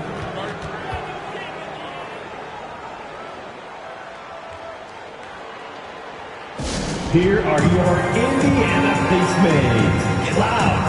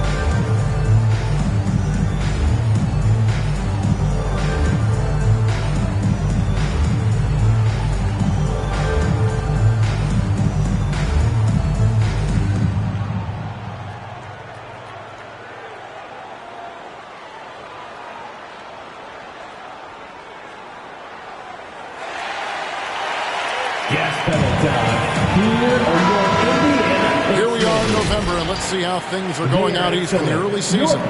You look at the Pacers. They're down in 9th place so far, still early in the season. And, of course, Detroit, 2.5 games back. And right now, for the Pistons, they've been stuck in a rut the entire season. We talk about teams maximizing their potential. Well, the opposite's been the case with this group. I think for them, it's obviously been very disappointing. And I get the sense it's starting to weigh on them night in and night out. Hield can't hit. You will have to finish harder than that if you want to convert in traffic. Here's Cunningham. The rebound by Halliburton. I'll tell you, most of the time this guy's going to finish that. But that was tremendous defense that prohibits him from completing the play. Oh, an aggressive move and fantastic finish. Trying to send a message with that slam, I think. Pistons leading by 3.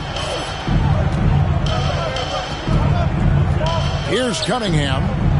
He's got 5. That's good on the jump shot. Cunningham's got 7. And I like how composed Cunningham is. Lets the game and his shots come to him. The pass to Neesmith. Halliburton against Cunningham. And he'll shoot free throws here. Clearly fouled on that shot that time. The whistle blowing. Nice work to get it inside and draw the contact. At the line. In a moment here to take a look at some hustle stats for the Pistons. And they've made a point of pounding the offensive boards, turning those rebounds into points. It's been a great effort.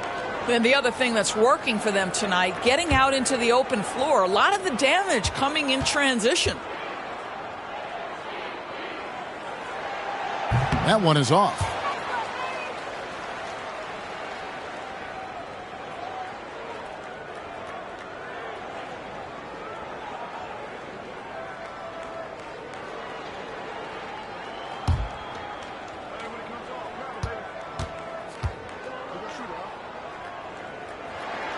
And the second free throw, good. Pistons leading by 4. Cunningham for 3. The Pacers pull it in. They'll be playing host to Portland for their next game. That'll be the last of 3 straight at home for the team. Harris against Hield. That's his 4th miss from the floor. He's made 2 of his shots. Thompson finds Cunningham. Back to Thompson. And play stops. Whistle on what looks to be an illegal screen. Second personal foul. This is a look at the NBA's assist leaders over the last 10 games. Man, can these guys pass the ball? Tyrese Halliburton on top. And those games have seen him dropping more dimes than you might have thought possible. Pacers trail by 4. driving to the basket. Out of bounds. Detroit takes possession. A moment to check out Cade Cunningham here. This past month, he's really set himself apart. He's putting up about 17 points, 4 rebounds, and 3 assists. Even if you key in on him all game, he still finds a way to get his numbers. Right, the skill, the awareness, the physical ability, it's all there, and that's what makes this guy so hard to check. Thompson passes to Duran.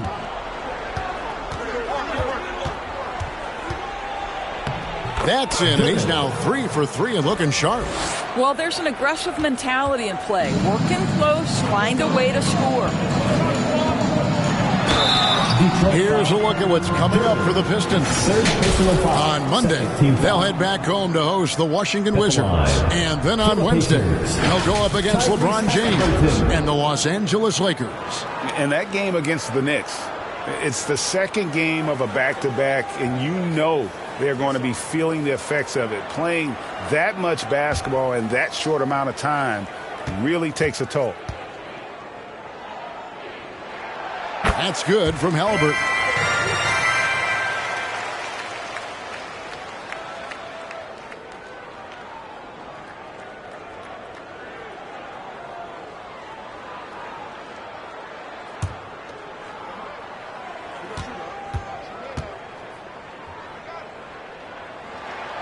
Halliburton hits them both. Pistons leading by 4. And here's Cunningham. He has 7. Over Halliburton. And it's Mathurin with the rebound. Nothing seems to be going down for him today. And stolen by Harris. And here we go. Harris heading to the hoop. Thompson for 3. Nailed from three-point land. Thompson's got 5 points in the quarter.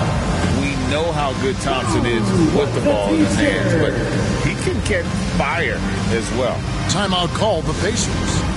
And as the coaches go to the clipboard to outline their strategy during the timeout, the players getting a chance to rehydrate with some Gatorade. That's key to staying fresh all the way to the final whistle. And Kevin, it really is. And every one of these players knows it. They're all making sure to stay hydrated. It's impossible to play your A game if you're not getting enough to drink, especially towards the end of games when the physical toll of a long contest really starts to add up.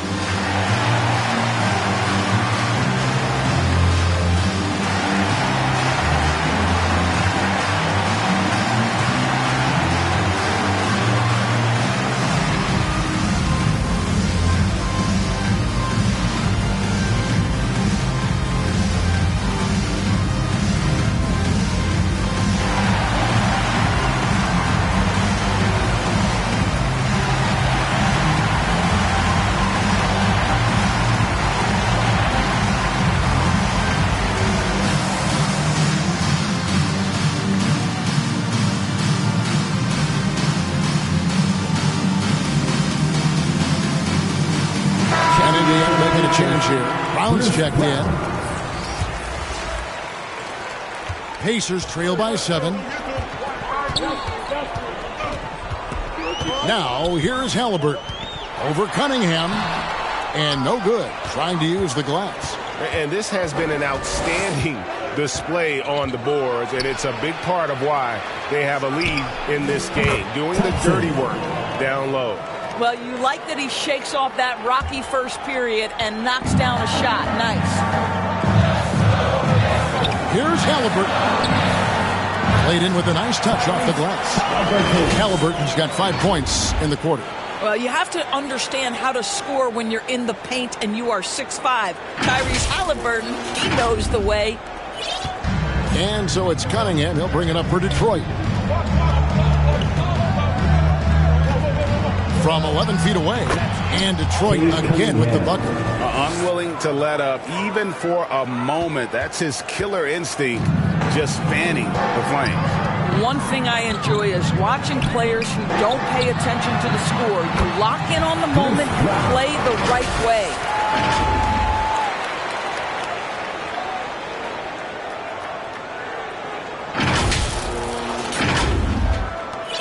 Pistons leading by 8. Cunningham looking it over. And Detroit again with the bucket. Effective from the mid-range.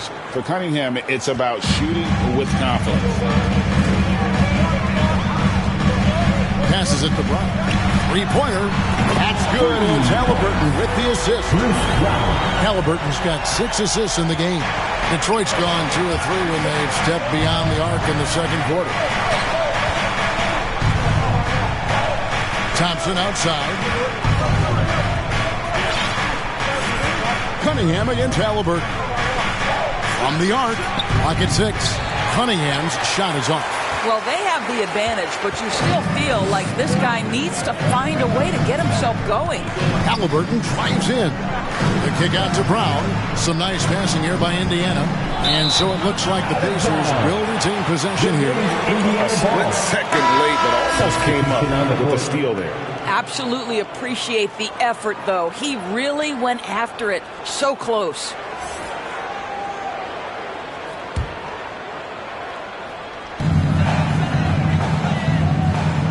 Jackson with it. He picked up 12 points in their last win against Toronto. You know, couple that with the 4 big blocks. He was awesome on the defensive end as well. Brown, no good. Detroit leading by 7. Here's Thompson. Oh, that's unbelievable.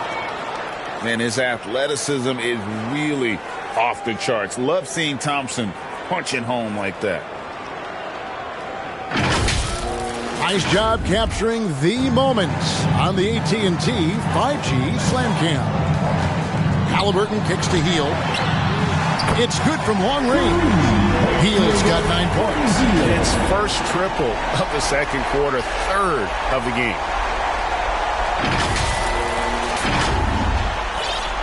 Detroit's gotten 2/3 of their three-pointers to fall tonight. They're 6 of 9 overall. And there's the foul. It'll go on Tyrese Halliburton. That's his first foul. And some changes here for the Pacers. Obi Toppin's checked in for Jackson. And Walker subbed in for Nesmith. And a switcher also for Detroit. Bogdanovich is checked in for Thompson. Time called here. The Pistons decide to talk it over. Doris amongst the best we've ever seen from the Bahamas, Buddy Hield. Really think about it, Kevin. Buddy Hield, DeAndre Ayton, Kai Jones. We're seeing a few.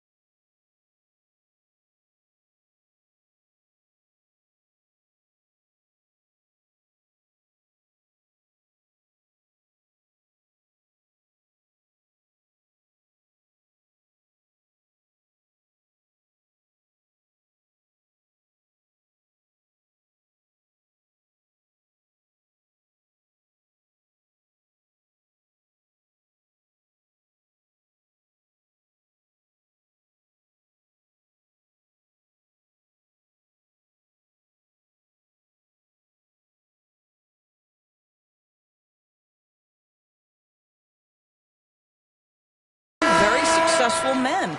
And let's not forget about Jonquel Jones, MVP in the WNBA. She grew up training with Hield in the Bahamas. Detroit, no good that time either. Boy, a miss like that will drive any scorer crazy, especially with the defender giving a cushion. Halliburton passes to Toppin. And now the fast break. Ivy with the ball. To the wing on the left. Three-pointer. Walker with the rebound. Pacers trail by 6. Halliburton right side. Brown outside. Outside for Halliburton. 5 to shoot. Over Ivy. And it's Halliburton missing. I know he's got to be frustrated right now, but the team is fighting from behind. He's got to stay with it. Not the kind of aggressive defense they need to cut into the lead. Yeah, you have to protect the rim, Greg, a little better. It's just too slow to react. You can't afford to sleepwalk through possessions. What's going on out there? And not a great start for him in the first, but he's quickly starting to turn it around. And the Pistons with possession here. The Wizards on the road to face them after this game. That game marks the first half of a quick 2-game homestand. Cunningham and foul on the shot, so he'll get a chance at the line. It goes on Tyrese Halliburton. Tough stuff from Cunningham inside, enduring the foul and able to get that one off. The Pistons have been coming through at the charity stripe. They've made 7 of their 8 attempts.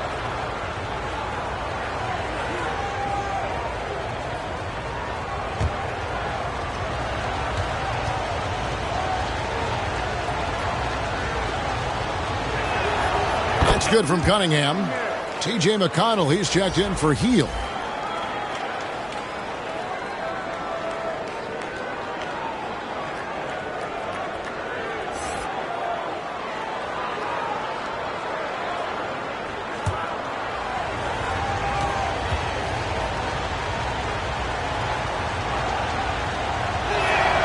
And so he hits both. Here's McConnell.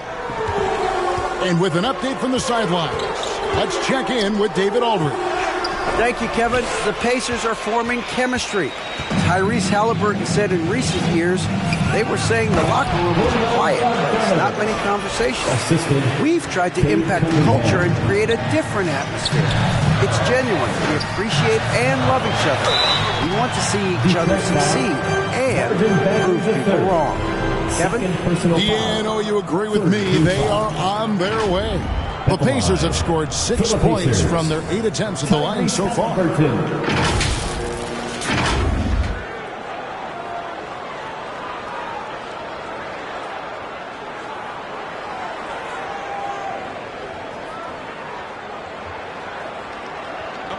a break. Take a break. 2 seconds.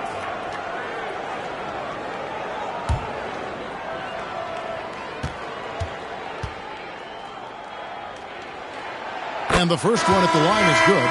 And just doing a much better job of getting to the line this quarter than he did in the first. Morris is checked in for Detroit.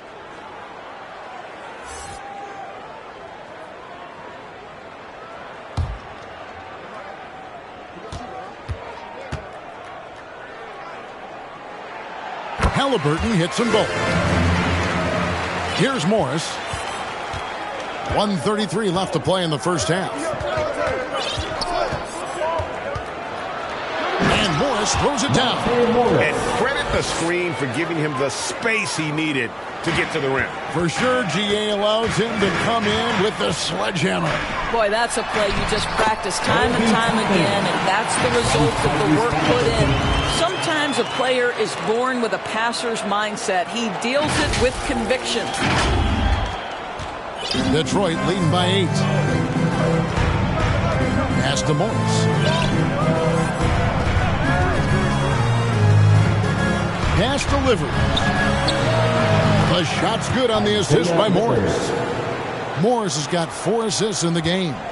Monte Morris' instinct is pass first, on time and on target. The kick out to Brown. It's up a 3. Bagley with the rebound. Bagley's got 6 rebounds in the game.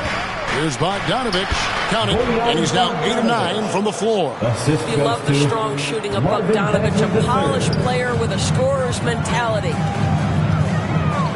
And Brown now atop the key. And he gets the bucket. Brown's got 12 points in the game.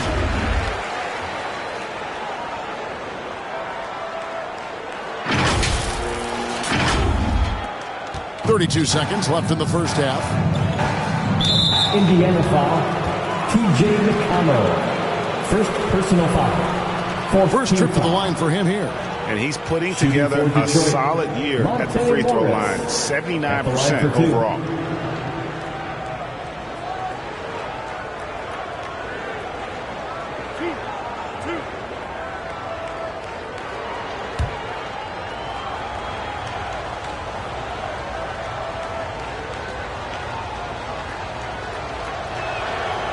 Free throw good for Morris. Monte Morris was a late second-round selection back in 2017. But, boy, hard work and perseverance has paid off for this guy. And Morris drops them both. The shot and game clock separated by 4. Here's Halliburton. Rebound by the Pistons. Well, they've been better than good on the glass today, and there is a glaring discrepancy between these two teams in that area. A step-back shot here. Kept alive. And it goes out of bounds. The last touch by Toppin. Substitution on the court.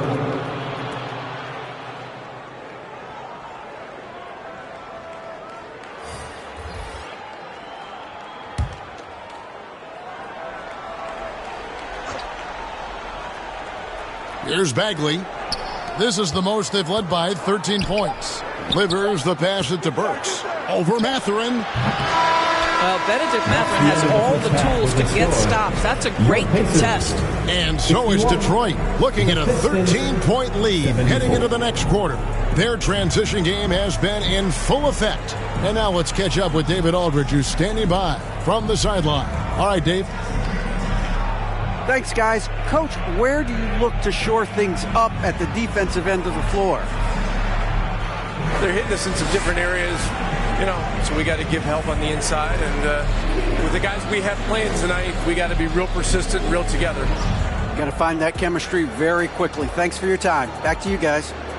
All right, Dave, thank you. And time now for the halftime break with the third quarter soon to follow right here on 2K Sports. It's the 2K Sports Halftime Show. Hey, welcome back to the NBA on 2K Sports. This is Ernie Johnson. Kenny the Jet Smith is right here. Say hey to the folks, Kenny. Hey, folks. Say hey to the folks, Shaq. Hey, folks. Hey, let's get this party started. Okay. A big night so far for Bojan Bogdanovic. He had 18 points, 3 rebounds, and 1 assist. Taking a look at the Pistons, Shaq, what did you think? They're in good shape thanks to the work they're doing on the glass. Their effort has been excellent. The numbers are too. And I don't see those numbers dropping off. They're going to keep doing the dirty work in the second half. And Kenny, let's get your input on the Pacers. Their perimeter defense was lackluster to say the least. Shooters were getting open shots. Guys were wide open. I mean, right now, I can walk off the set in shoes, in a suit, and get 3 threes wide open and knock them down on that defense. And that's going to do it for us here. The second half of action is coming your way.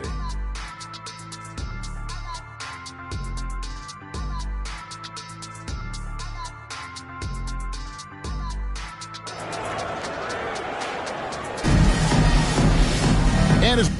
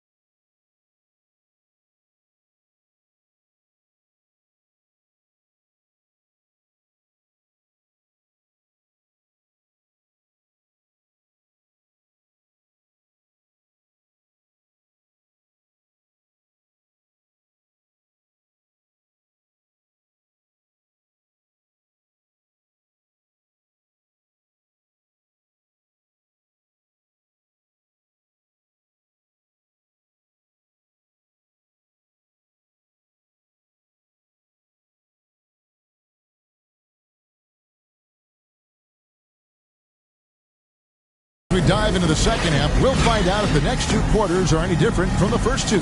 So far, it has been a runaway. Bojan Bogdanovic with a strong contribution so far in this one. Man, he's been running wild on him through that first half. Absolute dynamite on offense. Boy, he has been shouldering the load. Aggressive, skilled, talented, and thus far unstoppable. And with a big gap on the scoreboard, the second half begins with very different goals for these teams. One side trying to mount a comeback, one side trying to protect their lead. In at the guard spots, Halliburton and Mathurin. Buddy Hield is out there with Walker. And it's Jackson in at center. So that's who Rick Carlisle starts the second half. Left side, Walker. Knocked loose. Stolen by Thompson.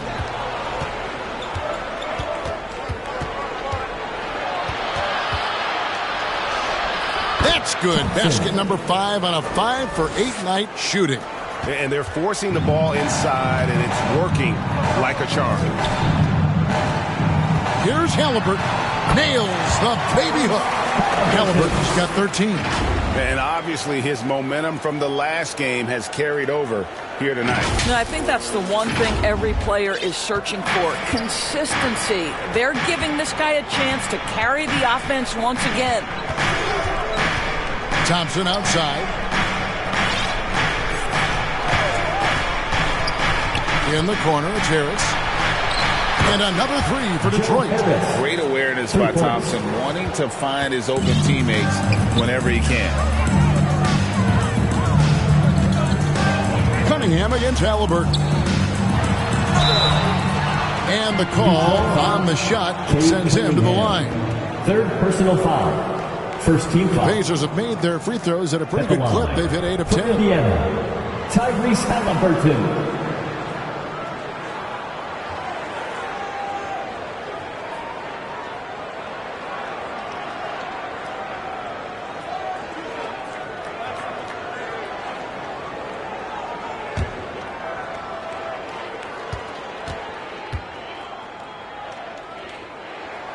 That's good from Halliburton. Duren, he's checked in for Marvin Bagley.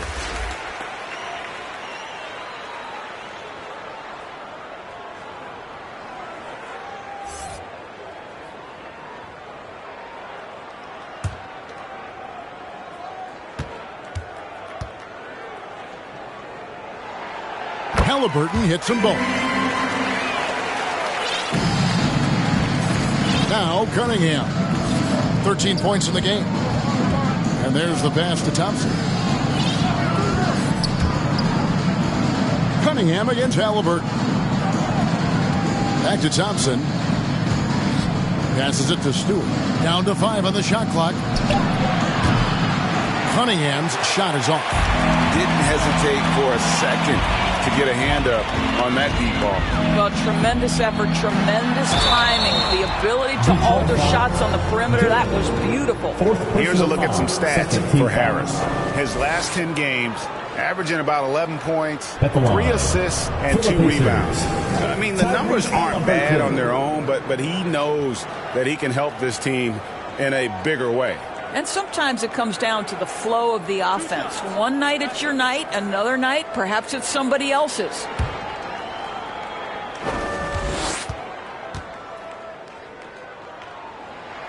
The first free throw is good.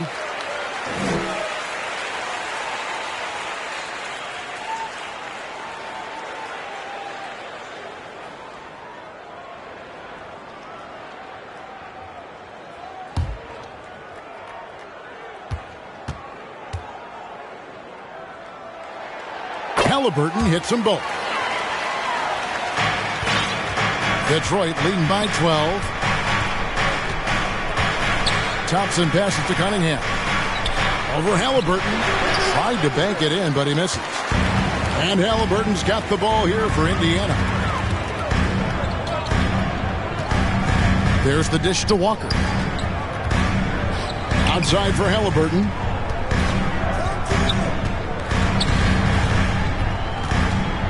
Four on the shot clock.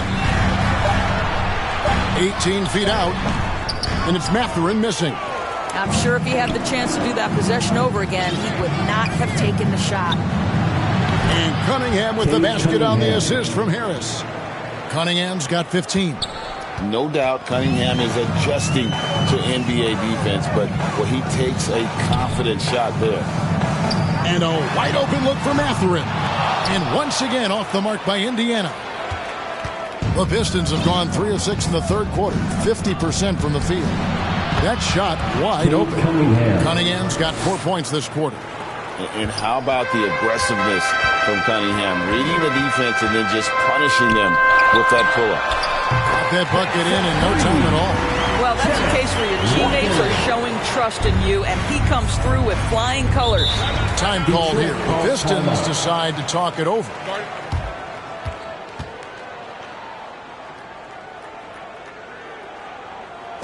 Fans, please give a big round of applause for your Pacers Youth Dance Team.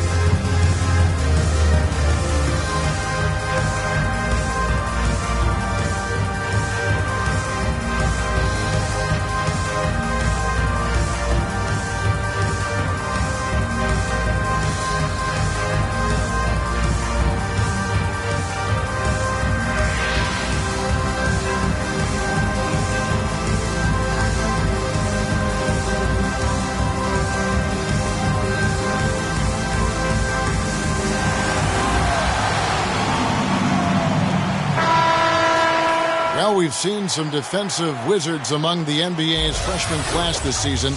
Let's now take a look at the rookie steal leaders. Asar Thompson on top. Second, Jarris Walker. And really both showing a gift at the defensive end, applying pressure and picking pockets. Thompson finds Cunningham.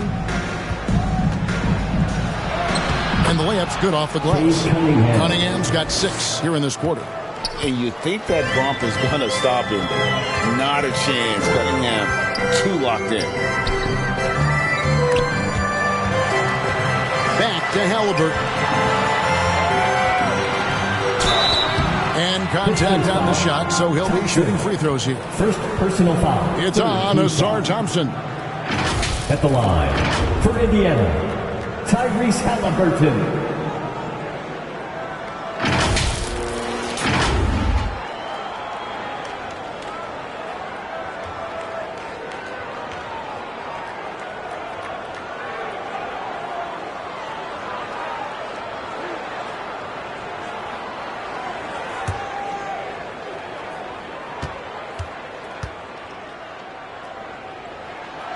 No good on the free throw. Detroit making a switch here.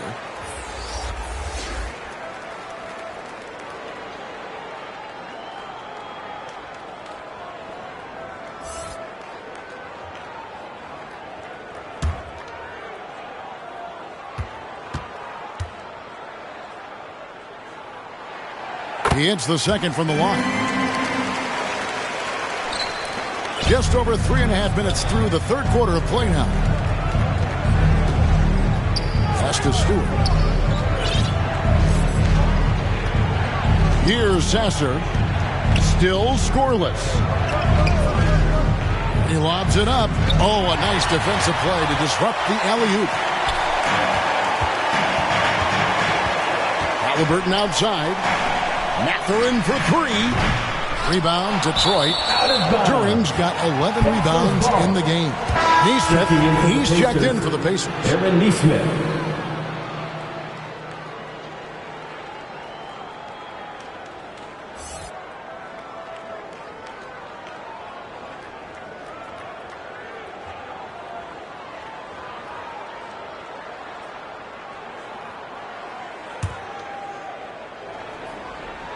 Pacers trail by 14.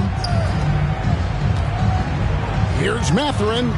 Oh, and that one had the right spin on it, and it is good. 14 points here for Benedict Mathurin. Pass to Ivy. To the left side wing. Sasser. Again, the miss by the Pistons. Got his hand out enough on that one to bother the three-point attempt. Great hustle on that one. You know, we talk about this time and time again, trying to stay connected to shooters along the perimeter. Nicely done. Ivy passes to Duran. Here's Sasser. The pass to Stewart. Shot clock at 6. Driving in. The rebound by Halliburton. Halliburton's got 6 rebounds here tonight. Count it. Good. Halliburton's got 20 points. Tyrese Halliburton has an array of moves offensively. Off the deck, yes, sir. Pistons leading by 10. And here's Ivy. He gives the team some steady offense, a bit under 10 points a game. Isaiah Jackson, 3rd personal foul. First team foul. And a breakdown here, guys. The hustle stance for the Pistons. They're looking to attack and transition every time down the floor, just wearing the defense thin at this point. Something else that they've had working for them is attacking the offensive glass. Boy, taking advantage and creating second chance points. Impressive. That free throw missing. The Pacers making a change here. McConnell's checked in.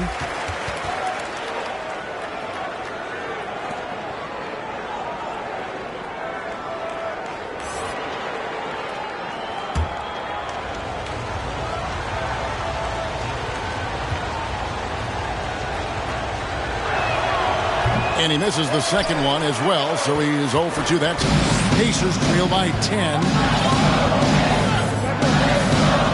They kick out to Heel. Stewart with the steal. Here's Sasser. He's covered by McConnell. Over to the wing. The shot by Stewart with no one around. And a lot of contact on that one, so he'll shoot 2 here. All right, a chance to check out the stats over here. His last 10 games, he's averaging 15 points a game, 4 rebounds, and 2 assists. He's been nothing short of fantastic during that stretch. Offense coming very easily for him. And so much of it, to me, is his ability to read the floor, make the right decision, and then go right after the action he wants. That's good from Durham. Toppin, he's checked in for Indiana. Brown comes in for Benedict Mathurin.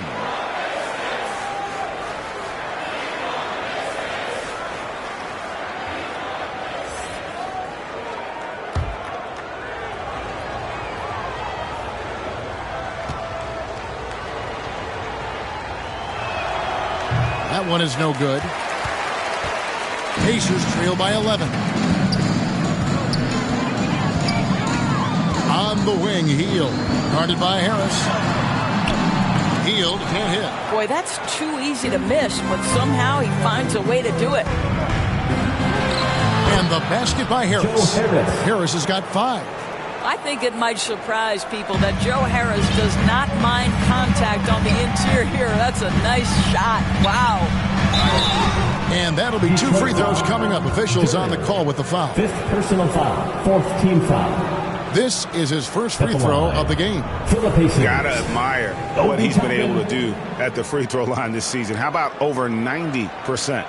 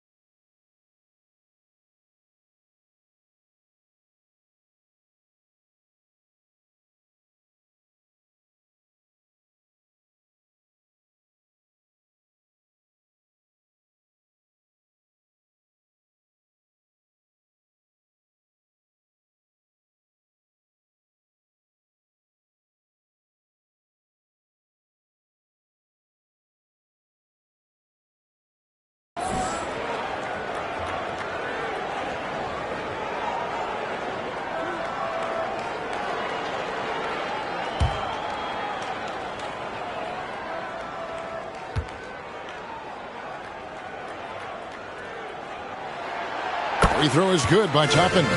It's always fun to watch a young player like Obi Toppin adapt to the league. He has done a really good job rising to the challenge of NBA-level play. Here's what Detroit's going with right now. Livers is checked in, and it's Bogdanovich in for Joe Harris.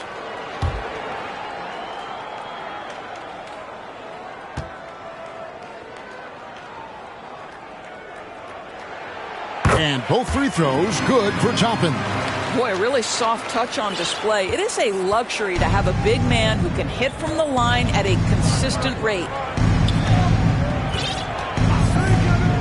Bogdanovich looking around.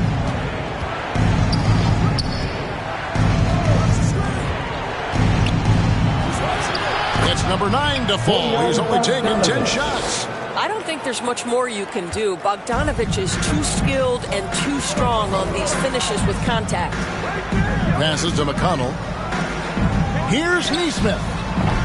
And once again off the mark by Indiana. And so it's Bogdanovich who brings up the ball for Detroit. Baseline jumper. And the shot is long. Pacers trail by 13. Here's McConnell. And he banks in the lane. McConnell's got his 3rd bucket of the night. Well, what a terrific possession. Attack in the painted area. Pistons have gotten half their shots to drop in the second half up to this point, going 7 of 14. Here's Sasser. That shot is off. Indiana's gone 1 of 4 in three-point shots here in the 3rd. Toppin kicks to McConnell. Offensive rebound. Pistons leading by 11. Now, here's Ivy. Pass to Sasser. Bogdanovich up top. Here's Sasser. Just 5 on the clock. Here's the 3. Here's Stewart. And the dunk by Stewart. There it is, guys. One of those effort plays that makes a big difference in the game. And GA, it is definitely making a difference so far today. No doubt. On the scoreboard, in the body language of the players, you can tell which team is in complete command. And, well, Detroit shooting 47% since getting things started in the 3rd quarter. Here's Sasser. That one goes in. Sasser's got his first 2 points of the night. Pacers trail by 15. Down low. Ivy defending. Toppin kicks to McConnell. Goes back up. And he hits the jump shot. McConnell's got 8 points.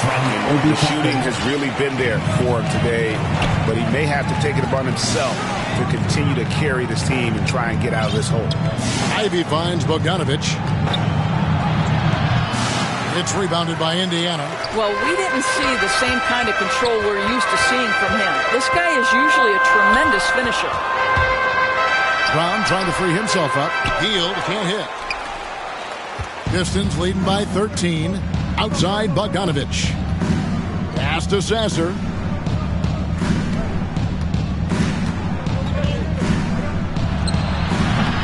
Pacers with the rebound.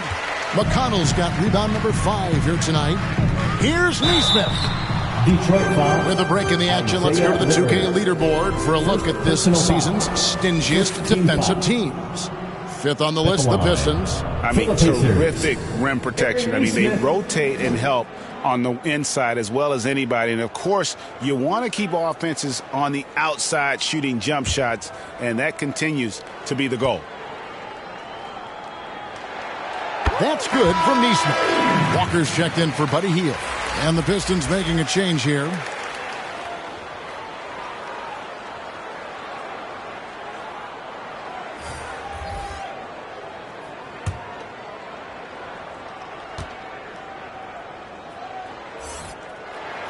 And good on the second, so he makes them both.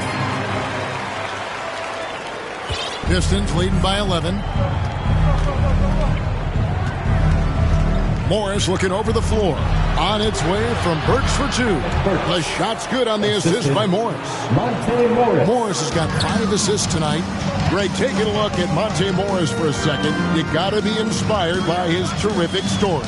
I mean, from late second-round pick to a seasoned NBA player, Morris never gave up on himself and continues to impress with each passing season.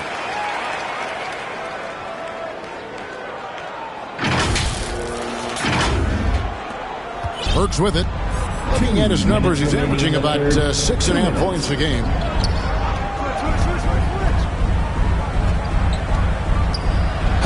And he could not get that one to go.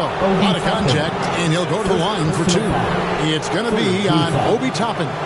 Love to see Alec Burks get aggressive with the defense. This guy terrific, getting the defense to foul him. He's getting his first free throw attempt of the night right now.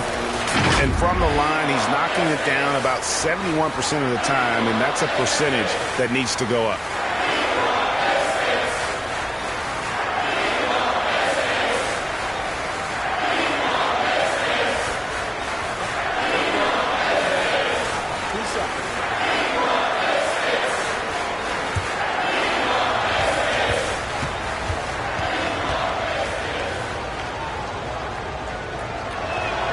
And the first one drops. Alec Burks continuing to develop into a dependable scorer. He's got great size for a 2-guard. Benedict Mathurin, he's checked in for Indiana.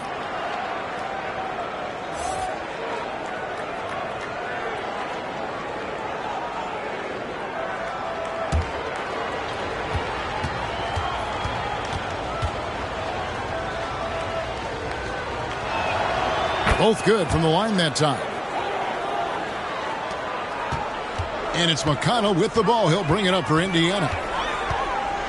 With the floater. Morris with the rebound. Pistons leading by 13. Outside, Bogdanovich. And again, it's the Pistons missing. Well, 2 long-range bombs in the first, but that's stalled out right now. Bogdanovich against Brown. Here's Walker. The shot's good. Brown making the play. 7 points for Jarris Walker. Well, that possession to me highlights the importance of creating for your teammates.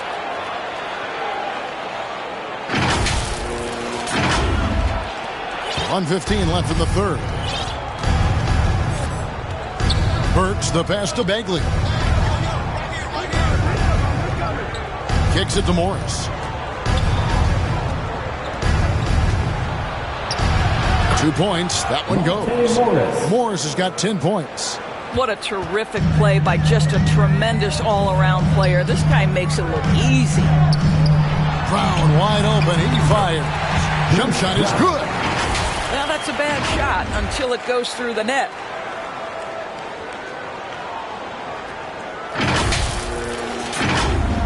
Here's Morris. 10 points for him. Knocks it loose. Here's McConnell. He gets it to fall. That makes it just a single-digit lead. 10 points for him. A defensive breakdown there, no doubt about it. I mean, he's a guy you have to be focused on defensively. Pistons leading by 9. Morris kicks to Bogdanovich. There's 31 seconds left to play here in the third. Just a cold shooting night. Needs to try to make it into the basket. There's McConnell. That's the 6th make from the field. He's taken 9 shots and missed but 3. You love that this guy doesn't get down on himself after a rough first half. Keep your composure and keep grinding.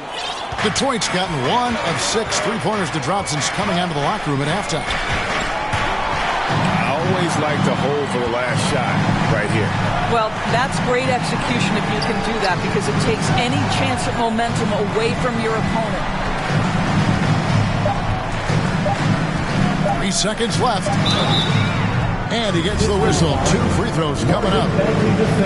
Marvin Bagley picks one up. Yeah, lots of skill to contend with if you're guarding Benedict Mathurin. It's not an easy cover. First trip to the free throw line for him in this one.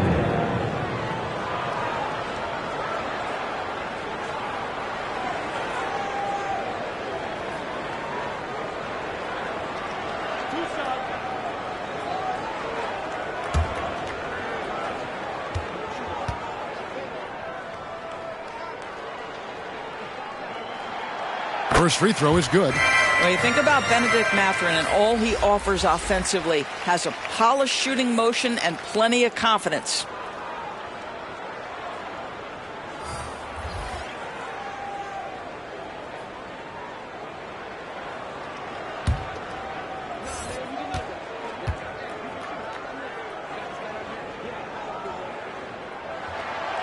Mathurin hits them both. The points coming in bunches as we wrap up the third quarter. It's been a good one. Pistons ahead, leading by 5. Live from Cambridge Fieldhouse, you're watching 2K Sports.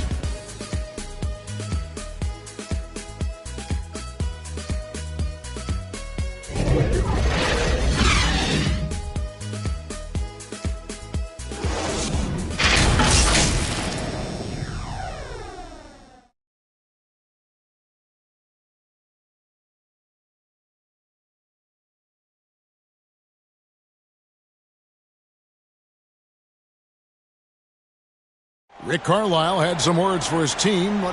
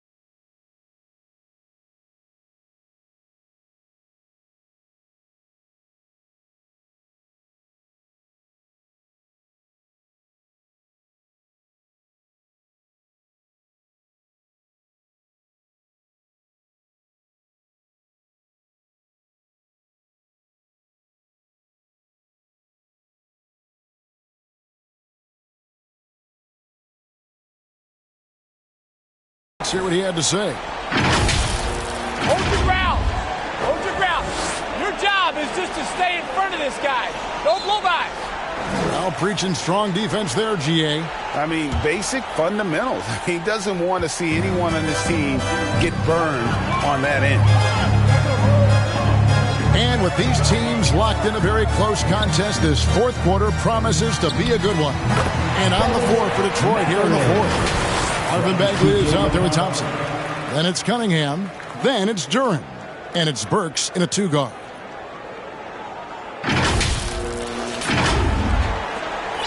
Detroit leading by 3. Now Burks over Mathurin. Burks' shot is good. Defense in his grill, and Alec Burks keeps his eye on the prize. What concentration. Kick out to Walker. Mathurin for 3. That falls. Nice feed that time from Walker. Walker's got his 3rd assist on the night. Pistons shooting with confidence, 50% from the field so far. Pass to Thompson. Nice ball movement by Detroit. Outside, Bagley. 2 free throws coming up, and they call the shooting foul. It's going to be on Jarvis Walker. Clever move by the young guy. Thompson sticks with the shot and gets fouled.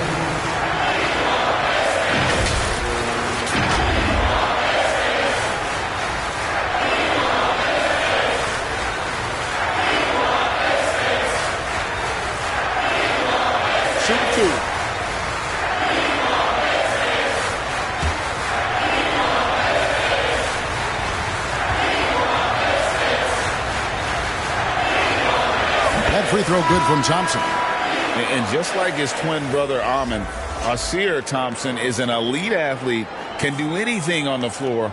Someone you pay to watch. Halliburton's checked in for T.J. McConnell. Detroit also making some changes. Stewart comes in for Marvin Bagley. And Joe Harris is subbed in for Alec Burks. So we get them both. About a minute played here in the fourth quarter. Outside, Walker. They get it back. Jackson kicks to Brown. Wide open, couldn't capitalize. Well, they'll be happy with that look, even though it didn't fall. I think expect them to go back to it, because that's the kind of shot this offense is designed to generate. And here's Harris from the arc. Detroit keeping it alive. A new 14. And the basket is good, and he's got a chance here for one more at the line. Shot's good. So, we'll see Jalen Duren go to the line here. That's on Benedict Mathurin. Shooting for Detroit, Duren at the line for one.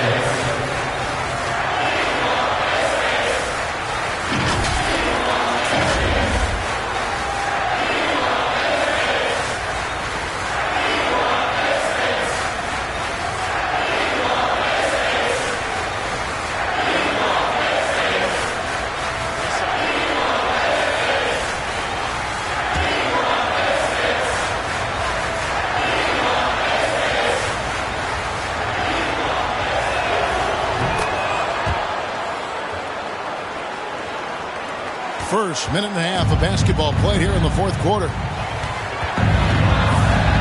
Halliburton drives in. Count it. Halliburton's got 11 points here in just the second half. Boy, Halliburton going downhill on the attack. So few guys can stay in front of him. And it's Cunningham with the ball for Detroit. At one point, they led by 16. There's the pass to Thompson.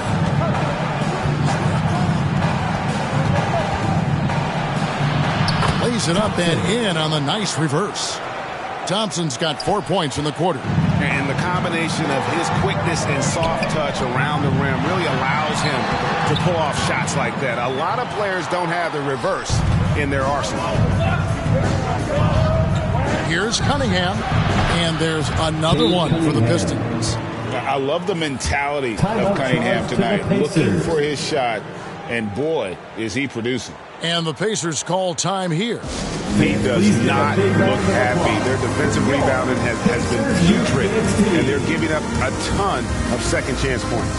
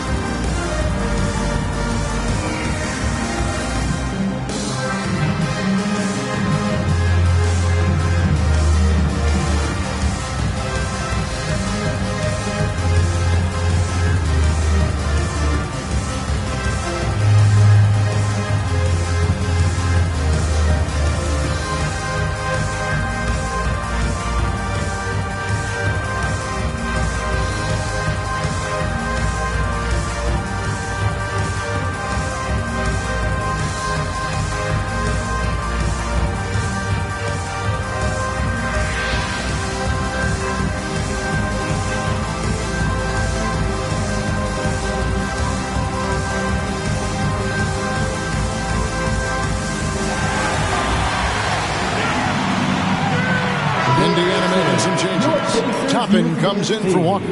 And it's Buddy Hield in for Benedict Mathurin. And the latest now from our sideline reporter, David Aldridge. David, it's all yours. Take it away.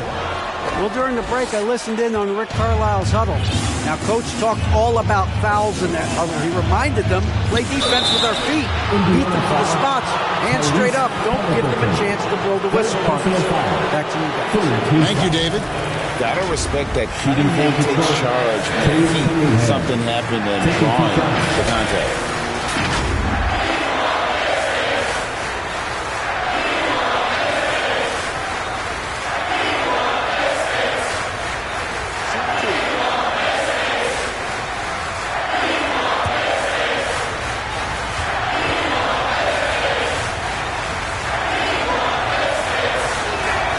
And he knocks down the first one.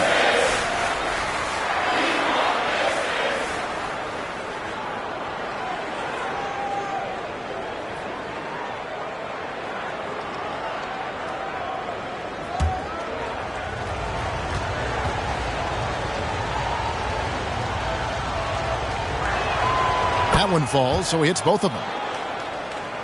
Here's Halliburton. Well, they've got some work to do to cut into this lead.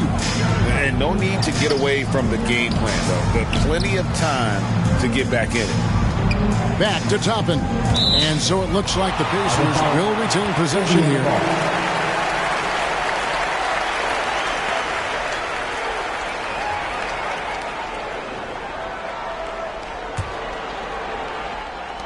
Here's Halliburton. That's good, and it's Jackson with the assist that time.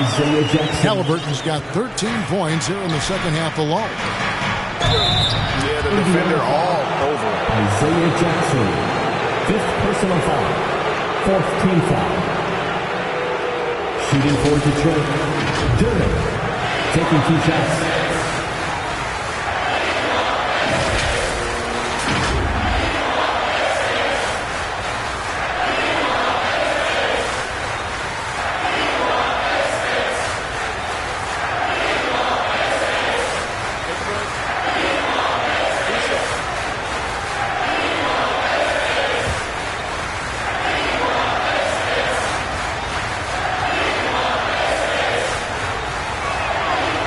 Free throw, no good. And as many times as we've seen him at the free throw line tonight, I think by now we know what's going to happen.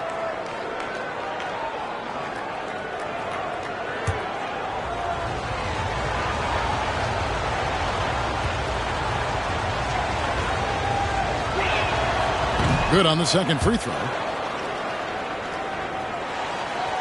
And we're about 3 minutes into the fourth quarter. Pacers trail by 10. Halliburton drives in. Shot by Hield. Nobody around. No good from outside. And guys, this has got to be more of a team effort. Right now, he's playing all for himself. Bounce pass from Cunningham. And Thompson slams it home. The rook is cooking right now. Great to see Thompson slam his foot on the gas like that.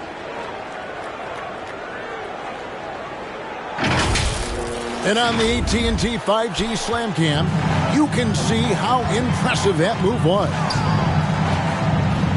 Hield outside. Over Thompson. And Hield with the basket on the assist by Halliburton.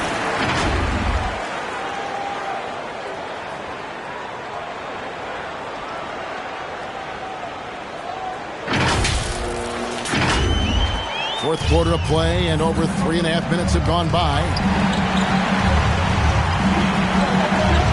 Cunningham against Halliburton. Cunningham passes to Stewart. 6 on the shot clock. Harris kicks to Thompson from deep three-point land. It's hauled in by Brock. Didn't hesitate for a second to get a hand up on that deep ball. Well, tremendous effort, tremendous timing. The ability to alter shots on the perimeter, that was beautiful. That's their third straight make off an assist. Cunningham against Halliburton. Anderson inside, and they call the foul. And now, this will be a coach's challenge. We thought that might happen, triggering a review of the personal foul. And this is the time now where the officials can review in closer detail what constituted the original personal foul. Getting a different angle can sometimes make it a lot easier to determine. Indeed, and the one thing with replay review is that when you see the slow motion replays, you really get a new appreciation for just the immense speed at which these players are moving at, and how fast the action really is, and how hard it can be sometimes, Greg, to make the right call.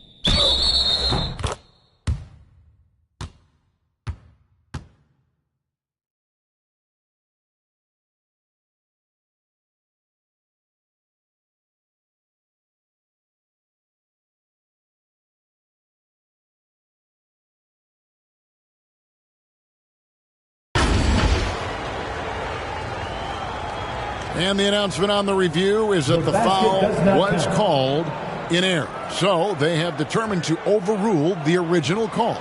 And guys, this is what it's all about, getting the call right. And I think in this case, the video review showed that while it was a tough call to make on the floor, they got it right with the review. Halliburton kicks to Toppin.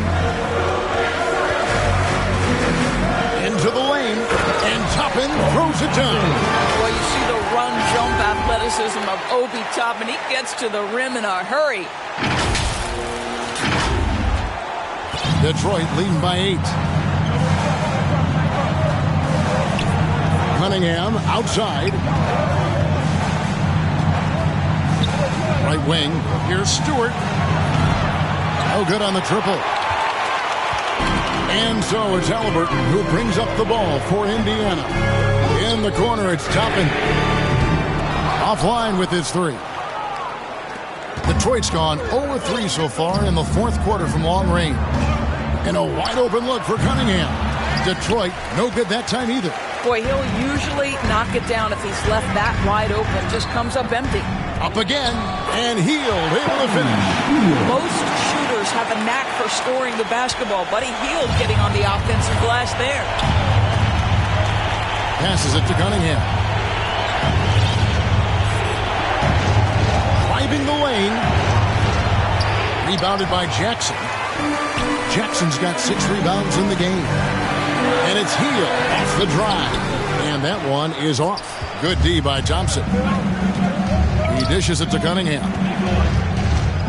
Over Halliburton. Pulled the shot a little left, but the bounce goes his way. Cunningham's got 12 points here in the second half. Halliburton against Cunningham. Hill from outside. That's good, and it's Halliburton with the assist. Buddy Hield from another galaxy. Wow, that was deep. Here's Cunningham.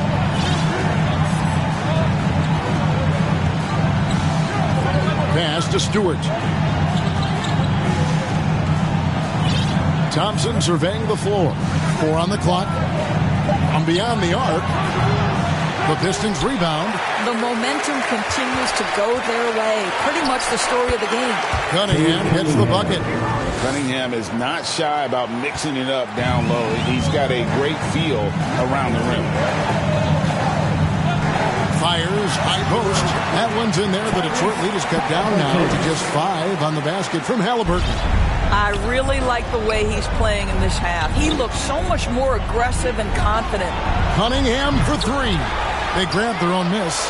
The shot by Thompson, and no one's around. From outside, off the mark. Indiana's gotten off 4 3-pointers in the final quarter, and 2 of them have fallen. Halliburton passes to Brown. Halliburton against Cunningham. Yep, that one goes in there. Halliburton's got 28. And just one of those nights for Tyrese Halliburton. He's kept his foot on the accelerator, and he's putting it to the defense. Pistons leading by 3. And there's the whistle. Illegal screen.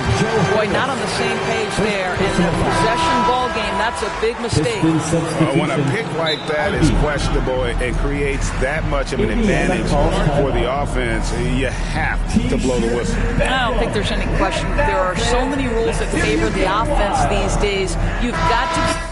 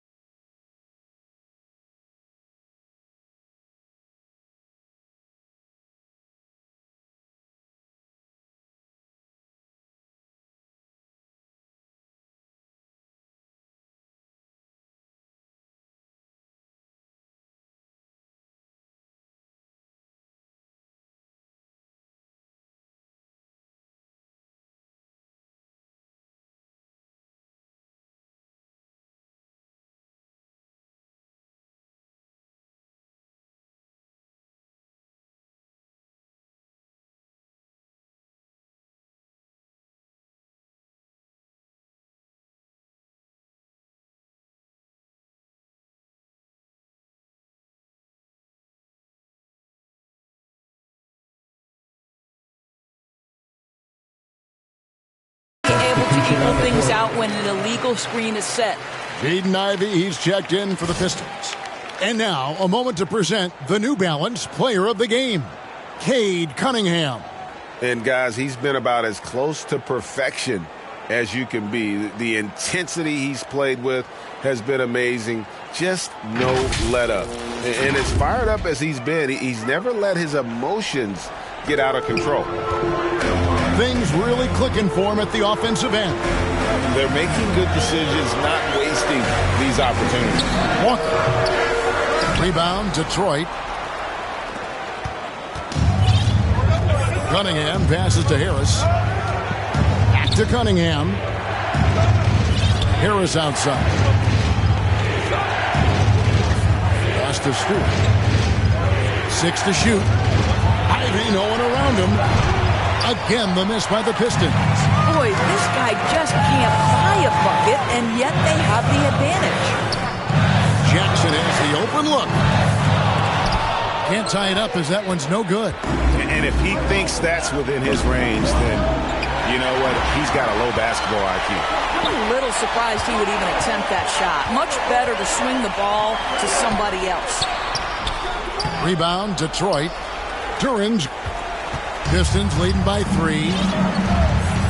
Here's Cunningham. Right through the cylinder that time. All net.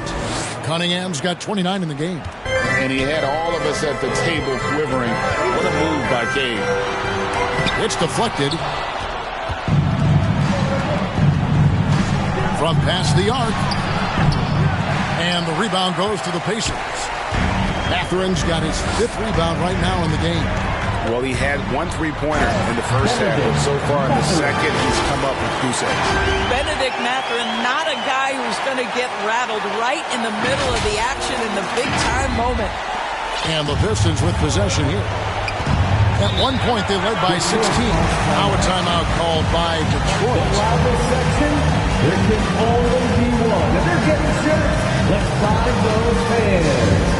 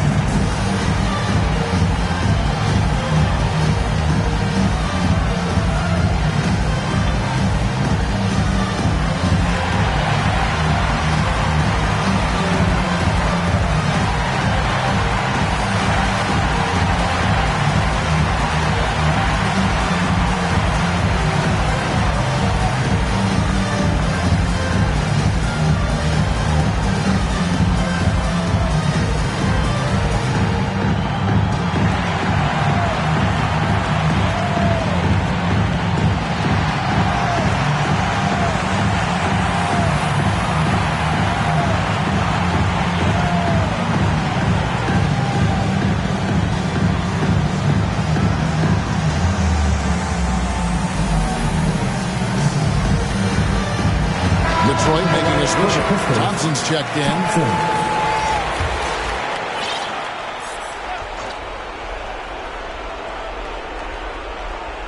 Stolen by Jackson.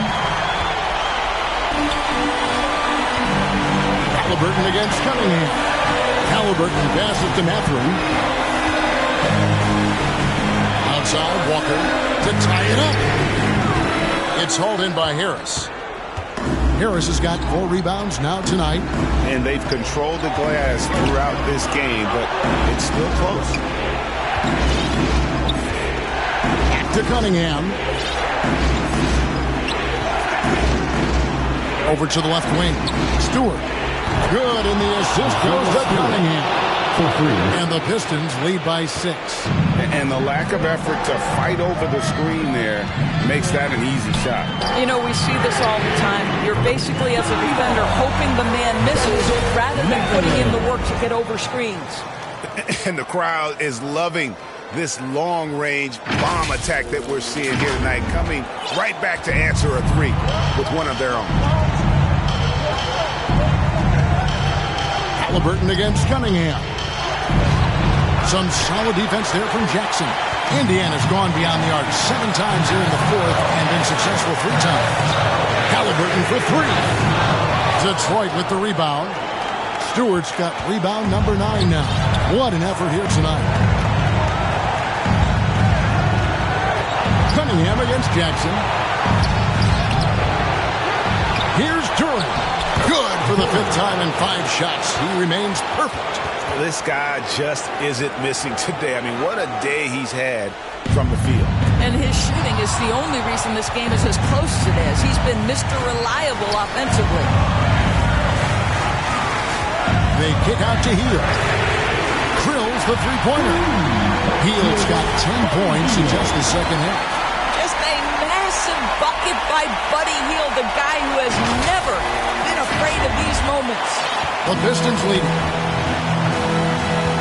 Tipped away. Halliburton against Cunningham.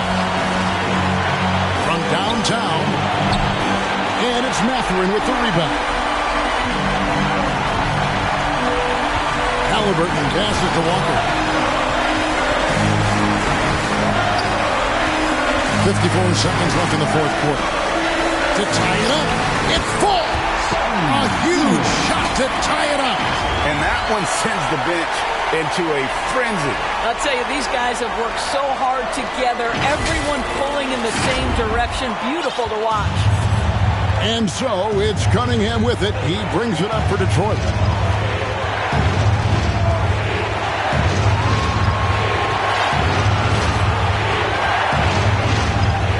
Feet away. That one off the back iron and out. And the well is running dry for him right now. Nothing falls. And this is where you hope that he can find something easy so he can see the ball go through the net. And we know how dangerous Halliburton is from the stripe. Not a guy you want to foul. Yeah, and luckily they've got terrific depth at that position. If there's one spot on the floor where they can afford to lose somebody, that would probably be it.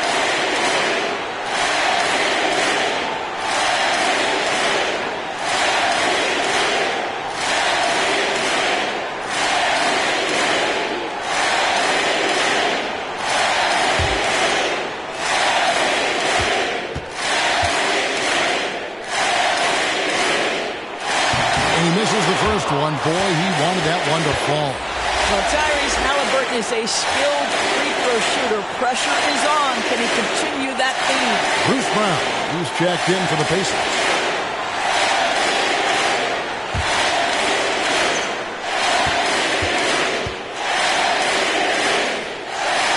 And he does get the second one, and that gives them the lead. And you can sense that the pressure might have gotten to him a little bit, but he did do enough to put them in the lead. Time called here. The Pistons decide to talk it over. They're down by 1. 23 seconds left in the fourth. Guys, what do you think? This is where great coaching can pay dividends. Well, this is a chance to take the lead, so you've got to draw up play to make it happen.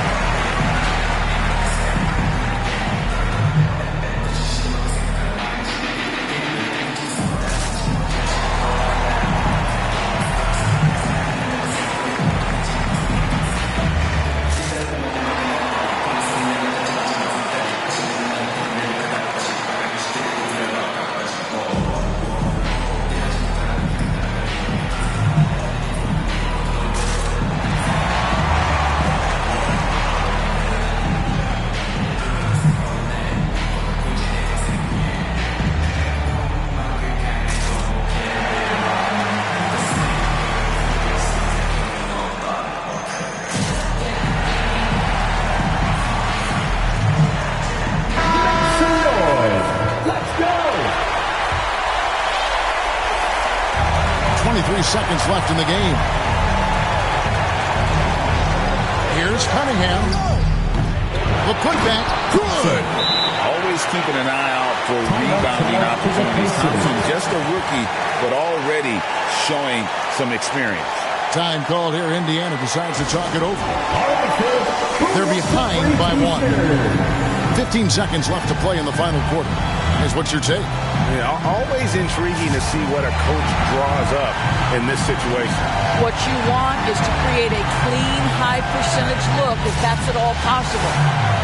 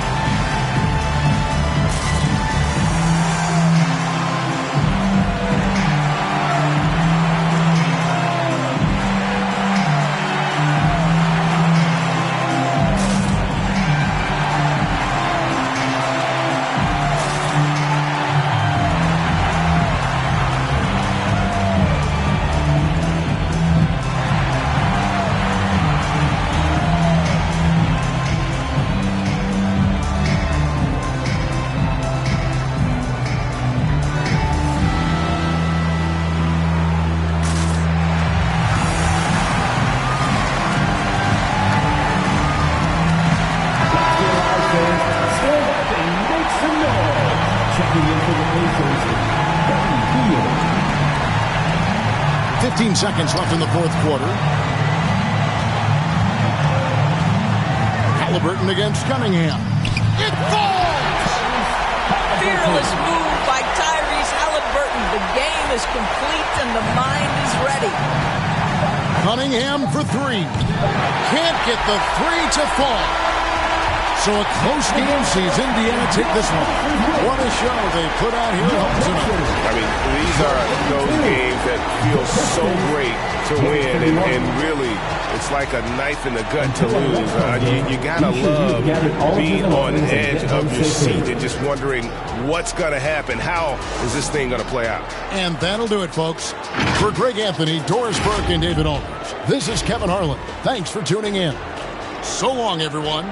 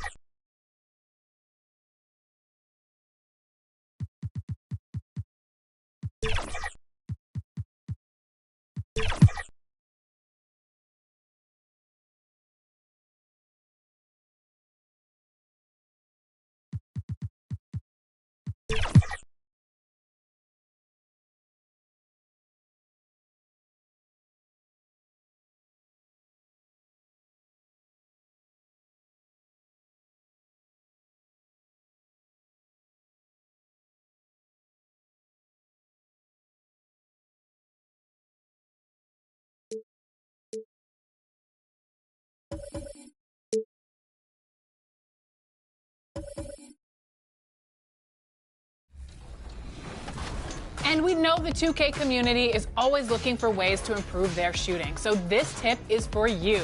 Visit the Art of Shooting facility in the city, and you can boost your hot zones up a level each week. That's right, time to get those greens. You can choose 2 locations on the court to improve with a strong performance in your training session. You can advance 1 level from cold, neutral, hot, or even up to lethal to develop your hot zones. You'll unlock the Mamba Mentality ability once you have accomplished 3 quests. Earn the Decelerated quest from winning the 3v3 and 5v5 scrimmages. Earn a combined total of 50 points, rebounds, assists, blocks, and steals. And earn 3 stars in the Art of Shooting gym. Through these activities, you'll also gain perks and continue to improve your My Player through gains in badge and My Points. It's well worthwhile on your journey to visit these gyms and get those greens in.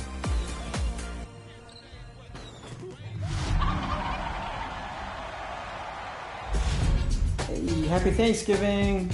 I'm thankful for NBA 2K and our cats and everything. Yep, everything else. See you guys online. Bye. This year I'm thankful for family, friends, 2K TV, and then after a lot of work I can finally dunk. Finds the open man. Oh, I see you, big fella. Can you believe that? I'm thankful for my friends, my family, my girlfriend, all my great coworkers, the team that I won the basketball chip with, and all the great fans that play 2K. We really appreciate your support. I'm thankful for the Black Mamba edition, and I'm also thankful for every W we get with Team 2K TV, albeit very few. I'm thankful for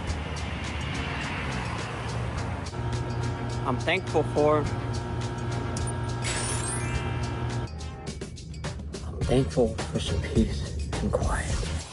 I am so thankful for the incredible team I get to work with. Thankful for my little mascot, and of course I'm especially thankful to my family, my friends, and the opportunity to get to do what I do for a living. I'm thankful for my family, Blacktop Mode, my team, and 10 seasons of 2K TV. Congrats, guys. I'm also thankful that McKee still works to the studio. I am thankful for my health, my amazing wife, you, all the fans, of course, and the Visual Concepts dev team. Don't forget them. They make all the magic happen. I'm thankful for my son, TJ, and thankful for my parents, all my family back home in Chicago. Parham Davis is what's happening. Visual Concepts are giving a real one a chance for sure. And just want to tell y'all happy Thanksgiving, and, you know what I'm saying, let's get to it this year for sure.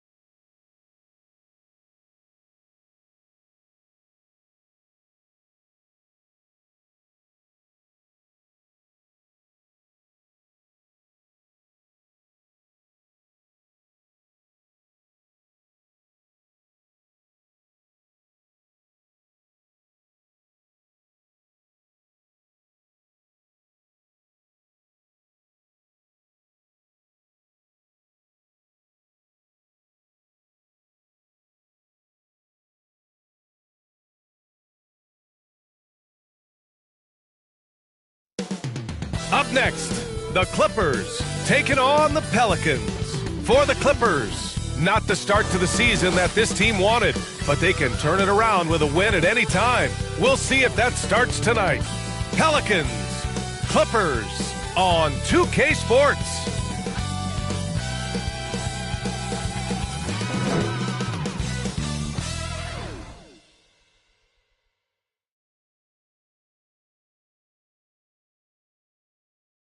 Hello, basketball fans. You've got it on 2K Sports as we get set to bring you exciting NBA action. With our analysts, Brent Barry and Grant Hill, this is Brian Anderson.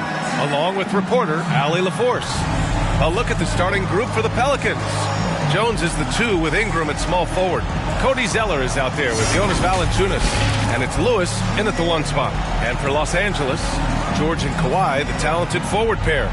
James Harden out there with Terrence Mann. And it's Zubac in at the pivot spot, manning the middle. Well, Grant, we're still very early into the season, with many teams trying to find their footing and establish some chemistry here. Yeah, B.A., that's what the early season really is all about. I mean, players getting used to one another, as well as coaching staffs, too. Just trying to figure out which lineups work best. Lewis can't get it to go. Now Los Angeles with it, coming into this, having notched a win against San Antonio in their last game. And guys, those road games are never easy. But they had a solid strategy going in and stuck to what they do best. Yeah, watching that game quarter to quarter, they sped up, they slowed down, but they executed in every facet. The shot by Ingram, no good. George against Zeller. Puts one up from 19. George's shot is good. Something I think Paul George in the offseason is really working on, just pulling up off the dribble, maintaining great balance. Very few flaws in his offensive game. Now here's Ingram, coming in off 21 points in his last outing. Throws it down emphatically. He's got serious hop, right?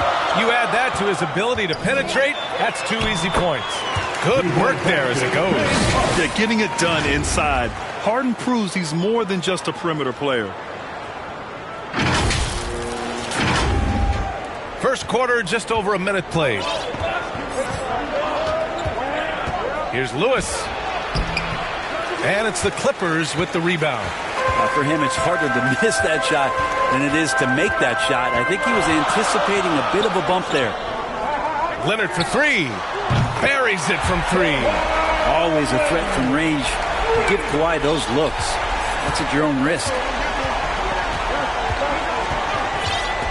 Here's Lewis. He had a 12-point outing in their last game against Sacramento.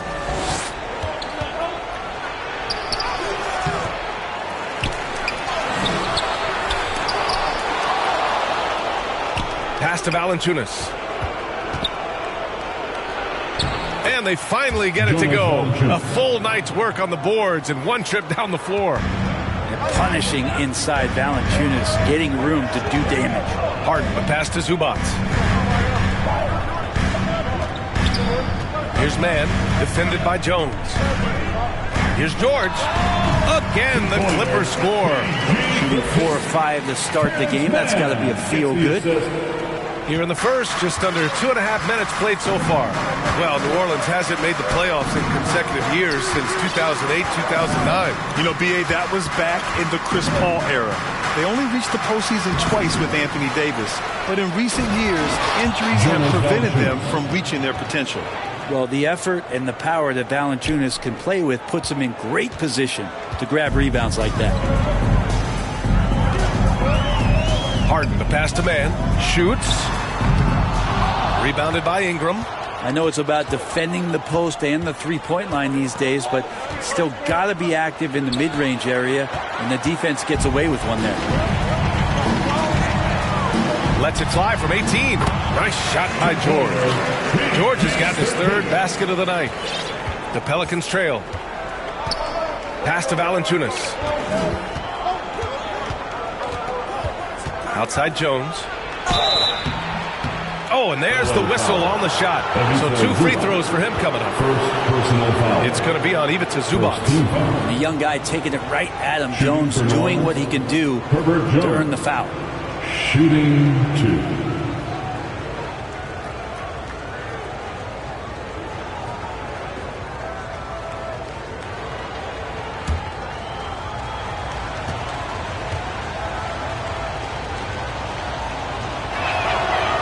First one at the line is good. You know, when the Clippers first moved to L.A., people assumed they'd be second fiddle to the Lakers. Not necessarily the case. Well, B.A., to be honest with you, they were for a long time. And then they moved into this building. There was a bit of a shift, and the Clippers started dominating the regular season. They don't have the championship, but I'll tell you what, a powerful owner and a couple star players, That'll flip the faithful around for you. Well, if you're the Clippers, are you out looking for the next young star grit? Possibly, B.A. I mean, 5 of their top 6 scorers last year were over 30 years old. So they may need more production from your young guns to be a consistent contender. Now here's Leonard. He played a great game against San Antonio. That one falls. They're definitely opting for the mid-range jumpers, and it's working. And the Pelicans shooting an unremarkable 30% of the first. Here's Lewis.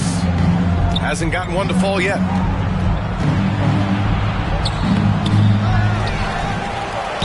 Oh, plenty of contact on that shot. Officials call the foul, and he'll take 2 free throws now. The defense there doing whatever they can to protect the rim. All right, guys, what do you think about the offensive approach we've seen so far for Los Angeles? Well, they found their offensive openings in the mid-range, and they continue to find ways to open up those jump shot opportunities. So much good energy and flow tonight, and that has really come out of great ball movement. Guys have been open, and as soon as they are, they get the ball. First one falls for him.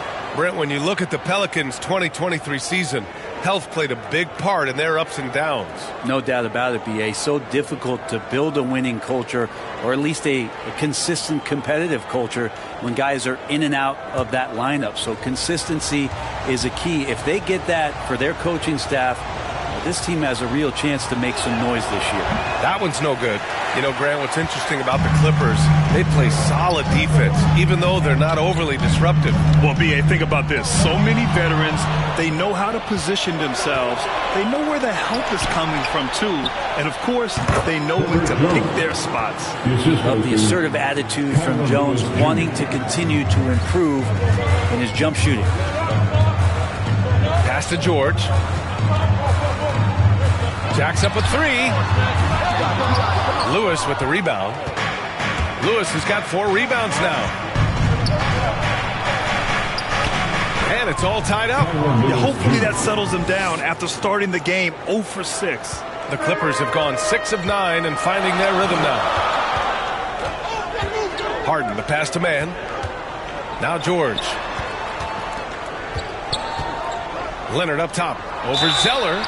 And the officials whistle a foul on the shot. The bucket is good, and he'll go to the line. And this is who he has become. Leonard, with the great body control, takes the hit and still able to sink the shot and one.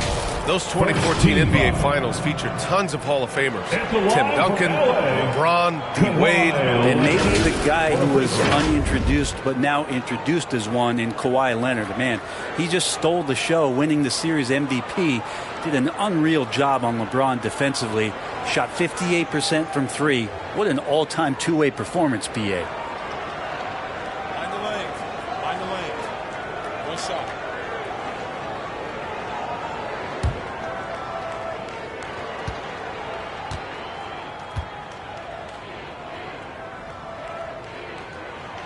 Grant, with the Pelicans, so many of the past few years have started with such high hopes. Yeah, B.A. And at the end of every season, it feels like there's a big what-if hanging over New Orleans. They haven't been able to catch many breaks in recent years. Lewis passes to Ingram.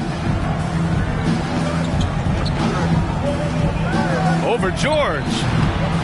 Here's Valanciunas. And a good offensive board, and he gets the bucket. Valanciunas has got 6. Yeah, it's going to take a lot more to slow down Valanciunas. He powers right through those guys. Time called here. Los Angeles decides to talk it over. And as the coaches draw up their strategies, the players staying hydrated with some Gatorade. That's key to keeping them at their best all the way up to the buzzer. It really is. And every one of those players knows it. They're all making sure to stay hydrated. It's impossible to play your A game if you're not getting enough to drink, especially towards the end of games when the physical toll of a long contest really starts to add up.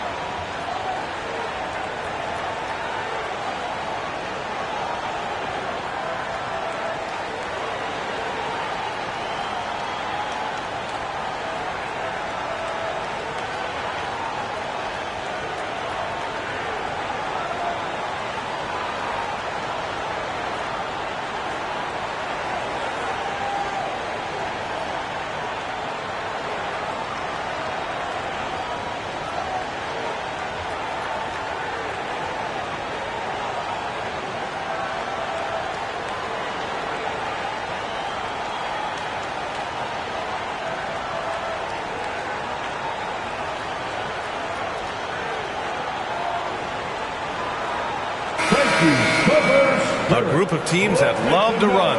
The NBA leaders in fast break scoring. Fourth, the Clippers. And make no mistake, this team loves to get out and run. Whenever they see space to leak out and score fast, they go strong. George outside. Pass to Zubac. And he was fouled while in the act of shooting, so he'll take 2 free throws. First personal foul. They get so much effort and energy from Zubac, especially on the glass, Brent. Well, he's the kind of guy, BA, I don't think any other opponent wants to face on a given night. A relentless big man that's physical, that plays around the rim, that doesn't mind contact. This guy is willing to sacrifice his body every minute he's on the floor. Take a break. Take a break. 2 shots.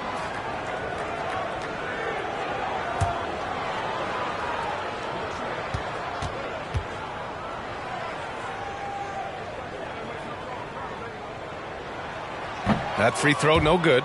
Looks like this could be a bounce-back year for the Clippers, Brent, after they were knocked out early last season. Yeah, you just shake your head and you think about this team not being healthy and how far they could go. But that's part of it, right? No PG or Kawhi late in the series. They're looking for some redemption this year, and you feel like it's their last shot. And the second free throw is good. All right, Grant, talking about Ivica Zubac, what do you like most about his game? Well, just his defensive presence. I mean, he's willing to challenge shots at the rim, refusing to give anything easy. And here they come. Here's Harden. And then Harden with the jam. And the claw at work, just one reason why he's always a threat to lead the league in steals. Jump starts the fast break there. The Pelicans trail. Time called here. The Pelicans decide to talk it over. This game against Los Angeles here, their first look at the Clippers. Well, they're going to face each other a bunch of times this season. Each team wants to make a powerful first impression. And hopefully this one sets the tone for what we're going to see in the other 3 games against these teams. They'll both be sort of measuring each other out here in the first quarter.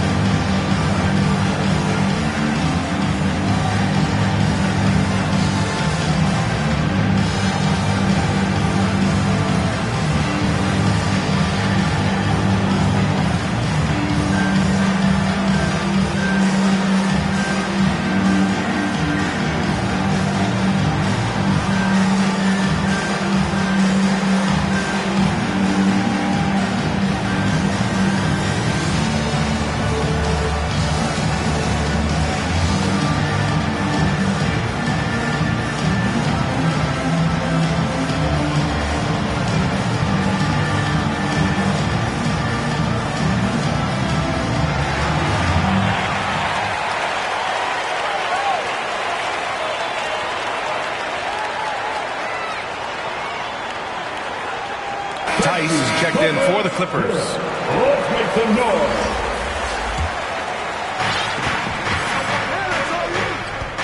Ingram deciding where to go with it. Driving inside. Shoots over George. The offensive rebound. Valanciunas can't get it to go. I love how they've attacked the boards here in the first quarter. 14 feet away. Here's Leonard. And the dunk by Leonard. And again, using those huge hands, Leonard, just great anticipation.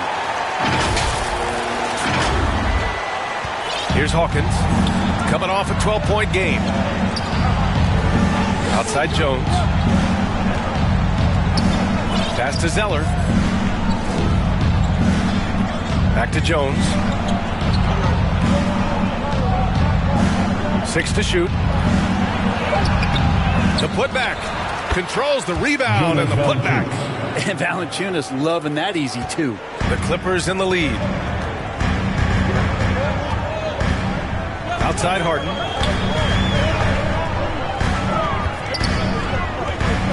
Shoots over Valanciunas. Rebounded by New Orleans. Well, mid-range is where he makes the money. So when the D's slow to get out on him, always surprising to see him miss from there. Now here's Jones. In his last outing with 12 points.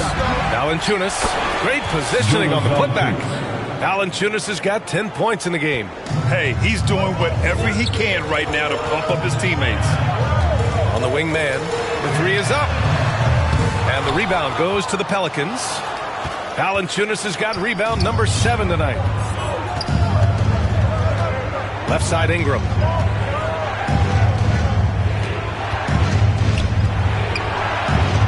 The shot is good, and this game is back to even. He's just 2 for 7 from the field, trying to work his way into a rhythm. Harden to pass to George. Over Ingram. And again, it's the Clippers missing. New Orleans is shooting 41% from the field so far. Here's Hawkins. Yet to see a basket. To the inside. Valanciunas, good. And the Pelicans lead by 2. Boy, absolutely no rim protection, leading to a lot of easy buckets here. Out to Leonard. To halt the run. Ooh, he's locked in. Drains his 5th shot in as many attempts.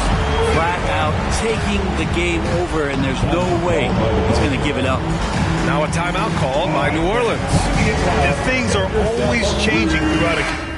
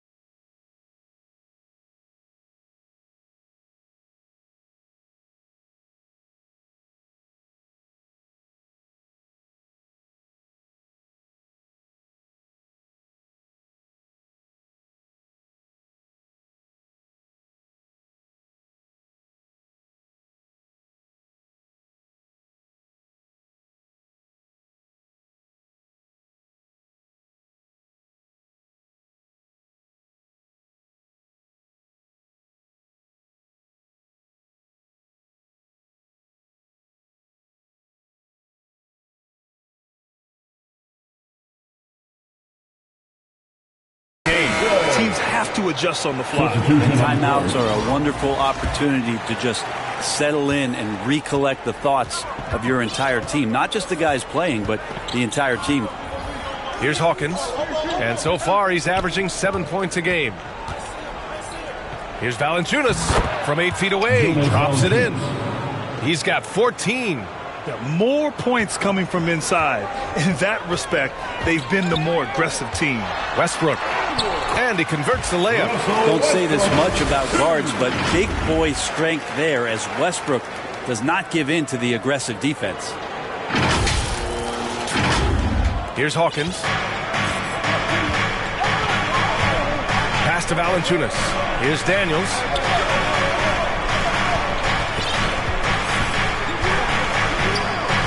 Back to Valanciunas.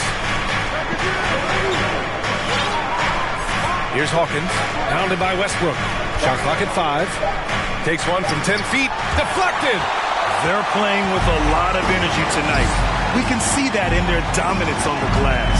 The shot. Highland misses. Shots like that drive coaches batty. I'll be shocked if he attempts that shot again. Already 5 lead changes here. Speaks to how evenly matched these teams have been thus far. The drive by Westbrook. And finished off by Westbrook. Well, the defense respecting the shot right there, and that creates a lane for him to drive right through. That's his game. And it's the Pelicans with the ball. They trail by 1. This game coming after the loss versus the Kings. It seemed like they were forcing shots, and the shooting percentage reflected that. Yeah, I'll say anytime you're having trouble getting over that 40% field goal mark, it's probably not going to be your night. Very consistent tonight at the offensive end. Right there, he helps fuel the fire. Westbrook, the pass to Tucker. They get it back. Another shot. And it's laid up and in by Westbrook. Westbrook's got 6 points. Well, such an aggressive rebounder from the guard position. Russell taking over on the inside. Here's Daniels. He's guarded by Highland. And you can count it. He'll go to the line with a chance at a 3-point play. Personal foul. They keep capturing the lead, then giving it back. We'll see if they can hold on to it this time. Well, you can tell they really want to increase this lead. They can't keep letting them take it from them. And taking a quick look here at the hustle stats for New Orleans. It's all about the offensive boards. I mean, they're just a statement about toughness, trying to demoralize your opponent by outworking them, out-hustling them. Well, they've done a great job tonight of getting out in transition, so that focus on fast break will add to your total in a hurry. Here's Highland. No good with a layup. Man, I thought he was making that in so close. That's some aggressive defense. Here's Hawkins. Nails it from 3. And the Pelicans lead by 4. And that's what they want to do. Get him open looks early. Westbrook right side. With his first shot attempt. And Tice with the bucket. The assist by Westbrook. Well, Westbrook looking to pass. That adds a dynamic flair to what they can do offensively. There's 53 seconds left in the first. Pass to Nance.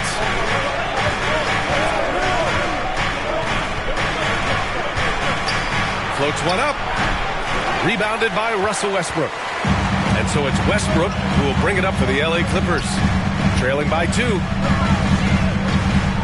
Here's Coffey. Chalk up 2 there.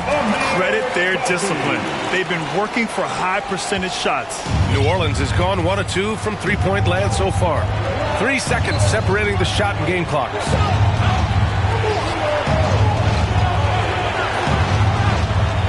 And he's going for the oop here. And that one goes out of bounds. Last touch by Tice. Nice deflection there. Really trying to disrupt their offensive flow. Yeah, appreciate the work right now on the defensive end.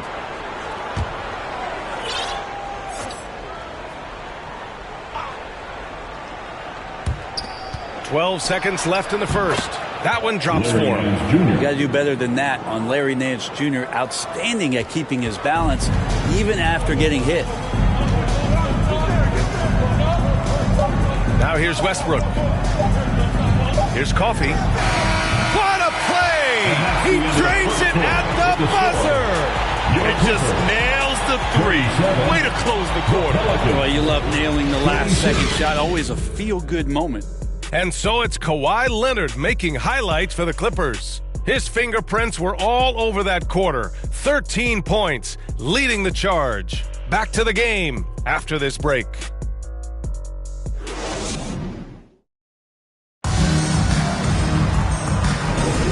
Good action already in this one, but a fairly even matchup after this first quarter of play. And before we move on, what do you think about what we've seen from the Clippers? It's simple. When you can protect the rim the way they have,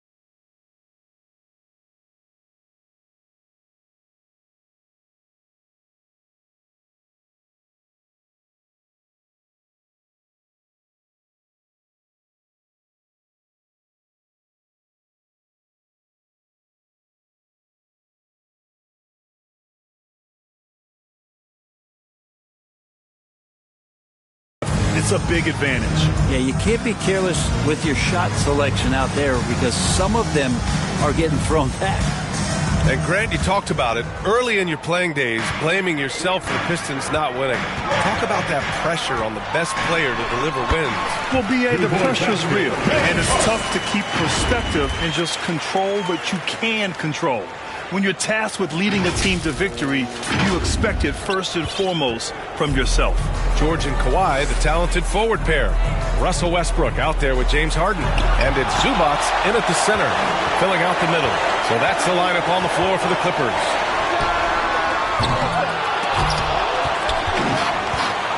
Leonard passes to Harden. Second chance effort. Rebounded by Daniels. The Pelicans trail to the paint. It's stolen by Leonard. George with it, and it's Ingram picking him up. Gives us a chance to catch up with Allie LaForce. Well, Brian, in his 10th season in the league, Mason Plumlee started shooting left-handed. He said, quote, "It felt good changing, and the more I practice, it just shored up my decision. It's about the result, and I'm happy I made the change. I don't even question it, and that's where I like to be." Brian? Well, it's working for him, whatever he's doing. Allie, good stuff there. Thank you. Here's Lewis. After the Clippers picking up a basket just a moment ago. That one rolls around and rims out. Los Angeles has gotten 3 of their 7 threes to find the net in this matchup. Yep, that one's good. George has got 8. See how comfortable and patient Paul George is inside. Feels like nobody's going to get to that shot. Here's Lewis, hounded by Westbrook. That shot is good, Lewis. Plays like that, so easy for him. Harden, the pass to Westbrook. And he's going to the line for 2. The official saw contact while he was going up. He just has physical tools to make you go in there and foul him. Westbrook back to the line.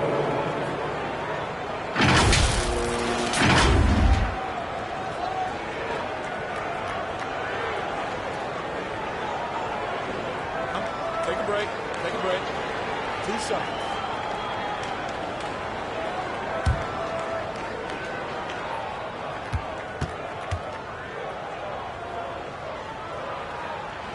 And he drops it first. And for Westbrook, you talk about playing with a controlled intensity. And when he does that, he's unstoppable. Zeller's checked in for the Pelicans. Jones comes in for Daniels.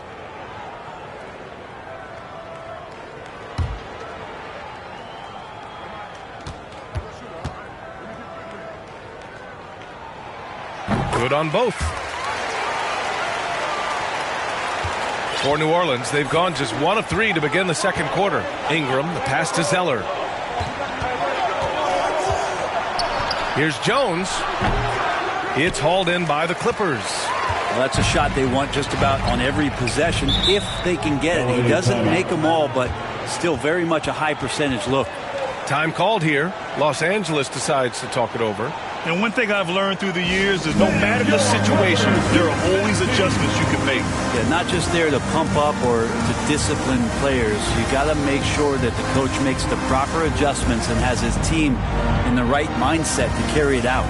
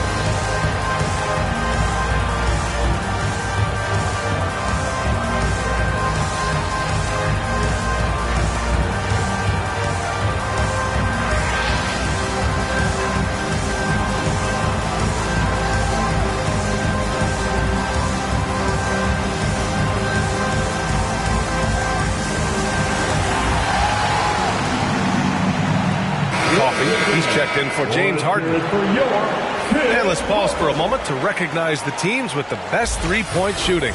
The fourth spot held by the Pelicans. Instead of just bombing away, they work hard to create good looks from beyond the arc.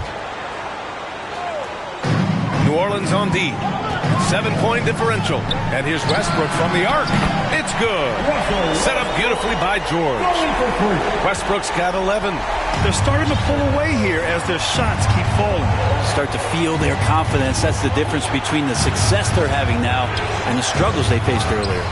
Hard to convert against that kind of defensive pressure. Those are all the little things about effort there. He just gets out there and contests, and that's just enough. Now here's George. 10-point lead. This is their biggest of the game. And we're now a little over 2.5 minutes into the second. And the ball out of play. The Clippers will have it. So a moment now to see the story for Herb Jones. And over the last 5 games, his field goal percentage has increased. And you can make a case his confidence as well because of this. And so it's George with it. He brings it up for Los Angeles. They've only given up 2 points this quarter. Out to Leonard. Oh, and he got fouled on his way up. He'll head to the line to shoot 2. First personal foul. Leonard looking to score. It's going to make defenders nervous, and that's why he got the foul that time. Kawhi Leonard for a free throw.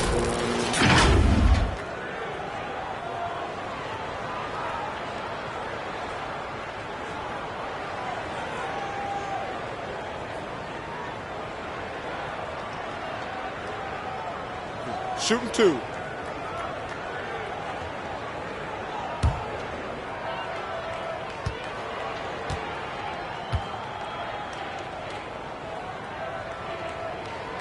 The free throw drops for Leonard. Yeah, he may not play in every game, but when it matters, Kawhi Leonard, he's about as good as it gets. Jonas Valanciunas is checked in for the Pelicans.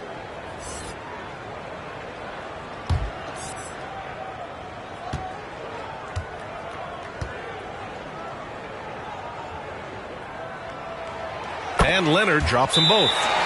0 wasted trips. They're doing their job at the line. And the Pelicans call time here. Without question, Kawhi Leonard displaying his skills today. Smart move here, talk things over.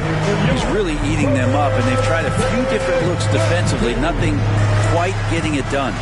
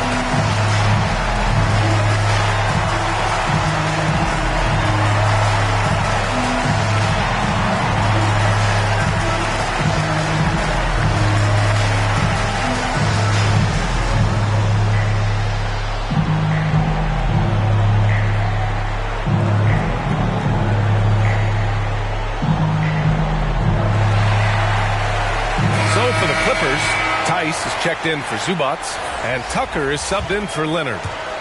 And here in the second quarter, about 3 minutes played. Ingram against George to stop the run. The shot by Ingram, no good. Because of his quick reactions, he was able to stay with the opponent and contest the shot. Talk about versatility on offense a lot. How about on defense? And he takes pride in making an impact down there.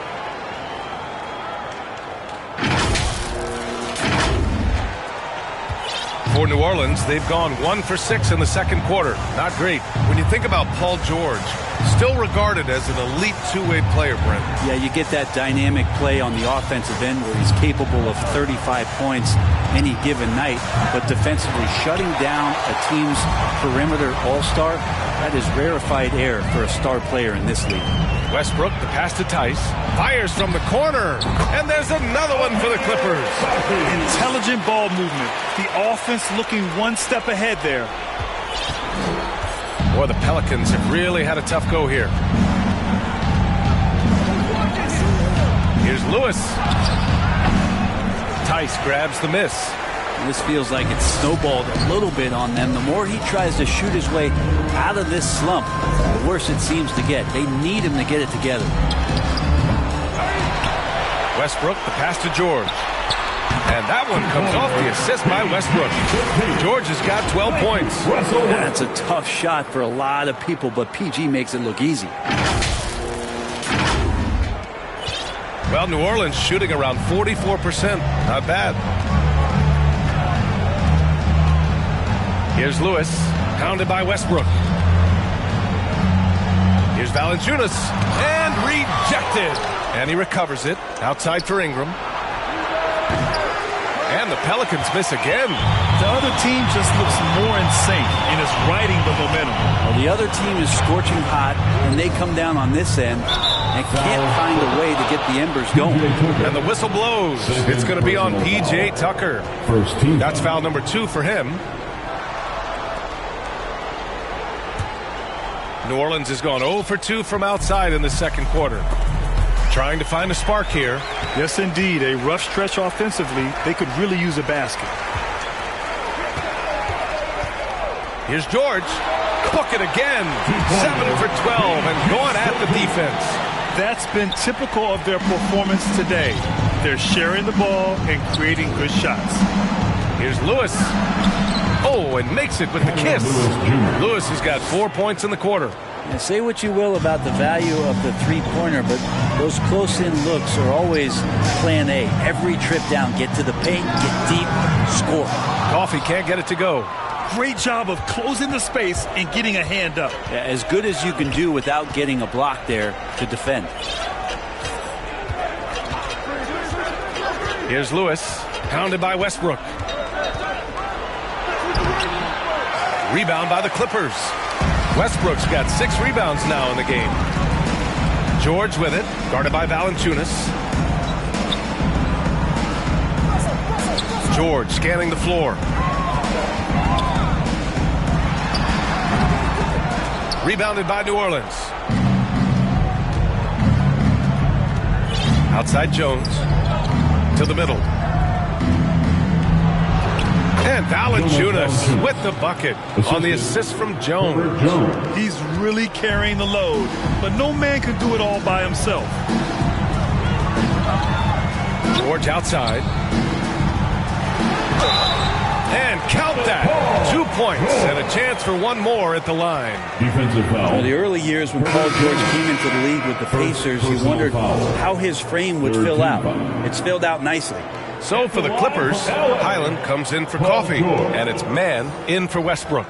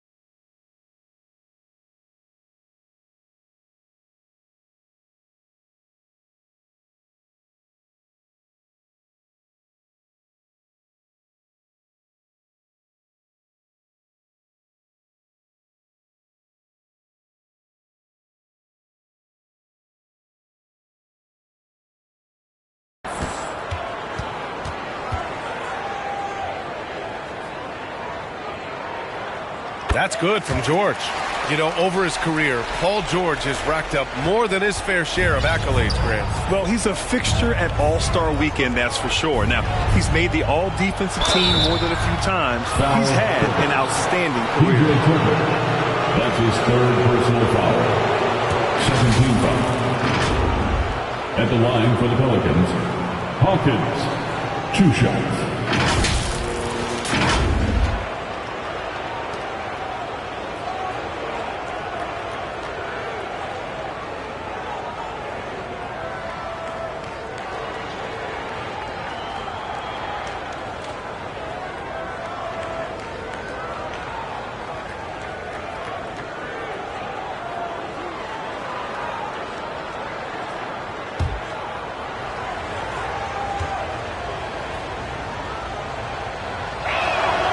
First one falls. And with the new CBA, Brent, the league making things a little more challenging for the top spending teams. Yeah, BA, is there a chance that big market teams become a little bit more frugal? Because above that $17.5 million apron, you lose the taxpayer mid-level. You can't shop the buyout market like you used to bolster a team that just needs maybe one veteran piece to finish off a season and put themselves in better position. There's definitely some trade restrictions that are going to keep teams from having some fluidity. So it's buyer beware, and the big spenders are going to have to be a little bit more careful. And now that we have a moment, let's take a look at the steals leader. Second is Paul George. And he's such a plus defensively for his team. Those steal numbers scare opponents and lead to fast break buckets. Shooting 2.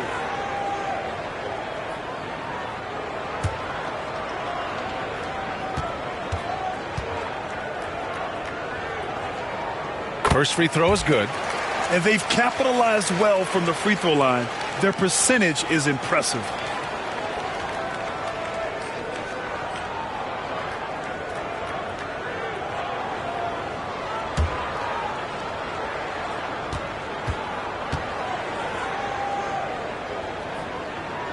That's also good. So he hits both free throws.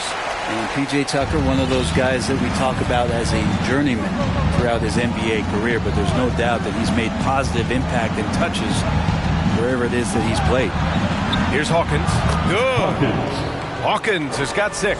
And that's just nasty right there, guys. He has a tremendous crossover. Outside Tucker. Here's George. The open J off the mark. I admire the play call.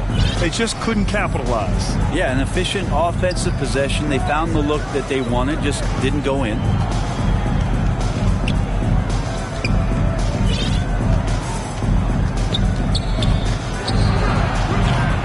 Offline with a 3. And so it's Highland with it. He brings it up for Los Angeles. Looking ahead, they've got the Mavericks coming to town for their next one. And that'll put them halfway through a 3-game homestand. And again, it's the Clippers missing. That's staying connected to the shooter and timing the contest. Pass to Hawkins. He takes it in. Uses the glass to finish the layup.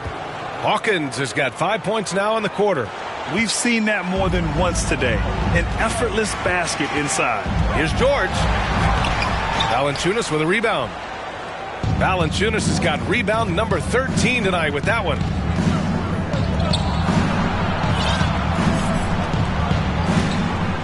Now here's Jones. Pass to Hawkins. 6 on the shot clock. New Orleans needs to hurry. Late clock. Here's Valanciunas. And there's the shot clock violation. Couldn't get the shot off in time. Kawhi Leonard's checked in for the Clippers. Harden comes in for Paul George. Nance, he's checked in for New Orleans. Daniels comes in for Jones. Time called here. Los Angeles decides to talk it over. And from the sideline, let's catch up with Allie. Brian, the Clippers next season will inaugurate their futuristic new home court in Inglewood, designed to give fans every comfort, and the Clippers a distinct advantage as well. Along the baseline, 5,000 fans will fill 51 uninterrupted rows. The section, nicknamed The Wall, is acoustically designed to be loud. So, Brian, better get ready. Turn it up. Thanks, Allie.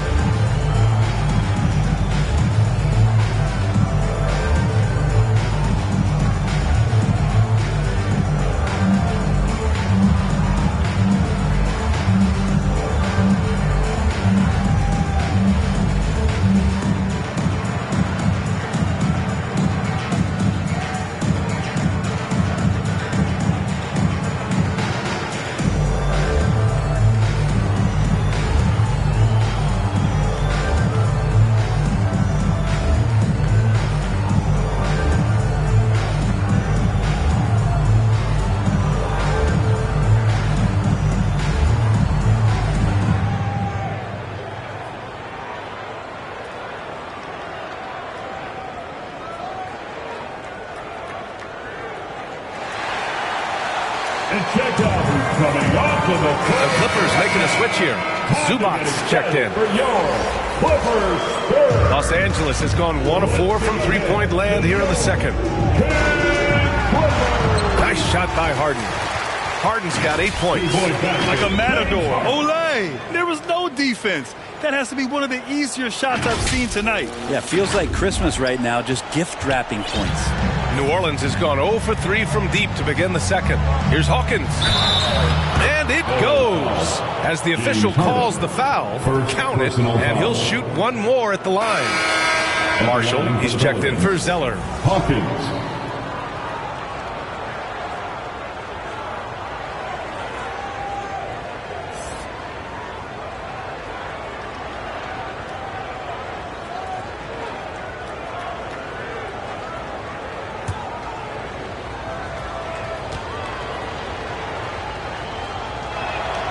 Well, his body control is phenomenal, and his ability to get to the line has always been impressive. That's a huge part of his game. Here's Mann. No points yet. Highland finds Leonard. And he sinks it again. 7 of 7 from the field now. And this is a nice outburst on the scoring end for Kawhi. He's been looking for his shot and connecting each trip down. Zubac with the steal. Harden with it. He had 10 points in the win against San Antonio. With 3 steals in the night, he helped them in a big way. And the basket by Leonard. A massive reason they're winning. This guy hasn't missed a shot, not one. Hawkins, the pass to Daniels.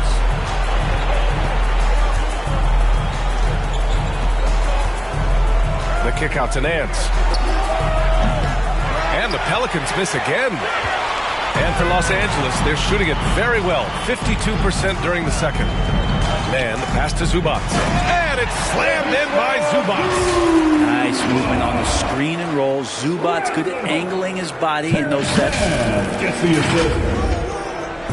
Any hope of coming back to win this game looks near impossible. I know. The way things have gone so far, hard to imagine. Here's Daniels, averaging around 5 points a game. And no one really crashing down on the backside, a breakdown defensively. The Clippers shooting a terrific 58% from the floor. Leonard outside, launches a 3, just outstanding. He hits again, and he's still a perfect 9 for 9. Just how awesome is it to watch the best of the best start to dominate in a game. 1:35 left to play in the first half. Pass to Nance. Here's Hawkins, defended by Harden. From 7, it's deflected. Terrific defense from Zubac. His team relies on him to help alter shots. The drive by Harden. Out to Leonard. To the wing on the left. Off target with the 3. New Orleans has gone 0 for 4 from beyond the arc here in the second quarter. Free throw line jumper. Marshall can't hit. And the Clippers with the ball. It's a 22-point lead, the most they've led by. Harden. Rebounded by Marshall. The Pelicans shooting just around 33% since the second quarter got underway. Good work defensively by Leonard. Got to appreciate the aggressive defense he brings. Well, it's about the defensive end, and that's what guys feed off. He gives the effort down there at all times. Puts up the 8-footer. Daniels, that one's true. Daniels has got 4 points now in the quarter. Oh, nice feed. On time and on target. Out to Leonard. Pass to Mann. The 3-ball. Sends it home from three-point land. I just love the ball move. He's guarded by Highland.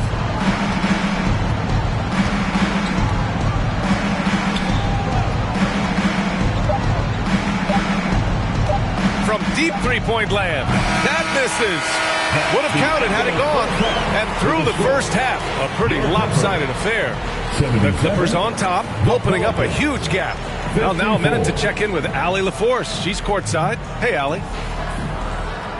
I'm joined by Clippers head coach Ty Lue. And coach, when Kawhi Leonard comes out like he has tonight, What's the overall impact?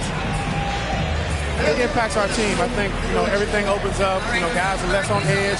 And when he starts like this, it gives us a great momentum going into the game. So we like what he's doing right now. Now we got to build on it. When you have a player like that, you follow his lead. Thanks, Coach. Allie, as always, thank you. We'll be back right after the break for the third quarter here on 2K Sports. The 2K Sports Halftime Show. Welcome back to 2K Sports, everybody. Ernie Johnson, Shaquille O'Neal, Kenny the Jet Smith. Let's talk about that first half. Kawhi Leonard is having one of those nights. He ended up with 24 points, 8 rebounds, and 2 steals. The first 2 quarters tonight looked a lot like what we saw from him in his last game. And taking a look at the Clippers, Kenny, what did you see out there? Well, they were completely in rhythm shooting the basketball. Just watching the flow of their offense, everything clicked into place. Fantastic shot selection. They took advantage of everything the defense gave them. Shaq, how do you think New Orleans played? Just bad interior defense from them throughout the half. They're getting pushed around, not protecting the rim, allowing easy looks. That's the kind of D I love to face. I've had at least 30 by now, guys. And that's a wrap. With the third quarter approaching, we now send you back to Kevin and the crew.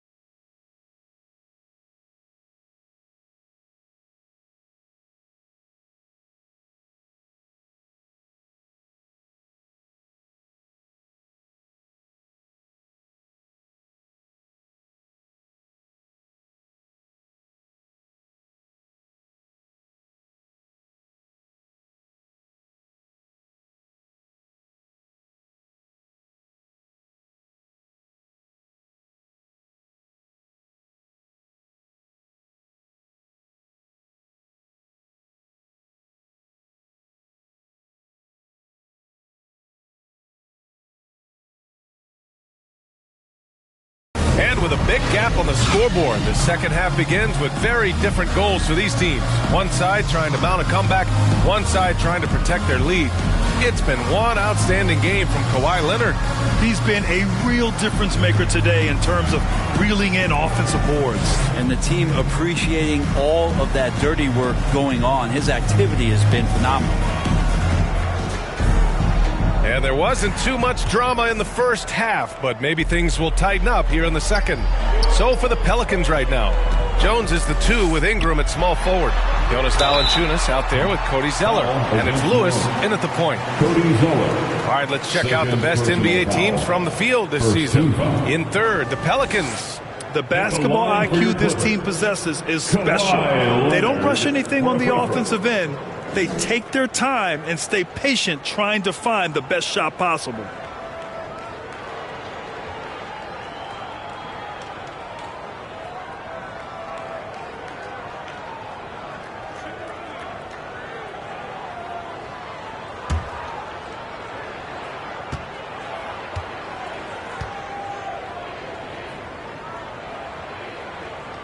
The free throw drops for Leonard.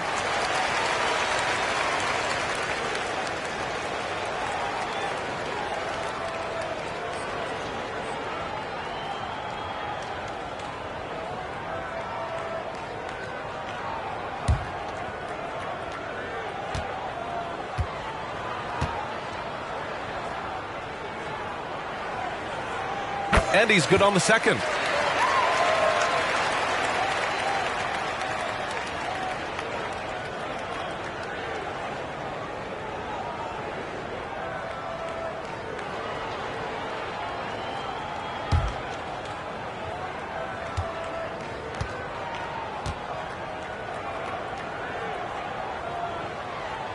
It's good, and he's 100% from the line thus far. The Pelicans shooting around 44%. Not bad. Lewis passes to Jones.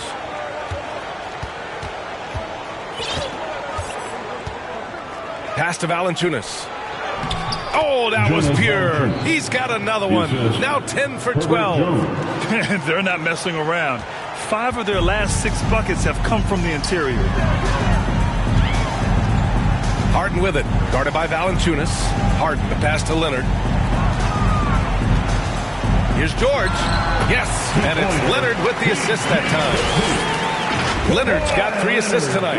If Leonard doesn't like his options to score the ball offensively first, he'll play with the ball a little bit. And the Pelicans with possession here. That'll be their second of 3 games total on this road trip. Left side Jones, driving in. Outside Ingram, fires from deep. Rebound by the Clippers. Sometimes you just have an off night, guys, and that's what we've seen so far. And looking at Brandon Ingram's game, Brent, a lot of similarities to Kevin Durant. Yeah, most of that, BA, comes with the build-out, right? Just a slender guy who can get the job done offensively. But this guy can create problems for defenses, and he can also defend and cover his spot. Man misses. And it's New Orleans ball. Pass to Jones. Ingram up top. George defending. The shot by Ingram, no good. Well, maybe not the best shot against that kind of defense, but he still has the ability to knock that kind of shot down. Harden misses. Teammates right now covering up for the type of off performance he's having. In terms of scoring, this has not been his best night. That shot is good, Lewis. He's showing a lot of confidence in his ball handle. Going to the crossover to free himself up. Woo, I love it. Leonard. And a foul called on the way up. So he'll take 2 from the free throw line. That's his 3rd personal It's going to go on Cody Zeller. With those long arms and with the high release point, Leonard is practically daring you to foul him. For a free throw.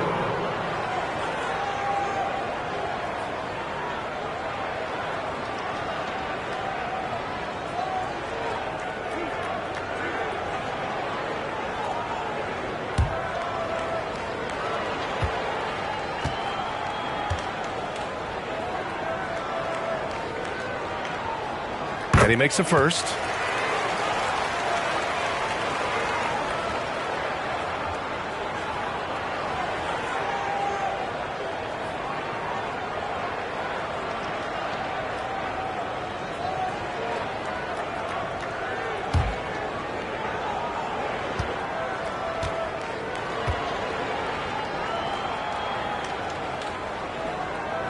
And Leonard drops them both. The Pelicans have gotten 2 of 4 shots to go since the break. Here's Lewis, defended by Harden. So it'll be 2 free throws. He was fouled in the act of shooting. Man, the defender really went after him. First team foul. Shooting for New Orleans, Kyra Lewis Jr. 2 shots.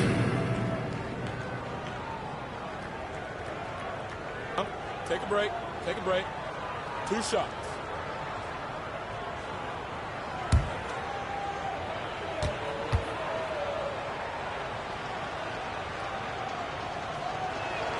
The first free throw is good. Tice is checked in for Los Angeles.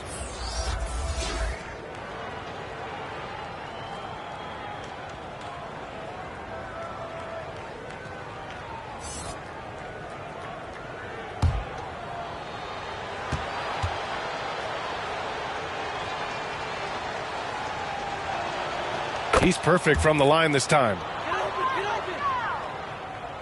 A little under 2.5 minutes gone by in the third quarter. Man, the pass to Leonard.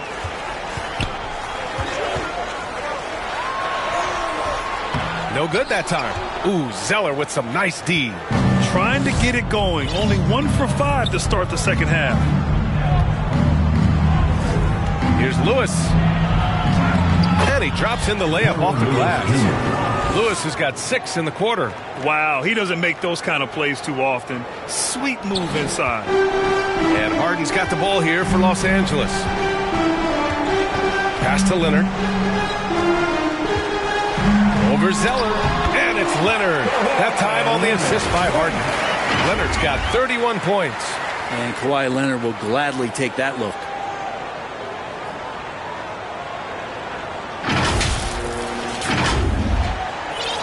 And here's Ingram. And you look at the numbers, currently around 22.5 points a game. New Orleans calls timeout.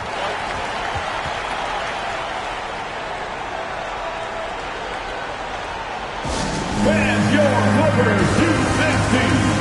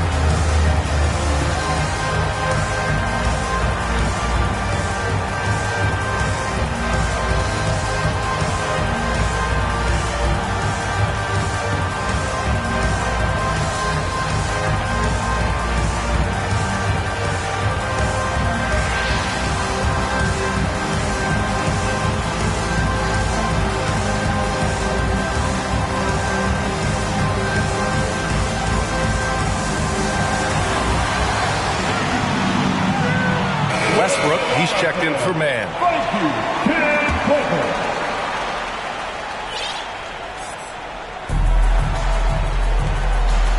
Down low. Here's Lewis.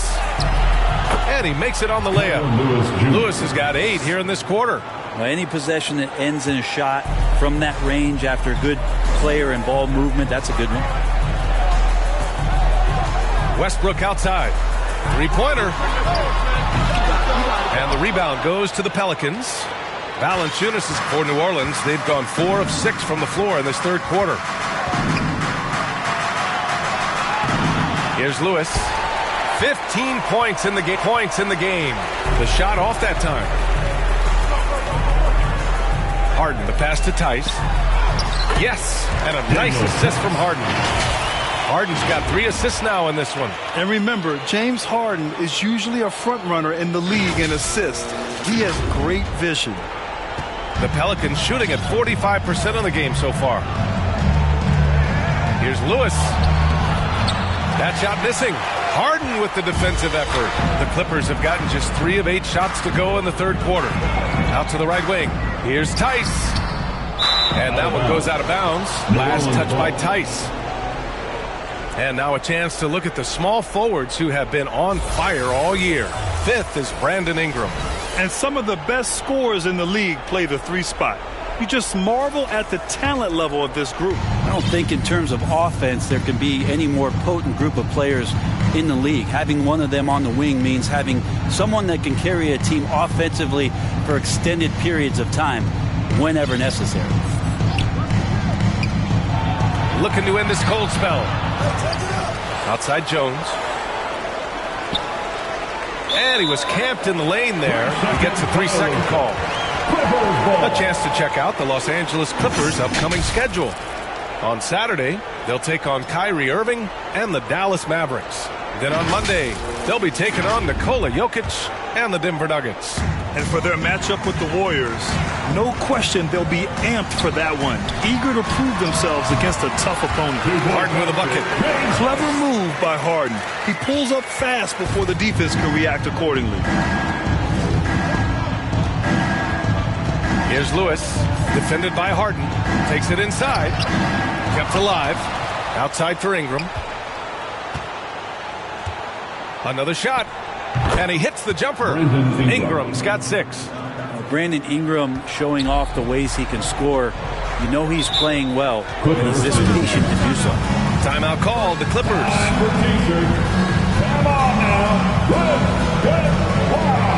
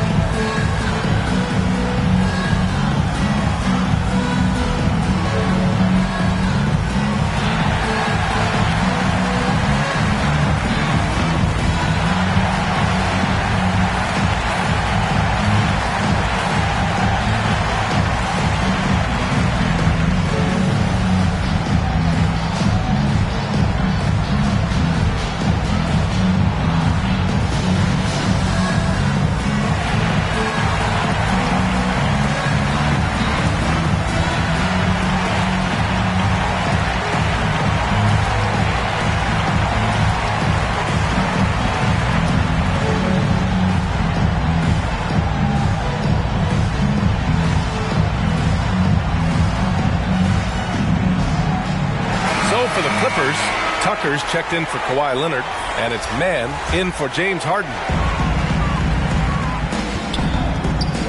Westbrook right side. Tucker the pass to George. Puts up a deep 3. Sinks it.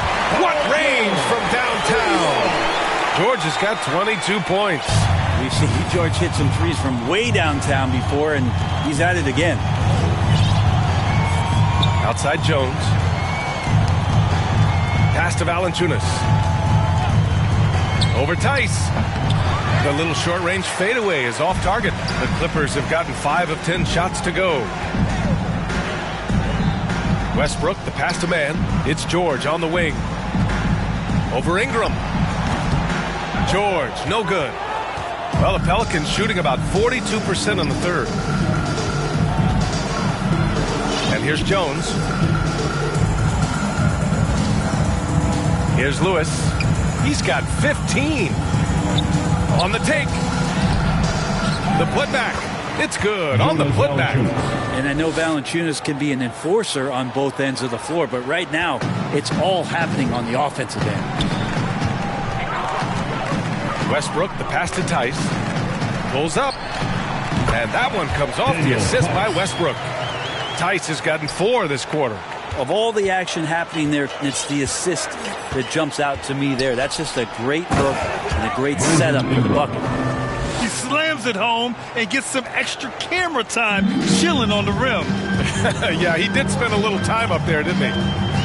Now here's Westbrook. He's got 11. George outside. Lets it go from the wing. And he nails the jumper. George has got 24 points. You can tell his hustle inspires the entire squad. He really gets everyone so amped up. Ingram. And George with some nice D. Los Angeles has gone just 1 of 5 from three-point range here in the third quarter. They get the rebound. Here's Tice. And the layup falls. Tice has got 8. Well, he takes care of salvaging that possession for the offense by getting on the offensive glass. Valanciunas finds Jones. Banked it in off the glass. Not worried about taking that hit. Jones powering through. Timeout called. The Clippers.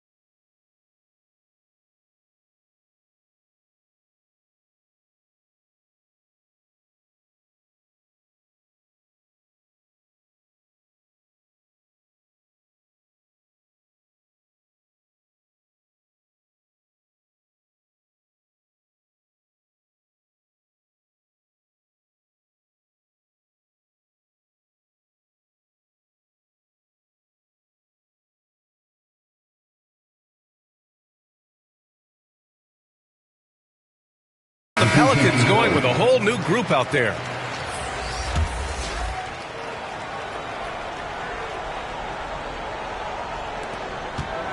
And so it's Westbrook who will bring it up for the LA Clippers.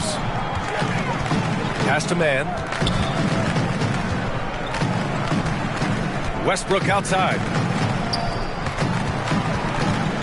From the wing. Nice spin off the left rim and in. Man's got his second basket on the night. Pelicans shooting around 44%. Not bad. Nance outside. Lets a floater go.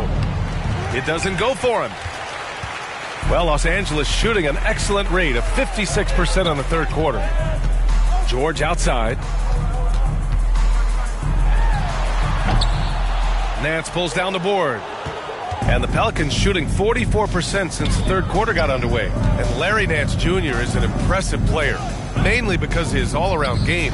Yeah, there's a lot of things that he picks up, BA. He picks up a few scores around the basket. He'll grab a couple dirty rebounds, and he defends well. Speaking of defense, he'll guard a couple of positions, so a very versatile forward. And here are the Pelicans now. And the foul is called. He missed it, so he's got a couple of free throws coming his way. It's going to go on Paul George. And a moment to check out the scoring breakdown for the Clippers.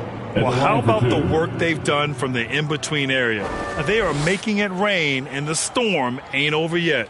And the other thing about their game tonight that they've done a terrific job of is just moving the basketball around. That's how you rack up assists. 2 shots.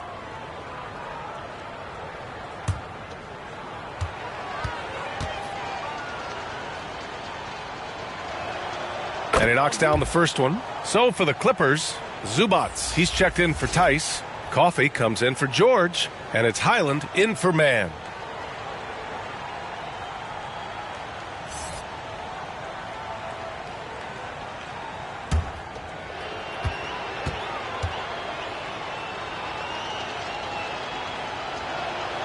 Both good from the line that time. And they've done well from the free throw line this half. No misses yet. Los Angeles has gone just 1 of 6 from long distance here in the third. The shots just aren't falling. Here's Highland. And the Clippers miss again. I mean, he's trying to shoot his way out of what's becoming a prolonged cold streak. Yeah, he's got to move on, forget about this sequence here, and try to find a way to get on the board. Here's Hawkins. 11 points in the game. Uses the glass on the layup. I mean, they've been relentless. Just keep getting shots at the rim. They've got a commanding lead. It just seems like everything is going their way. Highland, the pass to Zubats.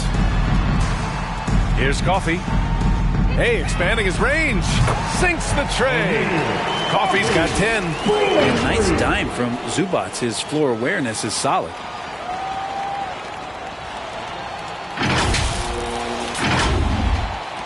And here are the Pelicans now.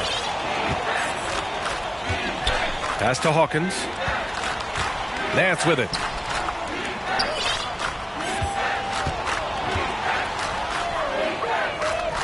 Yep, that one goes. Larry Nance Jr. has all of the ability to be effective from there. And they've been moving the ball really well tonight. Good things come to those who take good shots. Coffey on the wing. Fires the three. Oh, and another three for the Clippers. Their strategy has been pretty simple here in the second half. Attack from three-point range. Maybe trying to find a little bit more space and ball movement to get guys open at the three-point line. Russell Westbrook, first personal foul, third team foul. At the line for the Pelicans, Hawkins.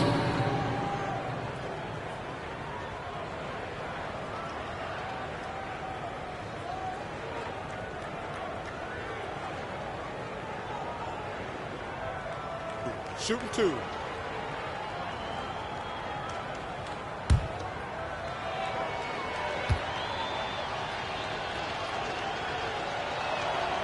That one's off.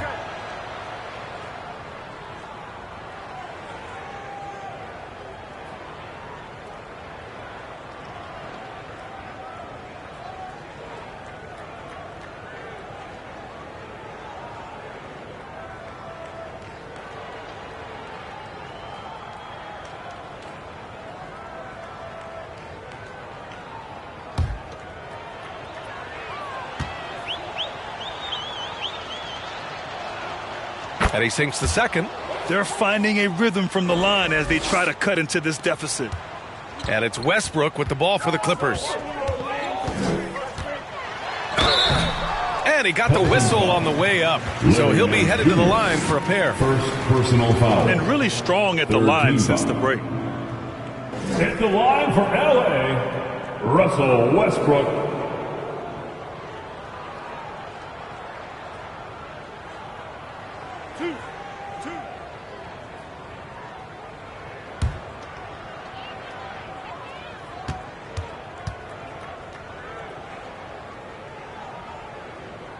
No good on the free throw.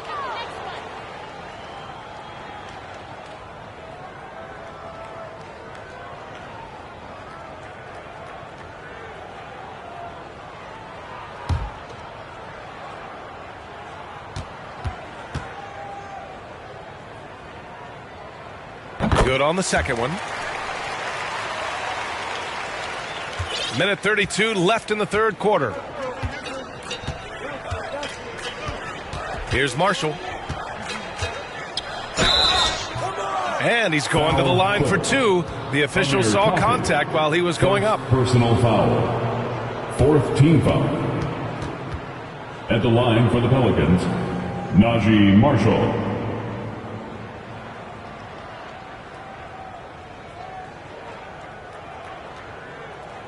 Shooting two.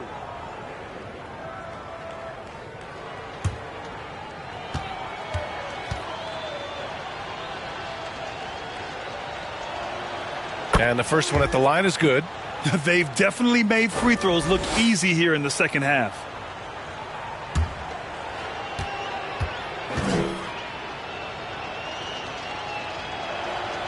And so he hits both. A minute 22 left to play in the third. Westbrook drives. Pass to Zubac. No good. And for the Pelicans, they're shooting at 45% of the game so far. He takes it in. Daniels. Rebounded by Highland. The Clippers' shooting is around 55% so far. Puts it up from 17. Pelicans cleared away. Nance has got 4 rebounds now. Okay, and he has not made one shot in this one. Has to be on his mind every time he's pulling up. Pass to Daniels.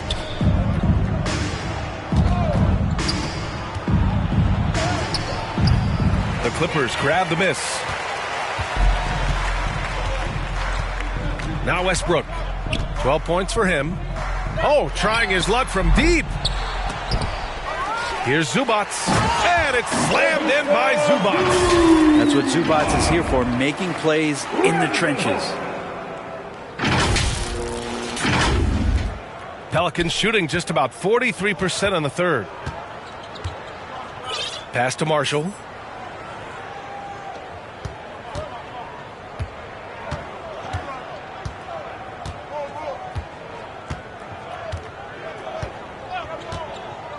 Here's Hawkins.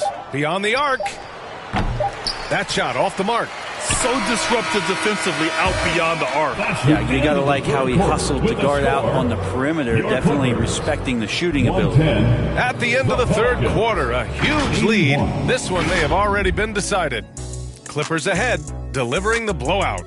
After a quick break, we're coming right back with the start of the fourth quarter.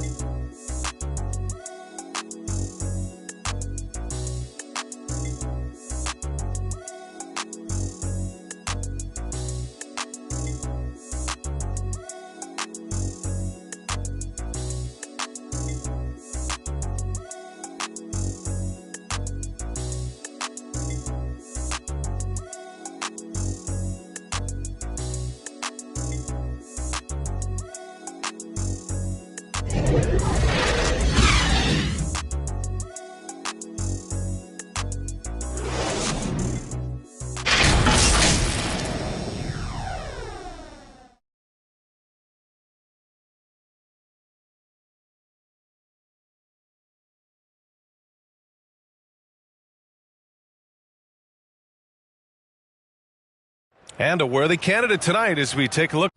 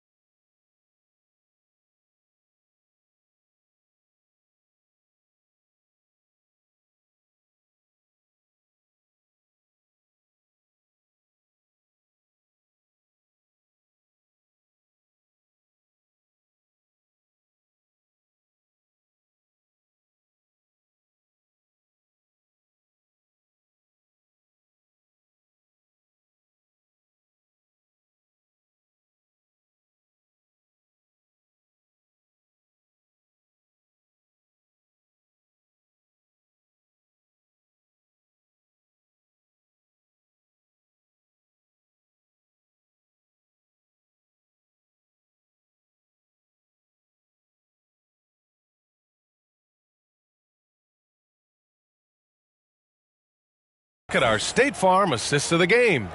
You can count on him to deliver a few assists like this one each and every night. Sometimes it happens when the offense is struggling, but every now and then this helps with the offensive uptick right there. Great job of setting his teammate up.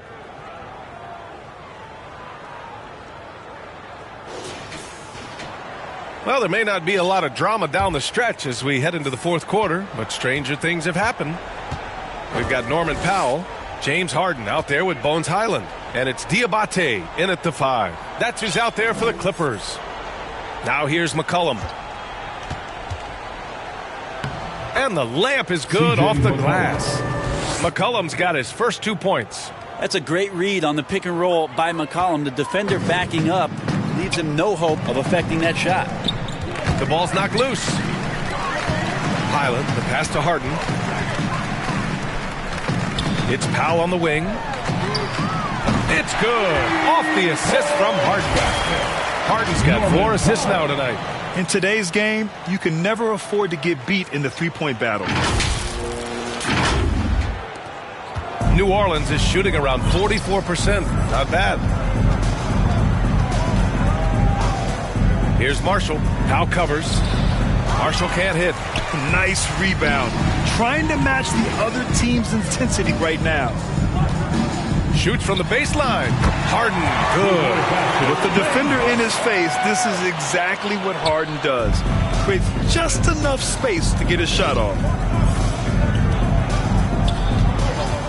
Here's Liddell, defended by Brown. Liddell, no good. And Brown has got the ball here for Los Angeles. The floater, and it's good on the layup. Oh, a silky floater by Harden, making a tough shot look almost effortless. We've gone about a minute and a half into this fourth quarter. For 3, McCollum counted from distance.